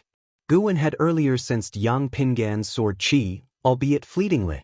Re-encountering his former disciple in a past life, Guwen's feelings were complex. The sword god raised his right hand, using his finger as a sword chi spilling from the tip. He stared at Guwen and said, "Your sword Tao is strong, the opponent I've been seeking." Guwen, maintaining his celestial dark purple micro-Saint Tao body, the sword god unable to see his expression, confusedly asked, "Opponent? I traverse the great thousand world, seeking strong sword Tao practitioners, all to achieve the strongest sword Tao, and you are qualified to be my opponent." The sword god's tone was devoid of emotion, but as his words concluded, a vast sword intent enveloped the void. Guwen distinctly felt the celestial spirit god beneath the world gate open its eyes, staring at them. The previous commotion at the battle court failed to attract the celestial spirit god, but the sword god's sword intent did stir immortal, enough to prove the sword god's might. Such domineering sword intent. Guwen raised his right hand, and the celestial star sword granted by Liya appeared in his grasp. This sword, regarded as a divine weapon in the mortal world, was less sturdy here than a meteor, yet as Guwen's sword chi covered the blade, this sword from the mortal world became the sharpest sword in the universe. The sword god's expression subtly changed, and for some reason, he felt a sense of familiarity emanating from Guwen. He lowered his right hand, sword chi directed downward, as if holding a sword. The void dimmed, the great Tao mist surged, their confrontation causing fluctuations in the space. "Let me see how strong you've become after enduring such long eras." That was what Guwen thought. Yang Xian's only wish before death was to spar with his disciple to elevate his sword Tao. Unfortunately, the celestial spirit god hadn't given him the chance. "You remind me of someone from the past, I will not hold back." The sword god spoke, his sword intent suddenly erupting. The surrounding great Tao mist was instantly obliterated, absolute darkness threatening to engulf them, yet unable to swallow their sword light. Sword against sword, this was a confrontation of sword Tao across the ages. Chapter 499. Establishing a dojo when the sword god's sword intent erupted, Guwen glimpsed into his past through it. During the lengthy ages, that series of peak sword battles continuously pushed the sword god's sword Tao to even higher levels. After defeating an opponent, he would devour their sword Tao, thereby enhancing his own sword Tao. The sword god raised his right hand, pointing his sword chi at Guwen from afar. In an instant, countless sword shadows appeared from the darkness behind him, radiating different sword intents like a starry sky suddenly alight. The vast sword light shone on Guwen, yet it could not expel the demonic chi emanating from his celestial dark purple micro Saint Dao body. Guwen then raised his sword, pointing the celestial star sword directly at the sword god. As he lifted his sword, an incredibly grandiose silver sword shadow appeared behind him, rapidly solidifying, colossal as the heavens and the earth. If one were to move the celestial spirit great world over, they would find it to be only half as long as this sword. Eternal Infinite Divine Sword. The ultimate swordsmanship evolved from the Li family swordsmanship. Guwen did not use Yang Xian's Sacred Heart Sword Dao, fearing the sword god would recognize it. Even without the Sacred Heart Sword Dao, he was confident he could defeat the sword god. Even if they were at the same realm. Having merged the memories of Long Zhan, Lu Han, Zhu, and Yang Xian from past lives, Guwen had effectively become these individuals. Coupled with his own lifespan evolution investment, his strength was unfathomably profound. Apart from the unsolvable Zhu, within the same realm, Guwen felt it very unlikely for him to lose, especially since he was not in the same realm as the sword god. The imposing sword intent of the eternal infinite divine sword was like the universe's sharpest will, causing the sword god to furrow his brow slightly. The sword god did not underestimate Guwen, but he was still frightened by Guwen's sword intent. "What is the name of this sword Dao?" the sword god asked. "Eternal Infinite Divine Sword." Guwen pointed his sword at him, and the eternal infinite divine sword in its state of simplicity and truth burst forth with a dazzling bright light, illuminating half the universe's void. After the sword god muttered, "Eternal Infinite Divine Sword," he promptly waved his hand, and his sword chi slashed out. The endless sword shadows behind him also erupted into vast sword chi, sweeping toward Guwen. Meanwhile, the celestial spirit great world had just regained sunlight and began to tremble, and the beings who had survived the calamity were once again startled, particularly the sword cultivators of the world and the Jianghu swordsmen, whose swords buzzed ceaselessly as if ready to unsheathe at any moment. Zhu Luo Sword Monarch, who was pondering the theory of heaven, looked up in disbelief. "What a domineering sword Dao, and there are actually two," he murmured to himself. His divine sense quickly reached out into the universe, but his divine sense retracted soon after, and his right hand followed to clutch his chest. His sword Dao had rebounded. Had his reaction not been fast enough, his sword Dao might very well have disintegrated. Though he could not see the figures of Guwen and the sword god, he could only see the two vast sword Daos. Even without seeing the masters of the sword Daos, Zhu Luo Sword Monarch guessed. It must be the supporting Dao sword venerable and the sword god. He had previously guessed that the sword god had come to this universe, but now that the two were actually clashing, he was again astonished. What level of achievement in sword Dao was needed to possess such vast momentum?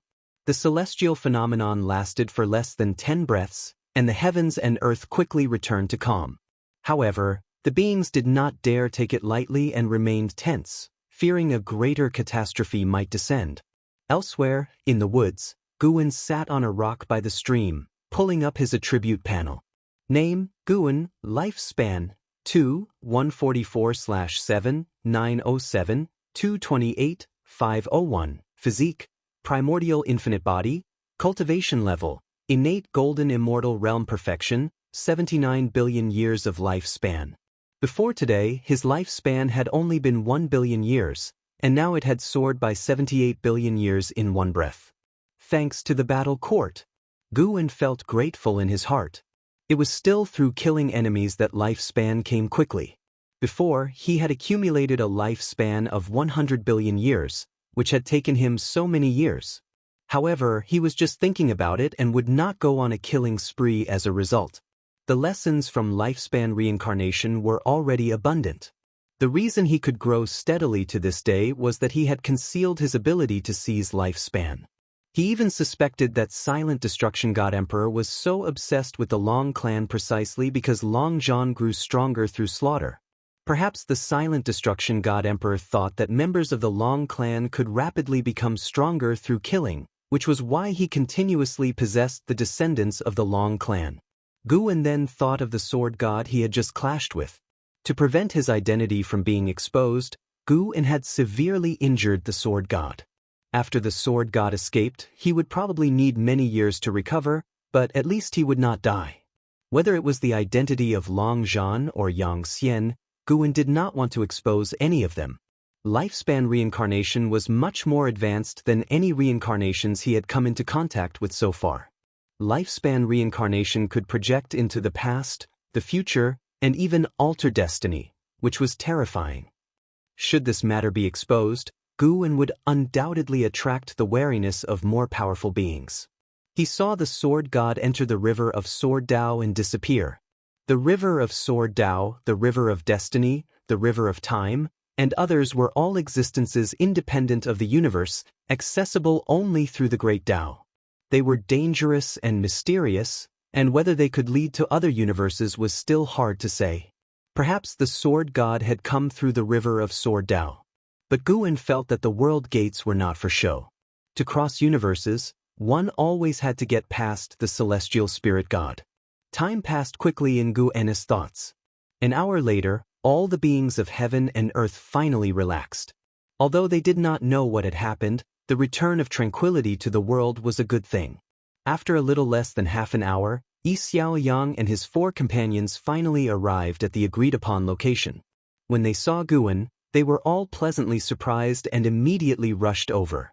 3 youths burst into tears on the spot, having been scared out of their wits by the sudden darkness that had fallen over the world. Guan watched them with a smile and did not comfort them, letting them vent on their own. Yi Xiaoyang turned to Guan and asked, "Immortal, do you know why the skies suddenly darkened earlier?" Guan shook his head and said, "How would I know? I only know a little about the art of immortal cultivation." "You really think I'm an immortal? This world is much bigger than you think. It will be more interesting for you to explore on your own than to ask me." Upon hearing this, Yi Xiaoyang fell into endless daydreams. Once they had calmed down, Guan began to teach them the method of qi refinement. The talents of these 5 were not bad. In less than half a day, all had cultivated a thread of spiritual power. It was not until evening that Guan let them go back. Compared to their first farewell, the 5 felt more relaxed, believing that Guan truly intended to teach them. After watching them disappear into the depths of the forest, Guan headed in the opposite direction. With one step, he arrived thousands of miles away. This place was rarely tread by mortals, abundant in spiritual energy, with more plant demons than beast demons. Guan arrived at the top of a high mountain. He stood on the edge of a cliff, his mind moved, and he began to create the lifespan dojo.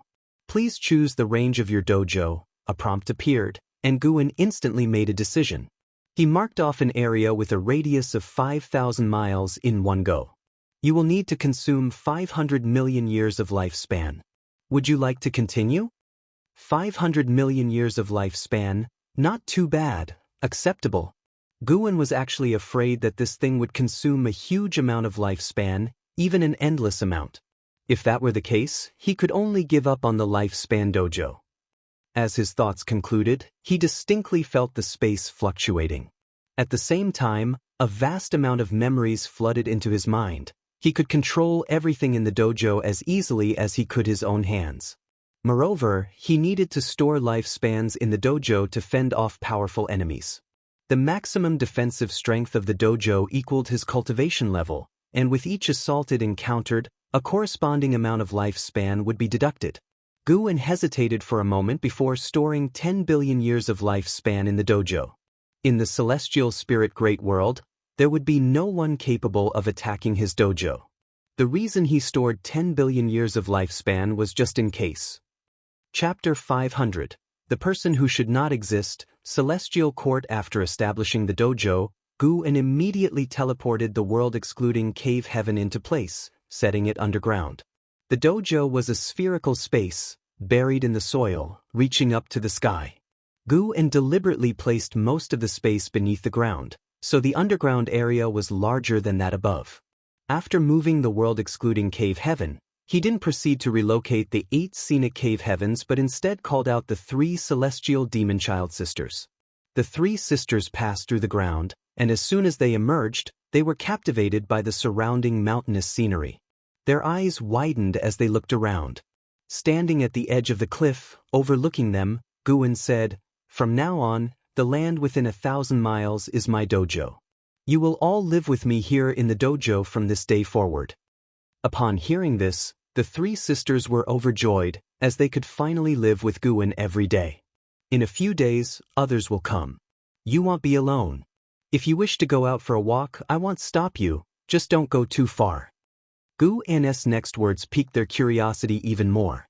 For over 2,000 years, they hadn't met any other beings, but now they eagerly anticipated meeting new people. The three sisters immediately flew to Guwen's side, chirping away with endless questions. Guwen answered patiently, his face brimming with smiles. Seeing them so happy made him feel content as well. 15 billion years of lifespan had not been spent in vain. In the following days, Guwen moved the 8 scenic cave heavens and mountain of 10,000 swords from the 3rd Medicine Valley, taking an Exen, Blood Prison Great Saint, and White Spirit Rat with him. Afterward, he went back to the Profound Valley alone, summoning Jianghu and Shengtian to inform them of his departure and prepare to disperse the disciples of the Profound Valley. As soon as the teacher and disciple heard this, they immediately knelt down and begged Guwen to take them with him. Guwen feigned hesitation before asking if they were willing to give up their freedom. Both agreed. Guwen deliberately waited a few days to allow the two to dismiss the disciples. After all the disciples had left, Guwen then teleported the entire Profound Valley away. Supporting Dao's sword Venerable had departed. This event eventually spread within the Supreme Sect, causing a significant stir. The 3rd Medicine Valley also experienced a brief tumult, with Long Qing taking over as Valley Master to prevent the disciples from feeling disheartened. The Supreme Sect's higher-ups began to ingratiate themselves with Long Qing, believing that he would become a go-between with Gu in supporting Dao's sword Venerable was sure to return. Meanwhile, the Holy Court and Immortal Dynasty announced the truth about the calamity from a few days prior to all the world's people. The words, "Battle Court," spread rapidly, and supporting Dao's sword Venerable's merits were widely publicized. In this era where the Heavenly Dao was the ultimate truth, the name supporting Dao's sword Venerable made beings feel it was even stronger and more trustworthy than the Heavenly Dao for the first time.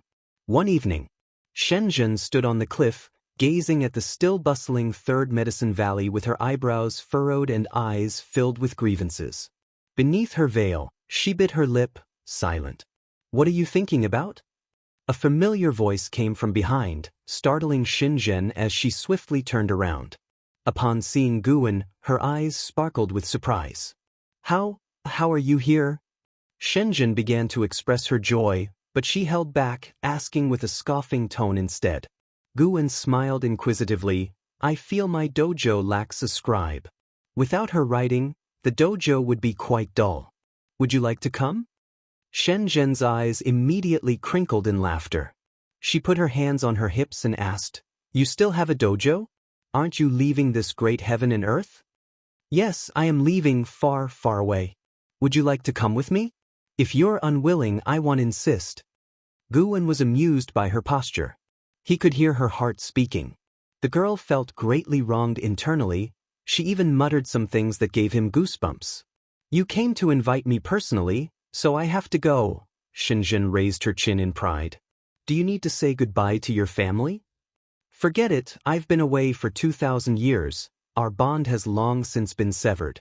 They haven't written to me in 1,000 years." Shenzhen said nonchalantly. Hearing this, Guwen didn't ask further and simply waved his sleeve, taking her away. A breeze blew past, leaving no trace of their footsteps. Shenzhen only felt darkness before her eyes, and when she opened them again, she was still standing on a mountain, but the scenery in front had changed abruptly. She just happened to witness in Shengtian and Blood Prison Great Saints sparring figures, battling fiercely in the sky, casting various spells with ease, a truly spectacular sight. The wind stirred up by their combat blew her veil, causing her eyes to widen involuntarily. "Elder Shin, you came too?" A voice of surprise came through, only to see an Exen appear out of thin air beside Shenzhen. Shenzhen turned her head to look at an Exen and was secretly astonished. Such quick speed. Suddenly, she found an Exen gave her an unfathomable feeling. She subconsciously looked back at Guan, relieved to see that he was still there. It's not an illusion realm. An Exen, take care of her. Guan dropped these words and then turned and left, preparing to make a trip to the North Sea mountain ridge. Shenzhen just wanted to speak when Guan disappeared on the spot. An Exen covered her mouth and laughed. Stop staring, your eyes will fall out. In the future, you'll see him day and night until you grow tired of it. Shenzhen turned her head to look at her, unable to refrain from asking, what place is this exactly? The setting sun was desolate and beautiful, with strong winds rising. An Exen turned and looked toward the distant continuous mountains, her gaze becoming evasive. This is Master's dojo, he calls it Wuxia. Under the starry sky, the mountains undulated, the hills were covered with white bones, devoid of flowers, grass, or trees. A sword chi suddenly appeared on the hillside, followed by the figure of the sword god, who sat cross-legged, surrounded by sword shadows. His face was deathly pale, with even golden cracks appearing, as if it were about to split open at any moment. You failed. An old voice sounded, echoing through the mountains, lingering for a long time. The sword god remained silent, his eyes tightly shut, clearly enduring immense pain. Eternal infinite divine sword? Such a domineering sword intent. However, this sword Dao still doesn't compare to yours. It's only that the man's strength is greater than yours. This difference in sword Dao is insurmountable. The old voice sounded again, filled with emotion. Not long after his words fell, an elder clad in a white robe with white hair appeared behind the sword god. He was barefoot, emanating a faint white light as if he were an immortal ready to ascend at any moment. He raised his right hand, extending 2 fingers, touching the back of the sword god's neck. The sword god's clothes began to flutter violently as sword chi surged from the starry sky, like a tornado pouring into the sword god's body. The white-haired elder uttered in surprise, seemingly sensing something. The sword god opened his eyes, asking, "What? Even you can't drive it away?" The white-haired elder spoke. "Though I cannot see its form, I can confirm, this is Lu Qixian's Dao Destruction Destiny Seal. That person must have a connection with Lu Qiuxian." The sword god frowned, his eyes full of confusion. "Lu Qiuxian, like you, is attached to the river of the great Dao. However, he is even older than you. Who knows how many destinies are intertwined in his long life? It's normal that you can't calculate it." The white-haired elder spoke with a sense of loss, but then a smile appeared on his face, asking, "Encountering such a sword Dao master is a good thing for you. You've won too many times, it's about time you lost. At least this time your opponent didn't finish you. From their sword intent, it would not be difficult to completely destroy you." The sword god took a deep breath and said, "I know. I don't hold a grudge against him. It's just that he makes me feel like a person, like someone who shouldn't exist." The white-haired elder couldn't help but shake his head, speaking, "Your master died a long time ago, why be so obsessed with him still?" "No, you don't understand. I have a feeling that although my master is dead, he still exists. The strengthening Sacred Heart Sword Dao in the river of Sword Dao is the best proof." The sword god looked up at the starry sky, his gaze unwaveringly firm. The white-haired elder sighed, no longer speaking.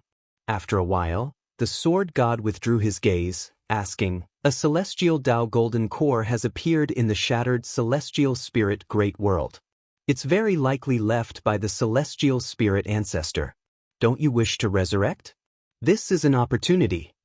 The white-haired elder laughed softly. The celestial spirit ancestor's golden core is not easy to take.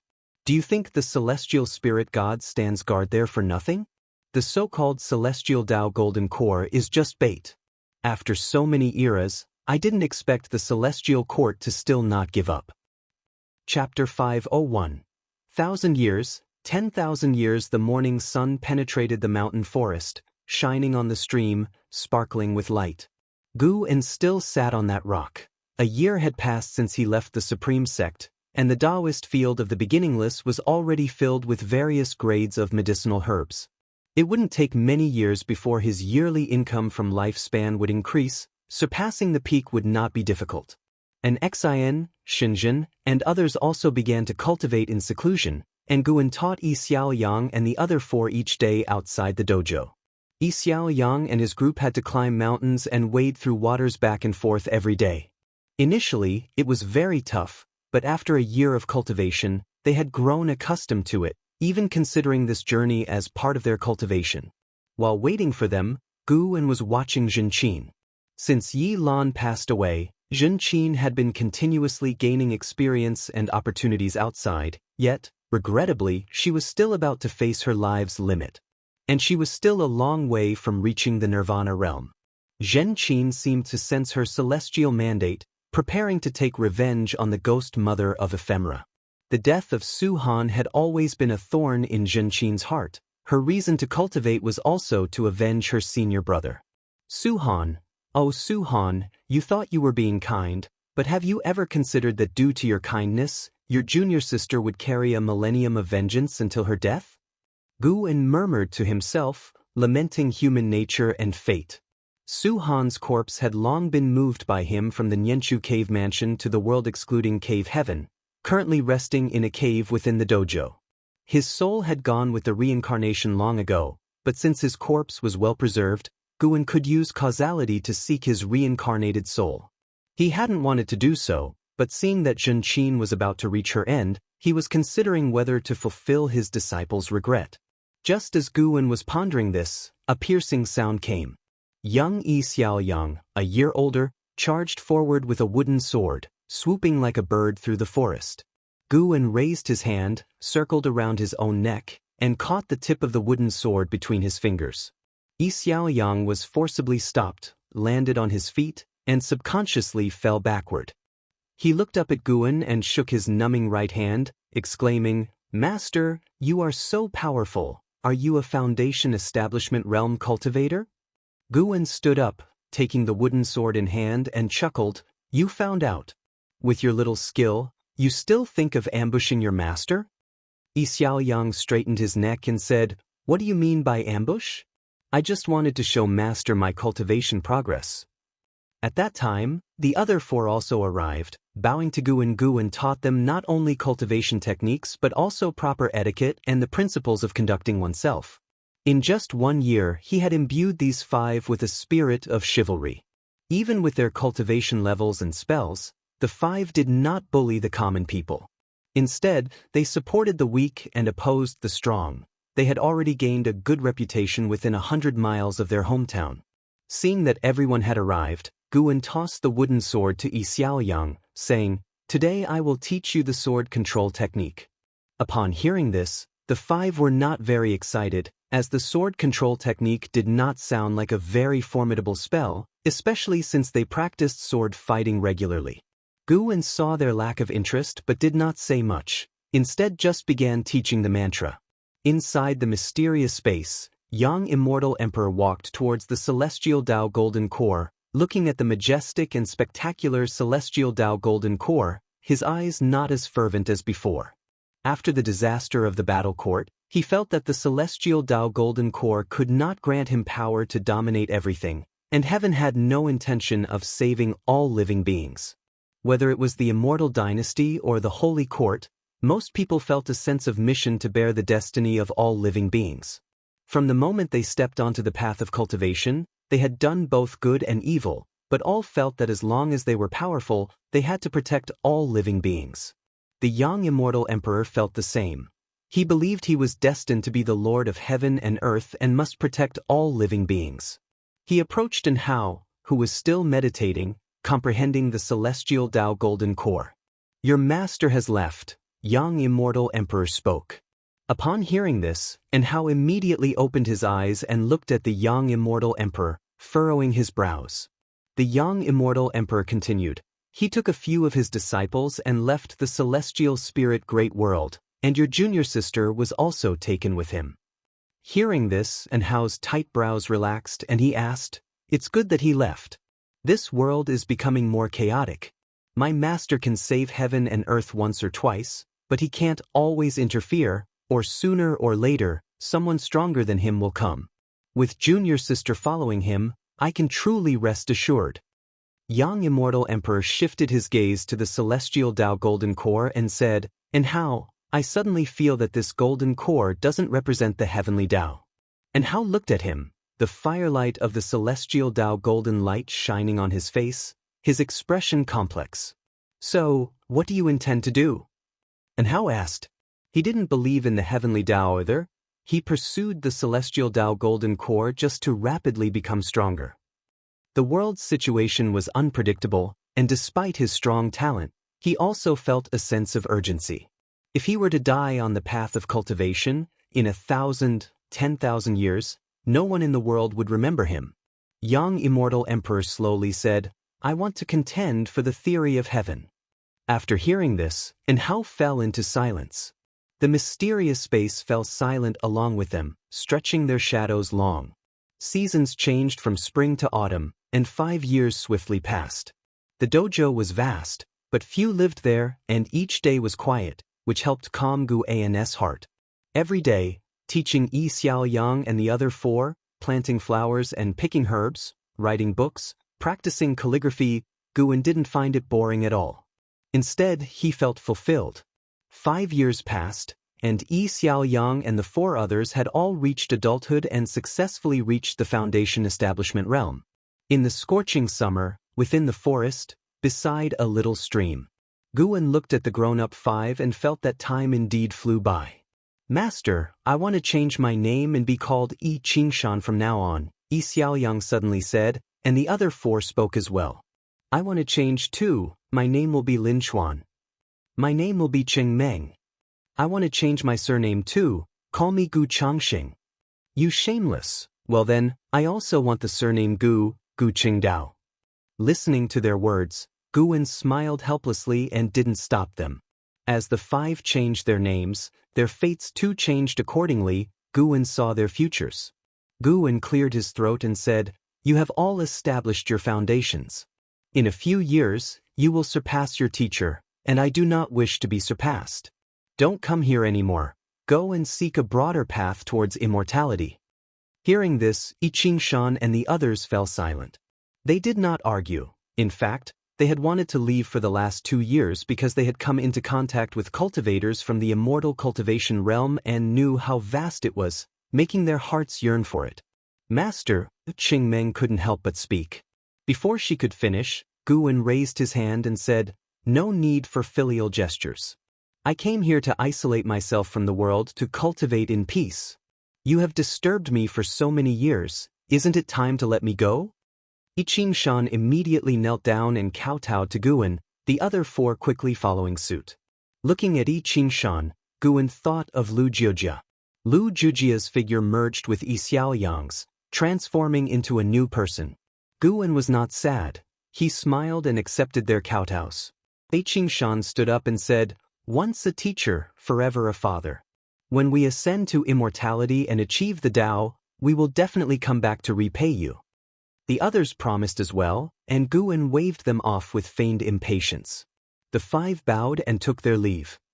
A few steps later, Yi Qingshan could not help but look back, just as he did the first time he parted from Guan. He saw Guan under the shade of the trees, the feeling of reluctance from his youth resurfacing. Now, stronger than he was 6 years ago, he was not swayed by emotions, quickly turning back to disappear into the woods with his companions. Guan stretched his arms and yawned. Twisting his neck, he said, "Finally sent them off. See you in 1,000 years." He turned and walked in another direction through the forest. Just as he stepped over the stream, a plump white spirit rat dashed out. It quickly shrank in size and landed on Guan's shoulder. "Master, are those 5 your disciples?" the white spirit rat asked curiously, still with the voice of a young boy. Guan laughed and said, "Of course they are. Why do you ask? You only taught them for a few years before sending them away. I thought they were like the disciples from the Third Medicine Valley or Profound Valley. They will come back. They will accompany us for 1,000, 10,000 years, and you will have to be their support." "Really?" The white spirit rat widened its eyes in surprise. Chapter 502 Once yearned for dark clouds cloaked the sky, and a drizzle fell unceasingly. Between the mountains, trees were toppled, pits and holes covered the landscape, reeking of the burnt aftermath that extended for 100 miles, a testament to the battle that had occurred. At this moment, 3 women stood in a standoff: Zhen Qin, Jiang Qiong, and the ghost mother of Ephemera, each bearing injuries. The ghost mother of Ephemera, with disheveled hair, stood amidst the wreckage, her face smeared with blood as she scanned her surroundings, trapped by an array of 8 flags. Outside the formation, Jiang Qiong hovered in the air. Her injuries were not as severe as the ghost mother's, but her heaving chest betrayed her exhaustion. Zhen Qin stood atop a cliff, wielding a treasure sword, surrounded by spinning blades that glittered with golden light. She looked down at the ghost mother of Ephemera with a gaze cold as ice. The ghost mother of Ephemera turned to Jiang Qiong and gritted her teeth. "Sect leader, after I have supported you for so many years, do you truly intend to help an outsider kill me?" Jiang Qiong sneered back. "How do you know that she is an outsider, and you are not?" The ghost mother of Ephemera took a deep breath and said, "Aren't you afraid of the supporting Dao Sword Venerable's return? Don't you know that she is the supporting Dao Sword Venerable's disciple?" Faced with Jiang Qiong's mockery, the ghost mother of Ephemera fell silent. Zhen Qin raised her sword and declared, "Ghost mother of Ephemera, today I shall avenge my senior brother Su Han." Upon hearing the name Su Han, the face of the ghost mother of Ephemera did not change. She lowered her head, seemingly resigned to her fate. Immediately, Jiang Qiong cast a spell. The flags around the formation fluttered violently, whipping up a fierce wind that stirred chains of cyan to bind the ghost mother of Ephemera, who did not resist.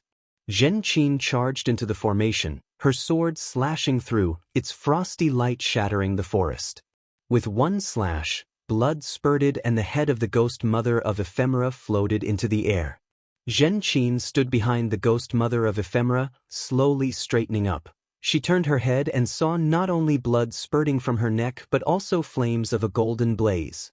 The soul of the ghost mother of Ephemera emerged, unable to escape from her severed neck. Zhen Qin, looking upon this, felt no joy, only a sense of relief followed by an overwhelming fatigue.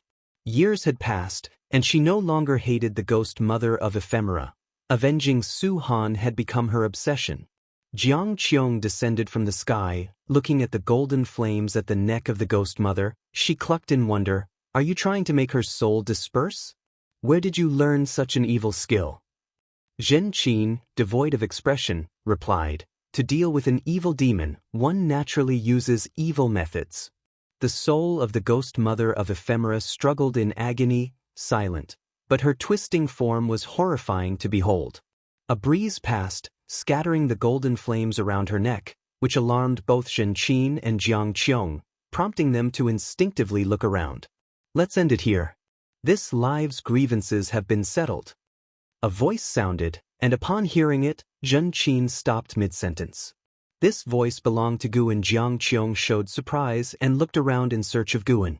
The soul of the ghost mother of Ephemera flew out from her corpse. Zhen Qin's sword was no ordinary sword. Its slash severed all her lifelines, leaving her either to find a new vessel or wait for reincarnation.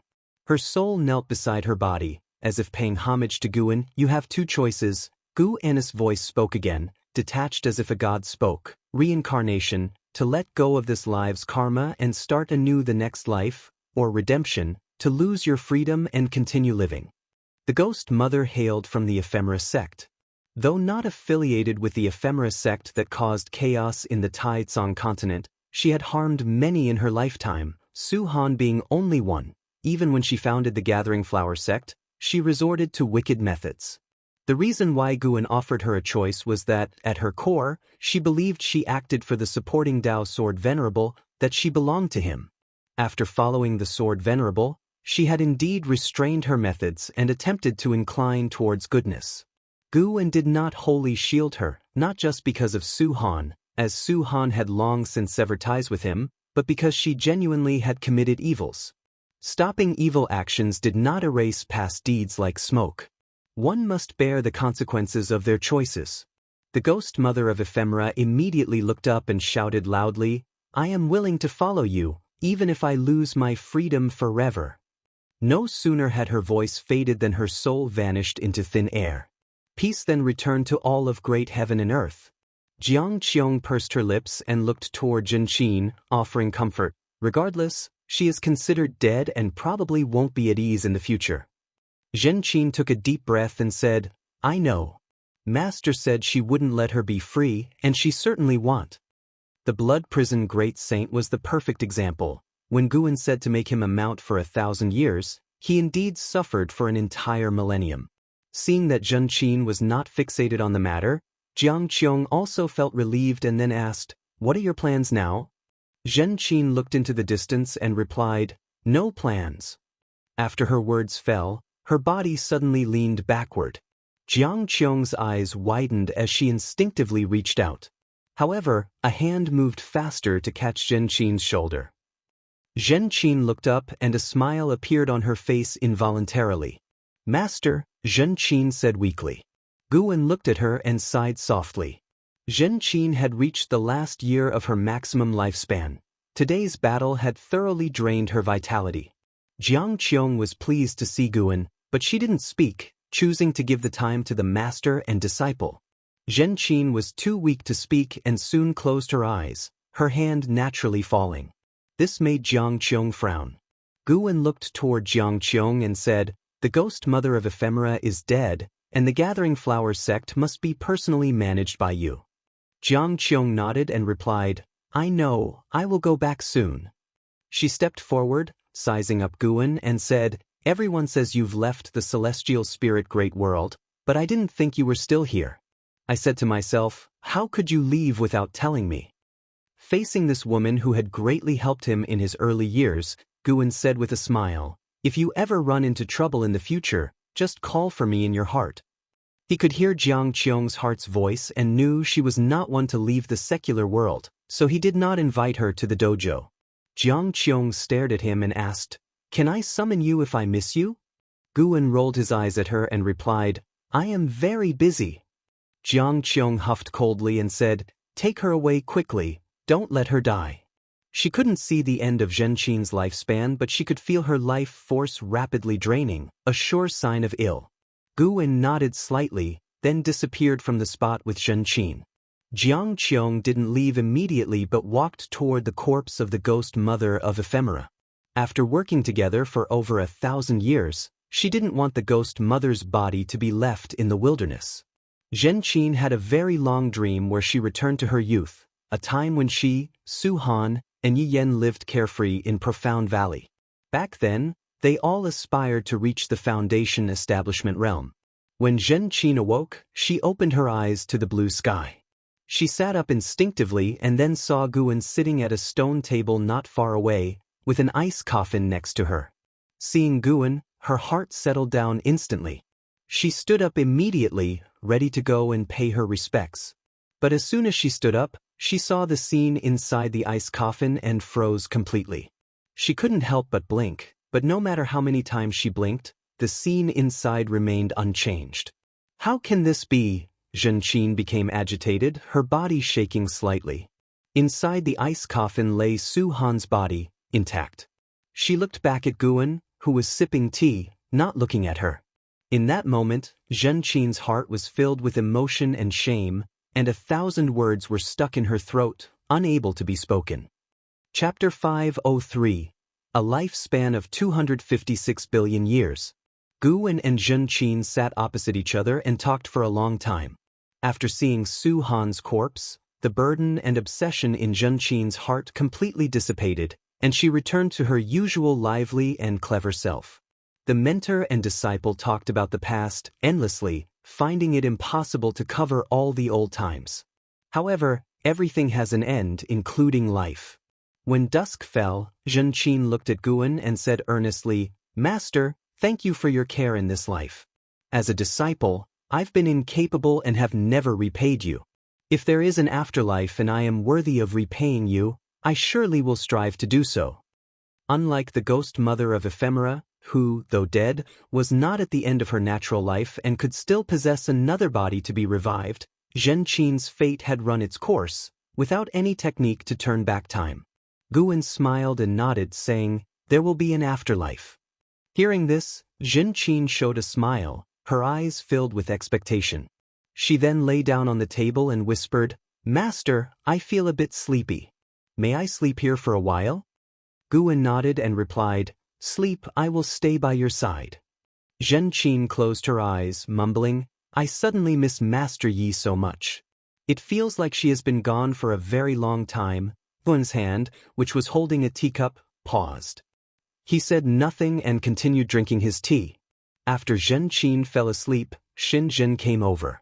She looked at Zhen Qin about to speak, but her brow furrowed, and she approached Guwen asking, "Are you okay?" She knew Zhen Qin's place in Guwen's heart, and, thinking of how Yi Lan, Xiaochuan, and others' deaths affected Guwen, she couldn't help but worry.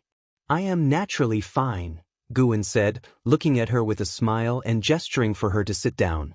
Shenzhen took a seat, her gaze constantly on Guwen. As Guwen poured her tea, he said, "Do you think it's absurd? Someone with my cultivation level, yet unable to control life and death?" Shenzhen was secretly surprised. How did Guwen see through what she was thinking? She spoke truthfully, "Indeed, you are the strongest being in my mind.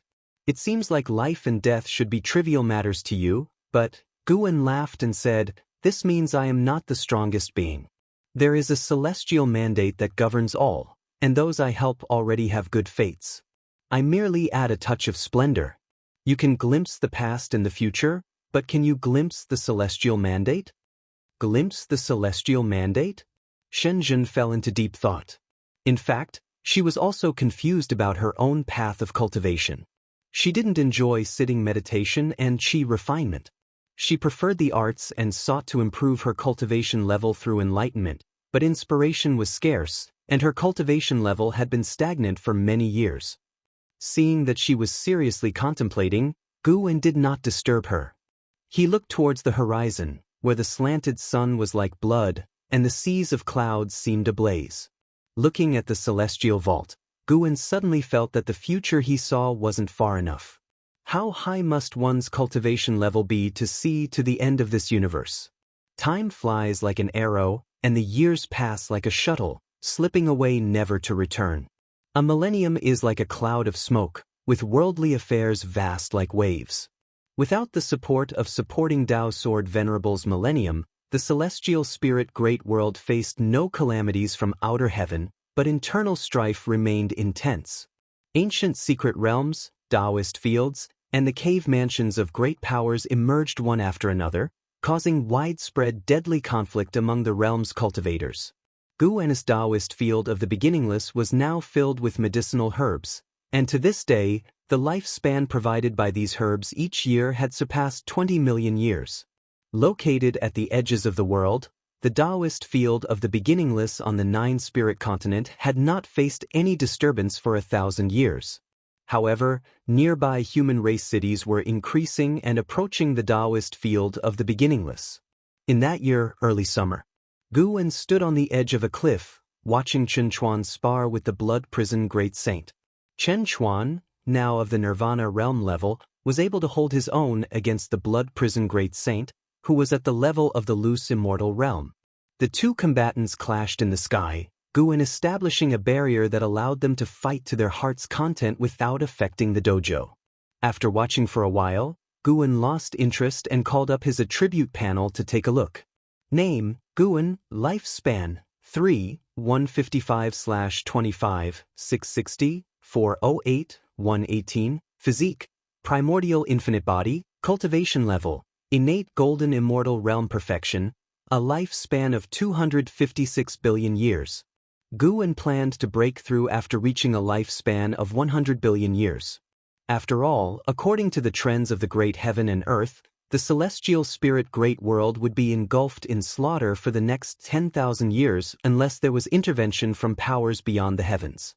Such slaughter was not meaningless. Guwen could feel that the number of all living beings in the world had decreased by 10% compared to 1,000 years ago, but this also gave rise to more talents and great powers.